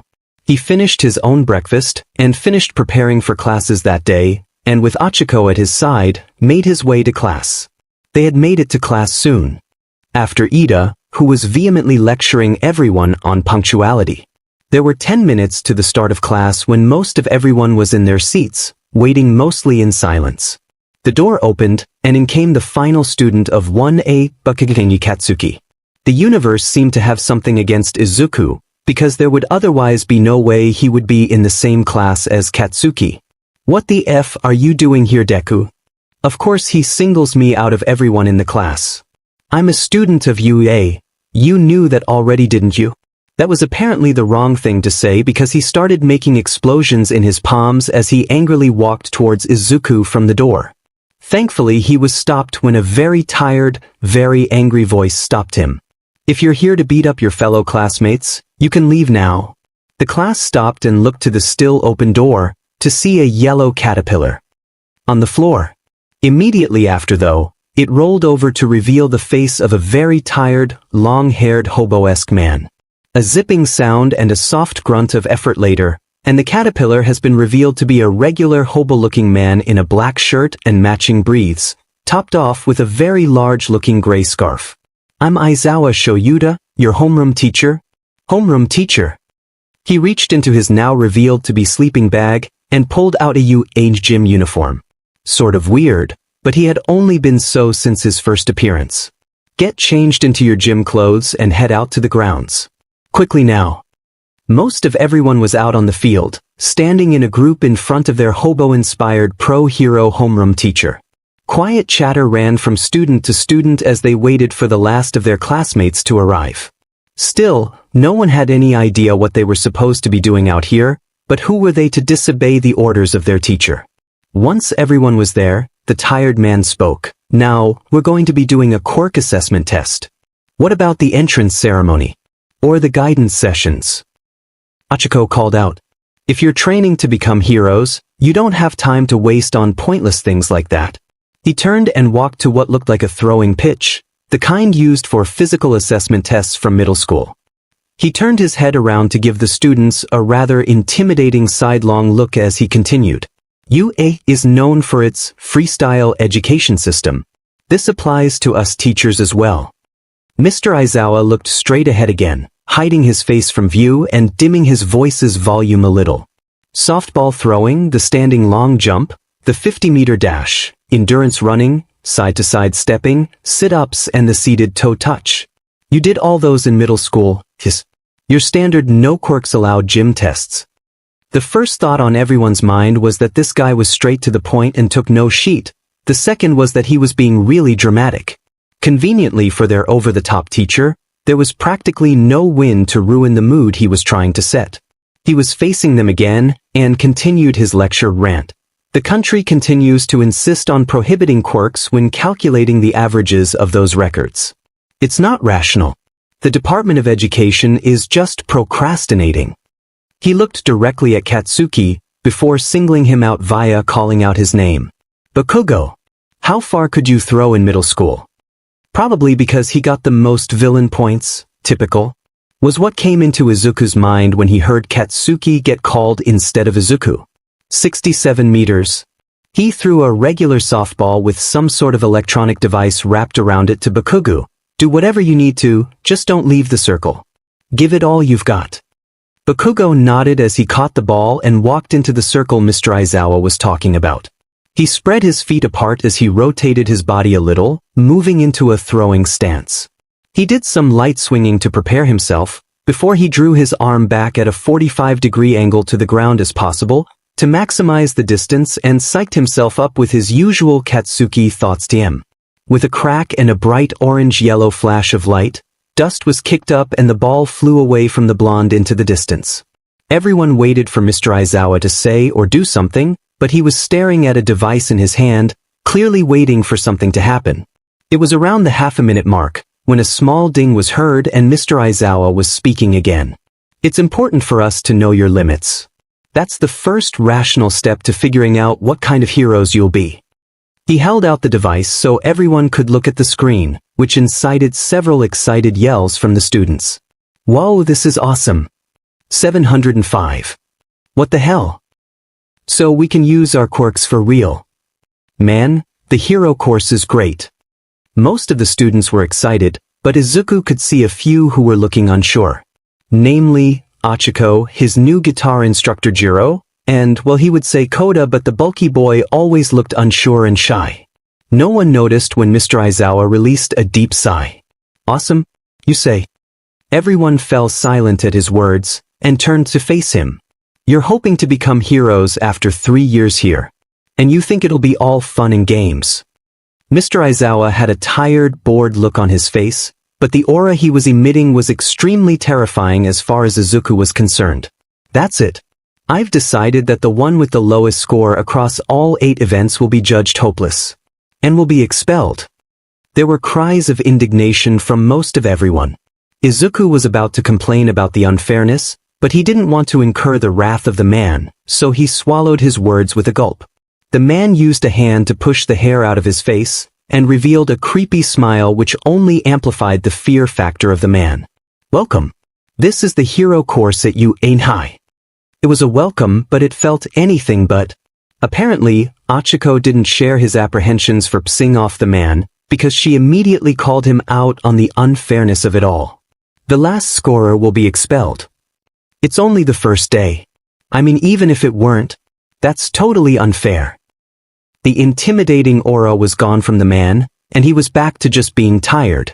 Natural disasters, highway pileups, rampaging villains. Calamity is always right around the corner. I'd say Japan is full of unfair things. Heroes are the ones who correct all that unfairness. If you were hoping to spend your evenings hanging out at Mickey D's, I'm not sorry to tell you that for the next 3 years, UA will run you through the ringer. He raised a hand and stuck out a finger, swinging it back and forth in a come-at-me gesture. That's plus ultra. Use your strength to overcome it all. So bring it now, it's for real. Everyone had determined looks on their faces, ready to prove that they belonged and had truly earned their spots in the hero course. First of the events, despite the fact they were already at the ball pitch, was the 50-meter dash. First up was the other speedster in the class, Ida, versus the friendliest amphibian you'll meet, Tsu. Ida was quite impressive with his 3 seconds, but Izuku was sure he could at least be a whole 3 seconds faster. Tsu was no slouch either, having got 5.58 seconds by hopping from start to finish. He didn't pay too much attention to the times for the rest of them, but more to the level of creativity everyone had when they applied their quirks to the event. Like how Ojiro used his tail to launch himself several meters at a time, similar to Tsu's hopping. How Achiko made her clothes lighter to make her load easier to carry. How Ashido used low-concentration acid to skate across the track, alongside Aoyama, who jumped into the air facing the opposite direction he was supposed to run and used his laser to propel himself. Izuku surmised that Mr. Aizawa was probably looking at the same thing when it came to grading them. Before long, it was his turn to run. As luck would have it, he unfortunately ended up running against Katsuki. He turned to Mr. Aizawa to ask something, but was met with the man's stare and a quick, "Nothing short of hyperspeed will escape the cameras, now get to it." Izuku crouched and stood in the most comfortable starting position. He prepared himself mentally and charged up one for all, ignoring Katsuki's declarations of fickle superiority. He waited for the go from the robot beside him, and the moment he heard it, the world slowed to a crawl. He was sure the robot hadn't finished the starting announcement when he started running because Katsuki hadn't even moved. Izuku paid no mind to him though, and ran to the finish. He let the world run at its normal pace again the moment he crossed the finish line, and heard the announcement from the robot. 0.03 seconds? There was a strange silence following the announcement, other than Katsuki's explosions of course, since he couldn't hear the announcement over them. Though he had seen Izuku appear at the end of the track far before he had even made any significant progress. Apparently, that only fueled the blonde's anger towards the greenette, and made him propel himself faster than he had probably planned initially. He ended up with a nice 4.13 seconds. Second event, grip strength. Izuku first observed how some of his classmates approached this test. Most of them couldn't really apply their quirks properly and effectively, though he swore he could see Ayorozu make a vice or something. The most impressive person though by far, was Shoji. Turning the pods on his 2 extra arms into hands, he had over triple the grip strength of his single regular one, since the duplicated ones get a boost. The multi-armed boy ended up with an impressive score of 540 kilograms. Feeling an intense gaze in the back of his head, and looking back to see Mr. Aizawa glaring at him reminded him he needed to participate as well. He'd have liked to think that without one for all, he could get somewhere close to Shoji's score, but he watched the count climb as he charged it up and saw it surpass the larger boy's score, stopping at an astounding 630 kilograms, which garnered the attention of Mineta, who seemed to have changed his opinion on Izuku and now wanted to be his friend. Katsuki's intense glare went unnoticed by everyone. Third event, standing long jump. Again, Izuku paid little attention to scores, and more to how his peers used their quirks. Some of them were pretty good ideas, though he had to say Tsu blew everyone out of the park, jumping being her forte after all. Though if she blew them out of the park, then Izuku blew them out of the city. His jump took him farther than he had intended, but luckily he had made it back soon enough, not even 3 seconds after his departure. Fourth event, sidestepping. It seemed that event was made for Mineta, who stacked the purple ball on either side of the space he had to jump in, and launched himself at one pile. He bounced between the two and rapidly increased in speed until he reached terminal velocity. He was practically a blur as he bounced until he had to stop. Too bad speed was Izuku's game. The greenette far surpassed the short boy, and it was safe to say no one else stood a chance at coming close to his score. Though, Izuku didn't really pay attention to anyone's reactions, only looking forward to the next event announced by Mr. Aizawa. The fifth event, the ball toss. This event was truly made for Achiko, who simply used her quirk on the ball and lightly threw it and let it soar into the sky. It was gone soon enough, and Mr. Aizawa gave what sounded like an impressed but slightly annoyed grunt as he showed the class the brunette's score of infinity. Everyone was thoroughly excited about her score, but there was a little grain of fear in everyone's minds, as they now knew that she could send them to their doom at any time. Not that she would. They hoped. Before long, it was Izuku's turn. He was impressed with everyone's attempts, because other than Ochako, the highest scorer so far was Yaoyorozu, who made a cannon and shot the ball well over 600 meters, but not quite 700, which only made Katsuki smug. Izuku took the ball and walked to the circle. He faced the pitch ahead of him and breathed in and out to calm himself. He moved into a throwing position, and pet his arm back as he charged up one for all, feeling the usual weight of its power settle in and make its home in his limbs. He swung with all his might, and watched in slow motion as the ball soared, and watched the air vibrate as it broke the sound barrier and kicked up dust. He let the normal time flow return and looked to his teacher for his score, to see the man with a hand in front of his face to presumably protect it from the dust. Must have sensitive eyes. Though I guess dust is a pain in everyone's eyes. A minute passed without anything from the device in the man's hand. It wasn't until shortly after the minute-and-a-half mark that a little ding came and Mr. Aizawa finally revealed the distance. No one made a sound for several seconds, including Katsuki, who was known to never shut up when Izuku showed him up. Izuku couldn't believe his score. How the hell did he manage to throw it almost 46 kilometers? Suddenly everyone erupted into cheers and hollers of excitement. Izuku only chuckled in shock as he failed to come up with a response. He walked back to the crowd in silent joy and was greeted by a smiling Ochako, Jiro, and even Koda. Izuku hadn't really thought he had made much of an impression on his new classmates, but apparently learning sign language just to communicate with someone did that. He was glad though. Izuku stopped paying much attention to the rest of the events, though he noticed that by the time they were told to stop the sit-ups he was the only one still going. He was beaten out on the seated toe touch by Tsu and Ishido, not that he expected to do too well in that event. The event that he knew he would excel in most though, was the 8th and final event, the endurance run. Everyone was standing at the start line, Izuku at the front so he didn't get slowed down by bodies. His plan was to basically run alongside whoever was supposed to be first, other than himself of course. First, it was Ida. The blue-haired boy seemed busy trying to keep a consistent pace, so Izuku didn't bother trying to hold a conversation. Eventually, however, Yaoyorozu caught up, on a bicycle, something she must have somehow constructed as she ran. Not that she really could go as long as Izuku. As his classmates dropped off one by one, Izuku decided it was high time he finished and started running as fast as he could. He got a few laps of the track in before he saw Mr. Aizawa's signal for him to stop. Everyone, well, most of everyone, took time to catch their breaths. Thankfully, Mr. Aizawa waited for them to do as such, before he was talking to them all. Again. Moving along. It's time for the results. Your total scores simply reflect your performance in each of the events. Explaining the whole process would be a waste of time, so all you get are final rankings. The man pulled out the device again and pointed the screen upwards toward the sky. Also, I was lying about expelling someone. That was a rational deception meant to bring out the best in all of you. There were cries of indignation from everyone, except Izuku and Yaoyorozu. Though Izuku was only confused. Why make yourself so intimidating, then lie about something like that? Though, Izuku still hadn't checked his score.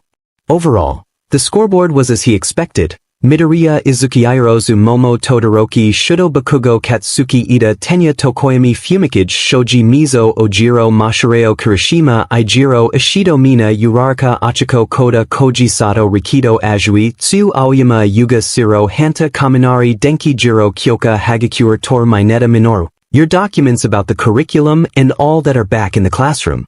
Give them a look. Katsuki was FANG pissed. First, Deku hides like a coward the whole FING weekend, then has the gall to try stand up to him. What FING shitstain. Then Deku goes and FNG beats him on all the tests, with power there was no way he should have had. But he did. He's always had it. The only reason he hadn't blown the BSRD up yet was the DM voice in the back of his head, telling him that Deku's always been able to do that. Not that Katsuki would ever admit it, to anyone else or himself. He was stomping his way back to the dorms so he could relax. He needed to get his mind off the DM. Why the F does he have two girls hanging out with him? The FNG shitstain somehow managed to hypnotize two more beaches after Invisibitch to be his FANG groupies. Katsuki was barely holding himself back from blowing the greenette up right then and there. Fortunately, a distraction came in the form of a redhead, who Katsuki didn't bother learning the name of. He did notice, though, that the redhead had a weird-ass effing hairstyle, so as far as he was concerned he was called Shitty Hair. Bakugo, wait up. The blonde didn't even bother giving a grunt of acknowledgement. Bakugo. Bro, wait a sec. Katsuki turned his head just enough to see the other boy only a few meters away, but not long enough that the redhead could be sure he was right about what he saw. Shitty Hair ran until he was a little ahead of Katsuki, and looked back. What are you gonna do when you get back to the dorm? Hair for Brains asked with a sharp-toothed grin. Get away from you. Or you can save me the trouble and F off Shark Week. The redhead stopped in his tracks and murmured the nickname Katsuki had given him. Good, he could stay there until the end of eternity as far as Katsuki was concerned. Unfortunately for him, Shitty Hair was tougher than that, or just plain stupid. That statement was proven when the redhead was holding a one-sided conversation about the day's events, all the while trying to get Katsuki to open up a little. The blonde felt a little tickle in his heart, a feeling he couldn't really pin down. He fought away the smile that tried to creep its way onto his face and take over his signature scowl. Now was exhausted by the time she got back to her dorm room. The entrance ceremony was so long, most of the students had fallen asleep by the end, and were woken up by the clapping of the ones left awake. And you can count on her not staying awake for over an hour and a half listening to some giant rat/bear thing talk. She got back to her room eventually though. After some relaxing, she got changed into casual clothes and opened up the messaging up on her phone. Izuku, where were you? I didn't see you at the ceremony. Izuku, my teacher is super weird. He made us do some tests. Izuku, he even threatened to expel us if we didn't do well. In the end it was a rational deception. You? WTF. So no one got expelled. Why did he make the threat then not even follow through? Izuku, I thought so too. He's so weird. And he dresses like a hobo. Well, as long as he doesn't do something like that again then school should be fine. Now let the text sit there. She hadn't seen him since the day they moved in. She wanted to see him. You? Can I come over? Izuku, what brought this on? You? Can I or can't I? Izuku, sure I guess. I'm sitting in the common room. Izuku, unless you want me to come pick you up. You? Nah, walk. See you in a few. Now ignored the buzz of her phone from her friend's response. She walked out of her room, said a quick goodbye and a short explanation to the few friends she'd made, got her shoes on and left. If there was one thing Izuku had really learned about his classmates so far, was they were all very unique in personality. Not to say there wasn't any common ground, but each of them was quite unique. Like how Kaminari and Mineta both shared a big interest in women, except Kaminari tried to flirt with them, while Mineta only watched creepily from afar. So with that in mind, you could understand why he ignored the blonde when Izuku heard him flirting again. What he didn't expect was for the other boy to yelp in surprise, then for something to land lightly on his head a few seconds later, and sigh. You okay? He didn't move his head, mostly knowing she could hear him, but also because she was resting her own on top of his. I am now. She spoke softly, as if she was relaxing on a really lethargic evening. Which was probably the case. You want to sit with me? He offered as he gestured to the empty seat on his right. She hummed in response, taking up his offer. She must have been exhausted from the day, because instead of walking around the couch to sit next to him like he expected, she just climbed over the back and fell into the seat.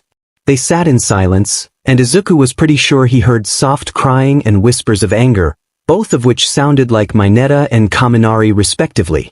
It was probably his imagination though, since those two probably had something better to do.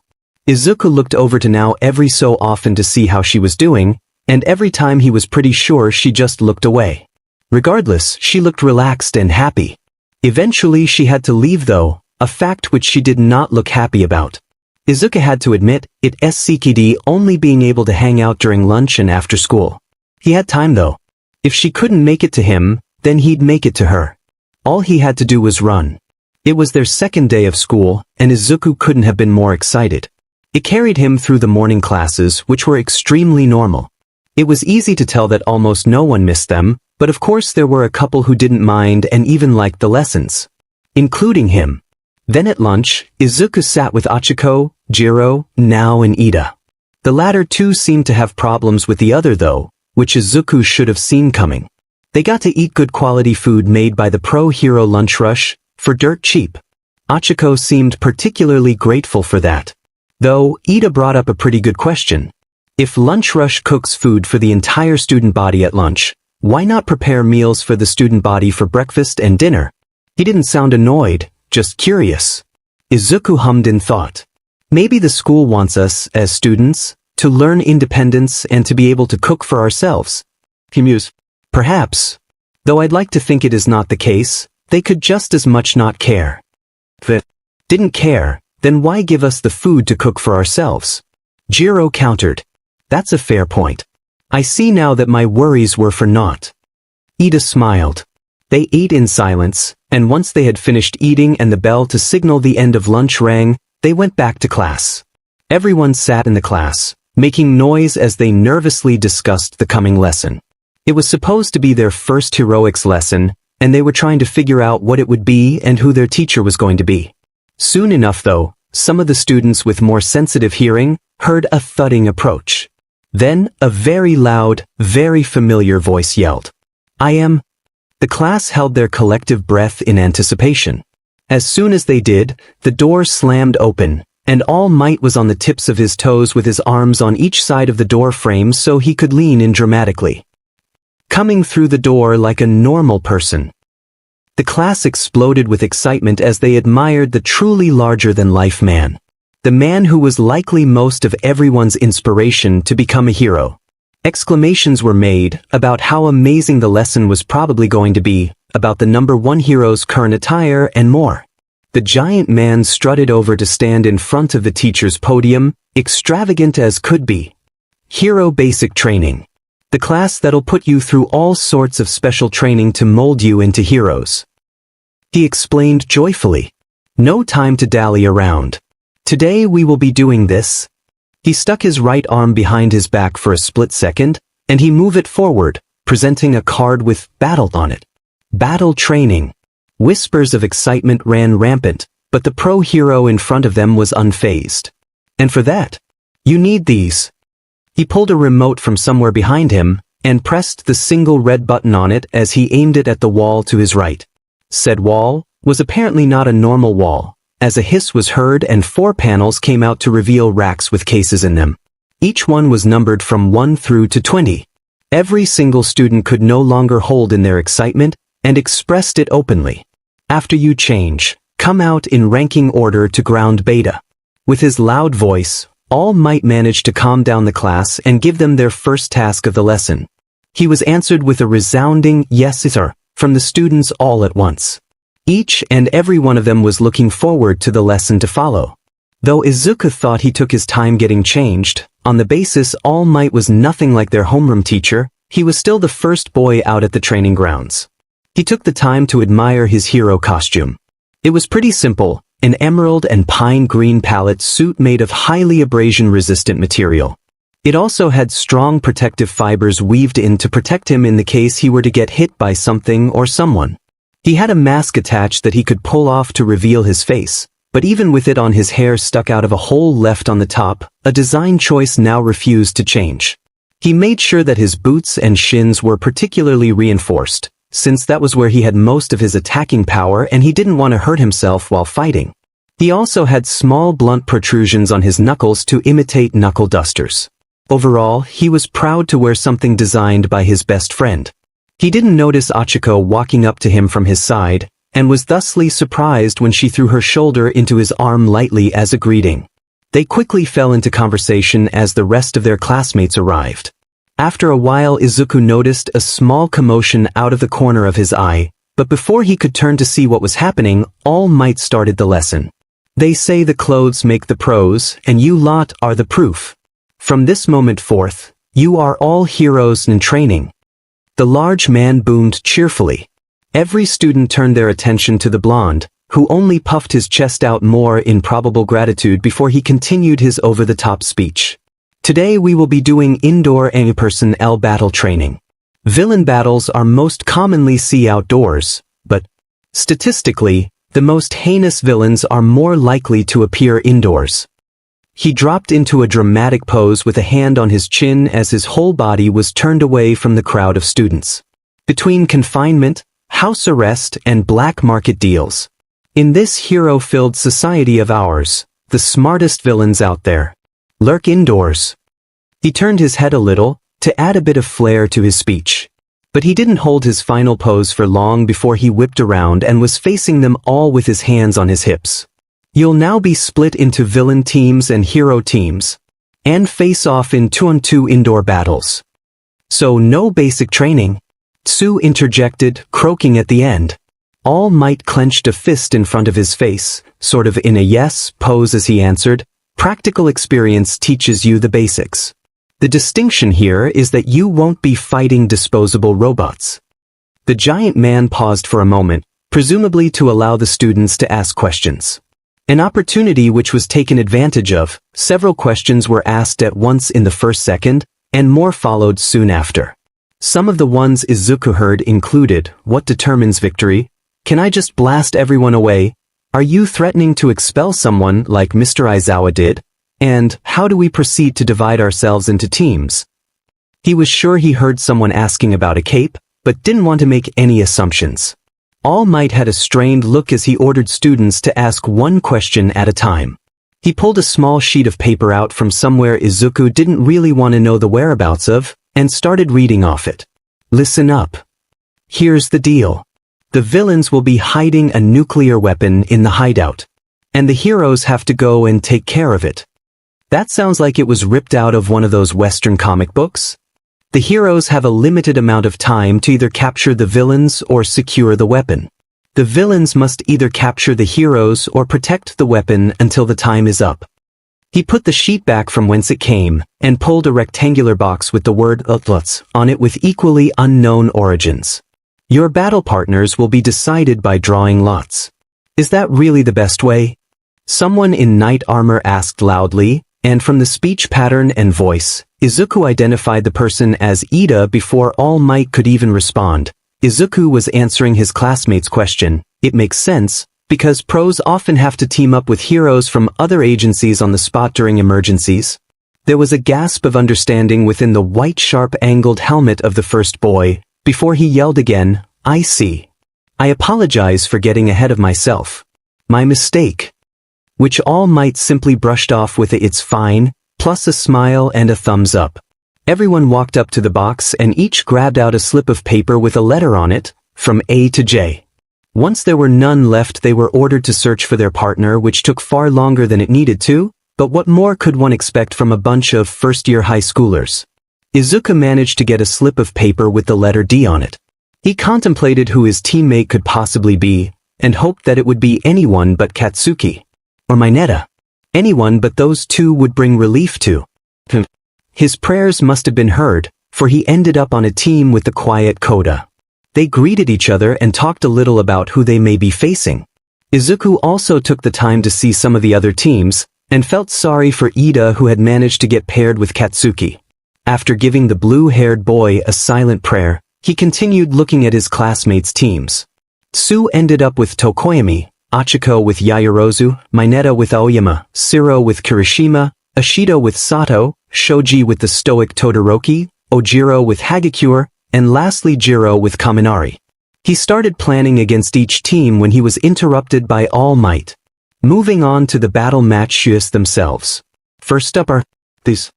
He moved his hands into two boxes he must have grabbed while they weren't paying attention, one black with villain written on it and the other white with hero on it. He pulled out a ball from each box quickly and dramatically, like a show person would. He turned the ball to reveal the matchup. The heroes are Team G, the villains are Team D. There was a shout of angry joy from a familiar voice. Izuku walked to the front with his teammate and listened as All Might explain the technicalities and further rules of the exercise. They had to go all out, something Izuku didn't get a chance to do often, but they couldn't severely harm their opponents. They have 5 minutes to prepare, then the exercise will start and go until the timer runs out, or until either team has won. All Might walked them to the building they'd be doing the exercise in, and handed them capture tape, earpieces to communicate with their teammates and a map for each team to analyze and plan with. Katsuki was thrilled. He finally had the chance to show Deku his place as nothing but a pebble on the side of the road. If only effing legs over there would stop his incessant babbling, he'd be able to focus and CK himself up. He had to look good when he pounded Deku into the concrete after all. Meanwhile, with Izuku and Koda, I have some ideas of my own, but did you have anything in mind, Koda? Izuku asked, making sure to properly hear his teammate out in this teamwork-focused exercise. No. The bulky boy signed slowly, dropping his head as if he were disappointed in himself. He smiled, don't worry. You said you don't like fighting, yes? The other boy nodded. Then just try and get as many animals as you can to cause a distraction. They don't have to fight either, as long as they can delay the other team somehow, maybe throw them off. You won't have to worry about Katsuki, since he'll probably come looking for me. Koda's eyes widened and he frantically signed asking if that was really okay. Izuku reassured the other boy, and made sure to re-demonstrate his speed a little without one for all to prove it. It seemed to calm him down, even if just a little. Anyone else a little nervous for this fight, or is it just me? Mineta asked shakily. There were more than a few hums of agreement, and one student in particular was nervous about the oncoming battle. After all, the fastest and likely the strongest person in their class is facing the one guy whose personality was the only thing that matched his quirk in volatility. Then there were the two teammates that didn't really stand a chance, and from the looks of it were being put to the side. All Might caught their attention with an announcement, "All right, students. Watch closely and try to learn something." In the mind of the giant man was a simple unheard declaration to his successor, "Midoriya, my boy. You're just another student here. There is no favoritism when it comes to grading." Clipboard and pen in hand, he started the round. "You may begin." A quick explosion took the entrance door off its hinges and onto the floor in front of him. He stalked in and swiftly made his way through the roughly memorized halls of this shitty hideout containing the insect that is, and soon will have been, Deku. DMN Glasses was still spouting some bullshit about being a true hero. As if Katsuki needed to be told what a true hero was. A true hero was one that beat the shit out of villains and won every time. None of that noble axe shit the blue-haired beater was on about. Katsuki didn't bother checking the rooms he passed in each hallway. He knew exactly where the DMN nerd was going to be, and he was going to make it the shitstain's final resting place.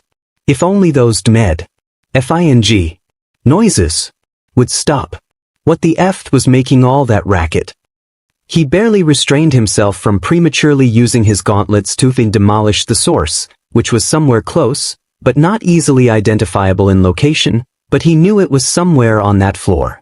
He just ignored it and walked up the next flight of stairs, to his destination floor. Katsuki may have a hot head, but he definitely didn't spit out hot air because of it. He knew the optimal place for the nerd to stop and stall them would be halfway up the building. He made his way to the center, and somehow his shitty teammate must have gotten lost, because he was nowhere to be seen. Keeping the exercise goal in mind, just to keep his grade up, he checked to see if he was alright. There was no response. BSD must have dropped his communicator. Not like he would have made a difference, other than getting in the way. His head snapped in the direction of footsteps. They reverberated slightly in the concrete halls, and they kept getting louder before receding into the depths of darkness once more. A minute passed with this and Katsuki was fed up with it. Fight me UB. He screamed into the darkness. IDONTNEDTODOTHATTOWIN, HRO. The voice didn't sound right. It was wrong. It was definitely the nerds, but it sounded disembodied, as if the BSTRD existed throughout the space all at once, yet didn't exist at all. Before he could say anything in return, Katsuki felt a tap on his upper back. It was light, but not light enough that it escaped his attention. He swung his arm around as fast as he could, and used the momentum to turn himself around. He was faced with an empty hallway. I am going to kill him for playing games with me? But Katsuki was wholly unaware that Izuku was spending very little time with him, and was instead toying with Ida far more. Izuku put his hand over his classmate's mouth as he dragged him away to the farthest corner from the stairs on the second floor. He didn't need to really worry about Ida screaming while he was running, but afterwards it was likely the other boy would call out. He made sure to take out the small communication device handed to him by All Might, so that Katsuki couldn't contact him. He, like the gentleman his mother raised him to be, made sure to place Ida upright instead of throwing him down onto the ground like Katsuki a scoundrel. He barely remembered his improvised villain appearance when he saw the realization of his situation in Ida's eyes.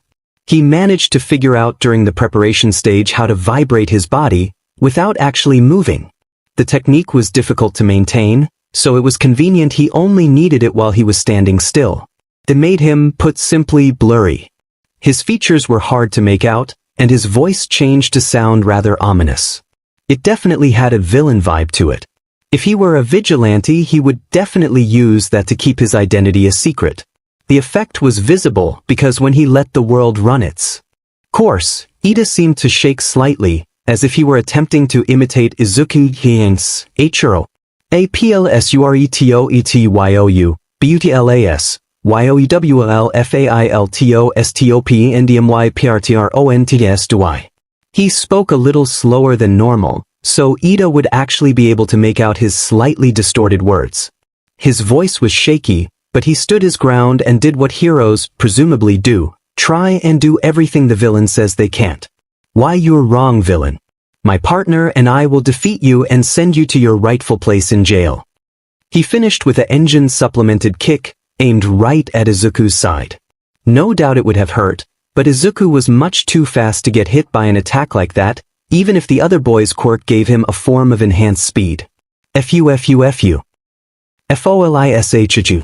YOUMAYNOTHANOTICD. BUTIHAVLSOBNFOLOWINGYOURPRTRWHLEYOUSTRUGGLEITARI. Which was technically a lie. He had yet to check on the explosive blonde, but he was definitely going to make his move soon. After all, Koda would keep Ida busy while Izuku enacted the most important part of his plan. There wasn't much Izuku could use to tell what the bluette was thinking, since he had a helmet hiding his facial features, but his eyes and voice were plenty. What's? No. He threw an arm up to the side of his head, probably to use his communicator. But he found nothing, and shot a look of desperation to Izuku. He held up the small black earpiece and taunted the other boy. LOKINGFORTIS. Just as Ida reached out to grab it, Izuku was gone. He made his way to the next floor, where Katsuki was standing in the center of the floor. Izuku walked, at super speeds, up and down the halls surrounding his opponent. After what Izuku was sure to have been about a minute, he stopped around a corner and held his breath as he tried to be as silent as possible. He heard Katsuki take a deep gulp of air before screaming in unadulterated rage, Fight me, UB. That was Izuku's cue. He made his way to stand right behind the ash blonde, and adopted his villain persona before he spoke. IDONTNEDTODOTHATTOWIN, HRO. He brought up a hand and lightly poked the shorter boy on the upper back. Not hard enough to push him, but not so soft that it escaped his attention. Before there was even a reaction from the boy, Izuku was gone. What are they saying? The cameras don't have any audio. Kirishima expressed his concerns. Each team is communicating with microtransceivers. We give them to the battlers along with the building blueprints. He held up a hand, holding something in between his thumb and pointer finger. Also, this is capture tape. Tying this around your opponent is sufficient proof of capture. The room fell into a tense silence as they watched their classmates almost battle. It looked more like only the hero team was trying to fight, with Ida having gotten separated and was currently occupied with finding his bearings and making his way to the bomb, all the while getting distracted by an unknown force. Bakugo was stomping his way around the fourth floor now, clearly in search of Midoriya, who for some unknown reason was now instead conversing with Koda on the fifth floor instead of capturing the other team. Eventually Ashido spoke up, so they've only got 15 minutes, but the heroes don't know the location of the weapon, right? With a loud yes, from All Might she continued, that really puts the hero teams at a disadvantage, huh? The conversation evolved from there, but it never really touched on what was actually happening on the screens in front of them. Not that much was going on, other than Midoriya was making a move again. Probably, hopefully, to end the battle. After what Izuku guessed to be about the 5 or 6 minute mark, he decided it was time to end the battle. He finished up his last-minute planning with Koda, who had reported what had been going on with the animals he had enlisted the help of, and that he didn't want to force them to his will much longer. He understood, and quickly devised a plan to the other boys' liking that still ended the battle swiftly. He made his way to the door, and with one last look at his teammate, he was standing a few meters behind Katsuki, who was about to turn the corner to the stairs leading to the 5th floor. Deku! The spiky-haired boy growled. Apparently Izuku wasn't as stealthy as he had hoped. Before Izuku could even say anything, the blonde was flying at him, back first, which indicated he didn't waste time turning around to face his opponent before propelling himself at him. Smart. Too bad it wasn't enough. Izuku stepped to the side and turned to face his opponent, who was sailing through the air slowly, and he had his arm braced and aiming to the side, hand-holding and pulling on a pin no-H sheet. Izuku was gone before the pin was even done being pulled, and he was definitely thankful he didn't waste any time contemplating what may have been the blonde's goal. The destruction that followed the other boy's stunt was immense, and made the building quite breezy in comparison to before. He took a look around and saw a fairly oversized and far too round, painless window with a nice view to the street below.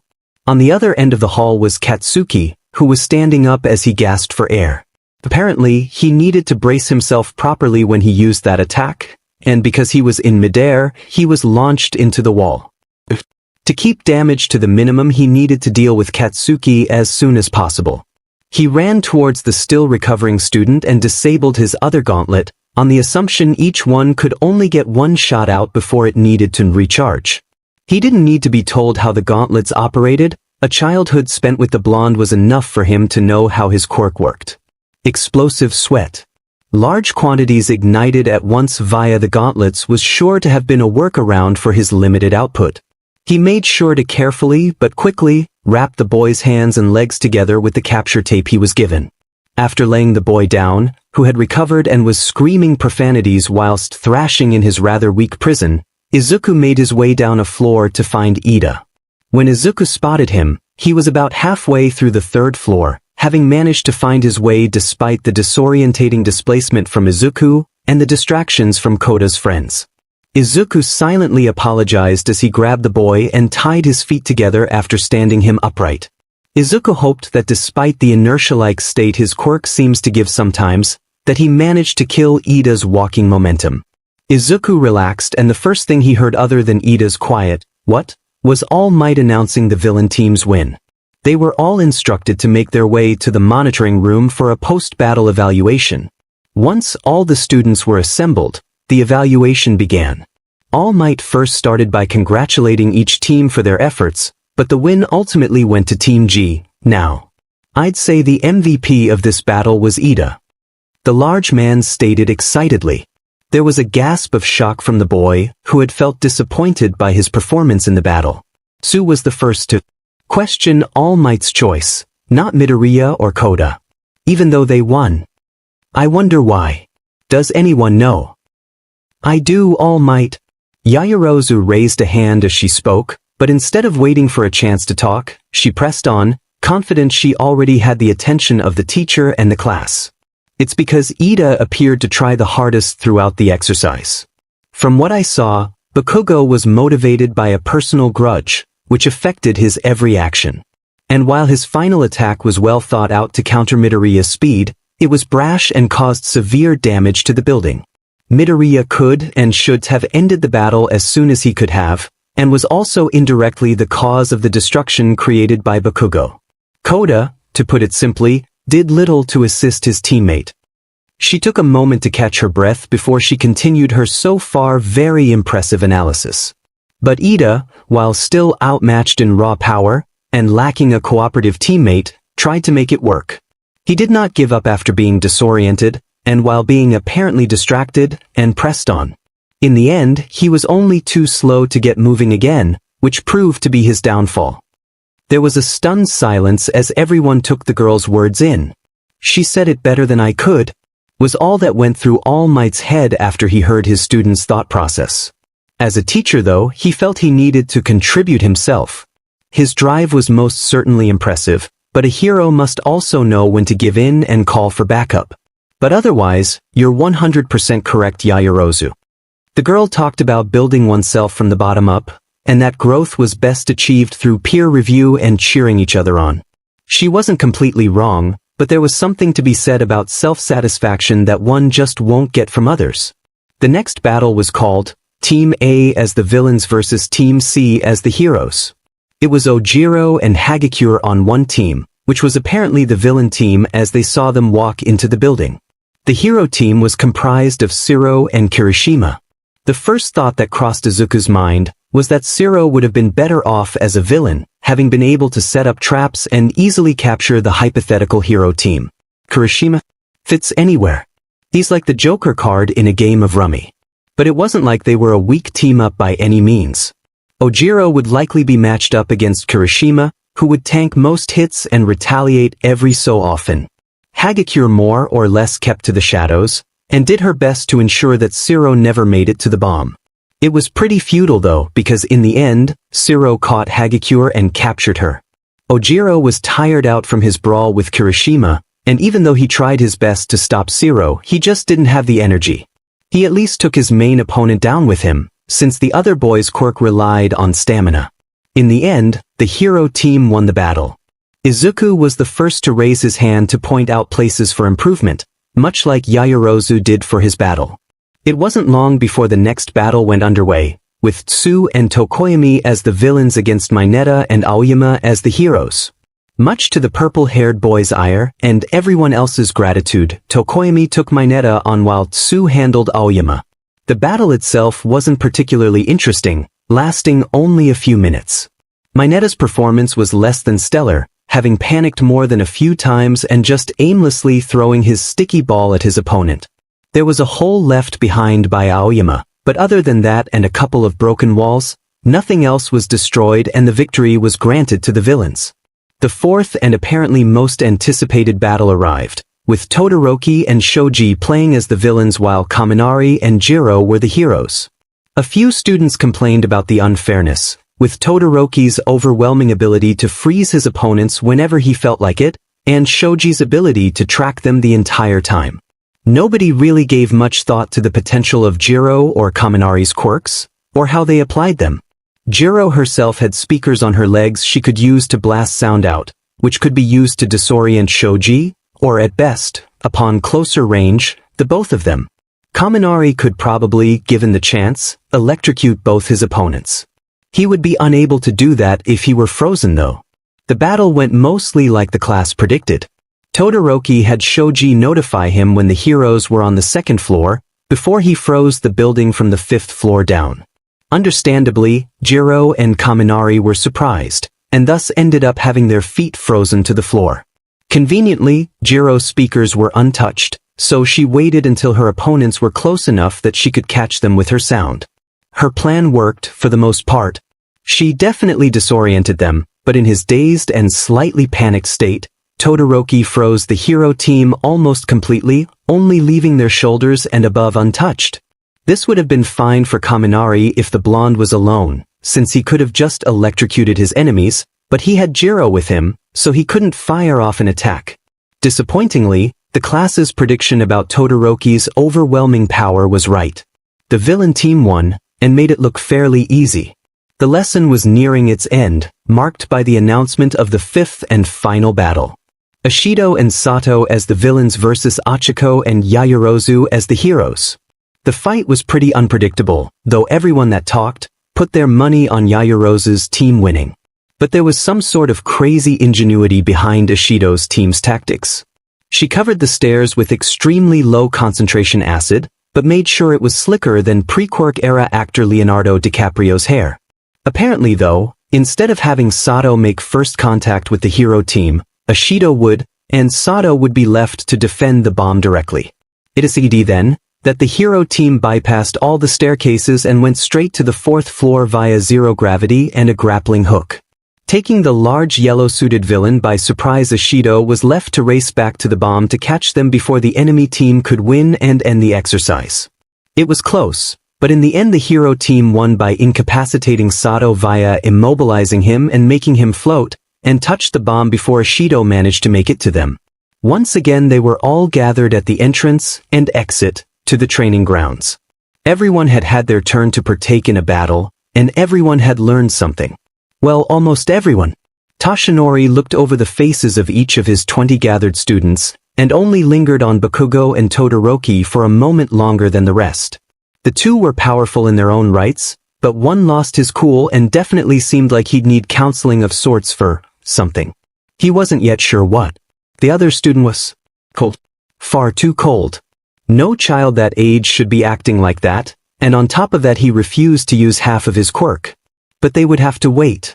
He had a class to finish. Well done, everyone. There were no serious injuries, and in most cases there was great teamwork. I think you all did splendidly considering this was your first training exercise. Coming after Mr. Aizawa, such a straightforward classes. Almost a letdown. Young Azui commented. Assuming he had to say something as the one in charge, Toshinori replied. We teachers are free to hold no-nonsense classes if we choose. Now, I'm off to write your reports. Change out of those costumes and head back to the classroom. And with a burst of speed he was making his way to the very same room he used to change into his hero costume so that he could once again make his way around campus unrecognized. He had run out of time to be in his hero form too, so it wasn't like he had any other choice. Izuku and his classmates were soon back in the dorm, relaxing each in their own ways. They'd all already had their little conversations about their first heroics lesson, expressing their thoughts and opinions. Izuku was watching some of his more boisterous peers playing video games and regularly yelling and laughing, just plainly enjoying themselves. It reminded him a little of when he and Now hung out. A small smirk crossed his features. He was about to ask if he could play when Ida called out to him, Midoriya, I believe your friend is here for you. I am unsure if that is who she truly is, so I am just getting you to confirm. Forever the stickler for rules and making sure everyone was safe. A quick run to the door confirmed that it was indeed Now waiting impatiently at the door. And was that a hairbrush in her hand? What?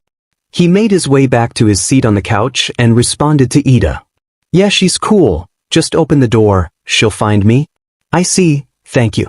I'd also prefer it if you kept quirk usage to a minimum inside the dorm's Midoriya. He seemed satisfied and left soon after, and sooner after that Now smacked him over the head for no reason other than he probably should have been the one to let her in. Nice to see you two Now. He rubbed his head where he was hit. The better be, doofus. Now move over, you're gonna learn to braid my hair.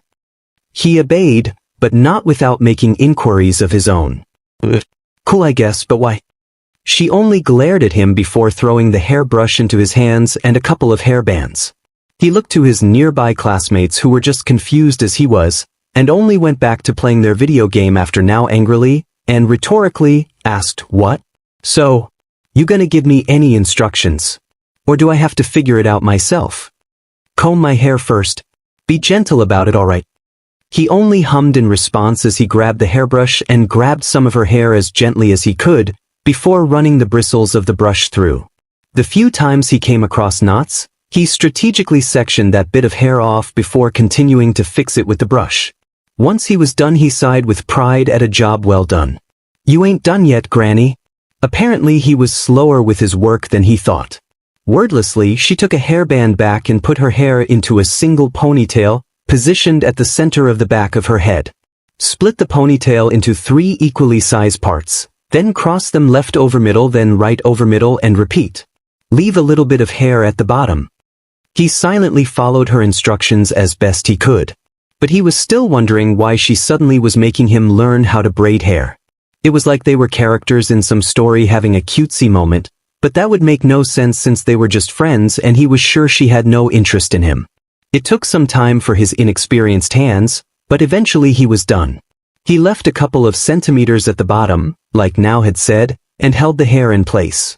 Alright, I'm done. Now use the other tie to tie my hair. Make sure it isn't loose. And he did exactly that. Once he was done, he took a look around the room and saw that it was just him and now in there, though he had a sneaking suspicion they were being spied on. Not that it mattered, they weren't doing anything weird anyways. You did an alright job. Now take me back to my dorm. What? All that then you just go back to your dorm? Couldn't you have done that by yourself, like, 10 times faster? Or gotten one of your other friends to do it? And she glared at him again. But it wasn't an angry glare, or at least it didn't seem like one. Shut up. Just take me back already. Before he could say anything, she was invisible for but a moment before he felt a weight on his back.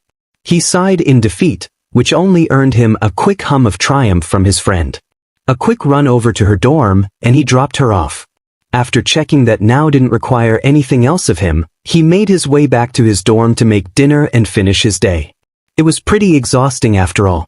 Elsewhere, in a dimly lit pub with an unknown location, a young man sat at a bar reading that day's newspaper. The paper talked about All Might, who apparently was to teach at UA the coming year. He smirked behind his mask. You see this? He's a teacher now. He looked behind him to his new tool. The black-skinned beast stood motionless, silent, awaiting its orders. I wonder what would happen. Villains killed the symbol of peace. A television screen at one end of the room came to life, with audio only on the screen. A menacing voice came from the speakers on either side of the screen. Now Tamura, don't be hasty. We still need information. Resources. I have already got all your financial needs handled, but as my student you must still learn and grow. Get the necessary information and the manpower, then we can act upon your goal. The young man huffed in frustration, before he smiled in glee. Knowing the man on the other side of the screen was expecting an answer, he replied. Yes, Sensei. I will not disappoint you. Tamura had already contacted a black market supplier for a rather special item to aid him in his quest to kill the symbol of peace. Deep, deep darkness surrounded him. He looked around for the familiar sight of his quirk, and one for all. He only needed to do a 180-degree turn to find the sources of power. Like normal, he reached out to one for all, and the source eagerly sent tendrils of power crackling towards him. It filled him with the familiar feeling of strength, and the voices too. He still couldn't make out any of their words, except for the odd not yet and soon, whatever that meant. But his speed force continued to sit, doing nothing unless one for all overreached. The giant cube of energy lay dormant, unused, even after the several months since his discovery of the power source. He pressed his hand into it, and unsurprisingly his hand sunk into it, though this time it was more than the usual little. It went as far as his elbow, and it started to feel like it was skinning him in. Panicking, he pulled with all his might, avoiding bracing himself with the power in case it pulled his other arm in two. Eventually he was free, and lay breathing on the floor of his mindscape, somehow exhausted from the endeavor that was escaping his own quirk. He looked over from where he was lying, and stared at the sources of power in unison, an idea coming to mind. Maybe I could try using both of them before he could finish the thought though, he woke up. His eyes shot open, and he immediately felt like he was forgetting something. He simply brushed it off to the usual fact that he can almost never remember his dreams. If it was really important then he would probably have remembered, though he had an inkling of the feeling that his dream was important in some way. Again, it didn't matter. He got out of bed and got dressed and ready for his morning run. After making his way downstairs, he was pleasantly surprised to see Ida, standing there looking like he was waiting. The blue-haired boy looked to the stairs just as Izuku got to the bottom. Midoriya. I was wondering if you were okay with running with me today. You always finish before I can even start, so I made sure to get here early enough to talk to you. I understand if you would rather exercise yourself to the fullest rather than run with someone many times slower than yourself. I'm gonna stop you right there. Izuku held up a hand as he spoke for emphasis. I don't mind running with you, but you're going to have to set the pace all right. I don't want you to hurt yourself or anything trying to keep up. The other boy smiled. Indeed. Let us get going then. And after Izuku got his shoes on, they were out the door and running at a pretty casual and slow, in Izuku's opinion, pace. They ran quite a bit farther than what Izuku had been the past few days, though it still wasn't a problem for either of them. Apparently Ida ran to the school gates and back, then if he felt like he had the energy, he did a lap of the dormitory building as fast as he could without his quirk. An interesting route which Izuku felt like he would adopt and adapt for himself. Though when they got to the gate, there was a lot of noise coming from the other side, as if there was a crowd of people trying to get in. Izuku mused that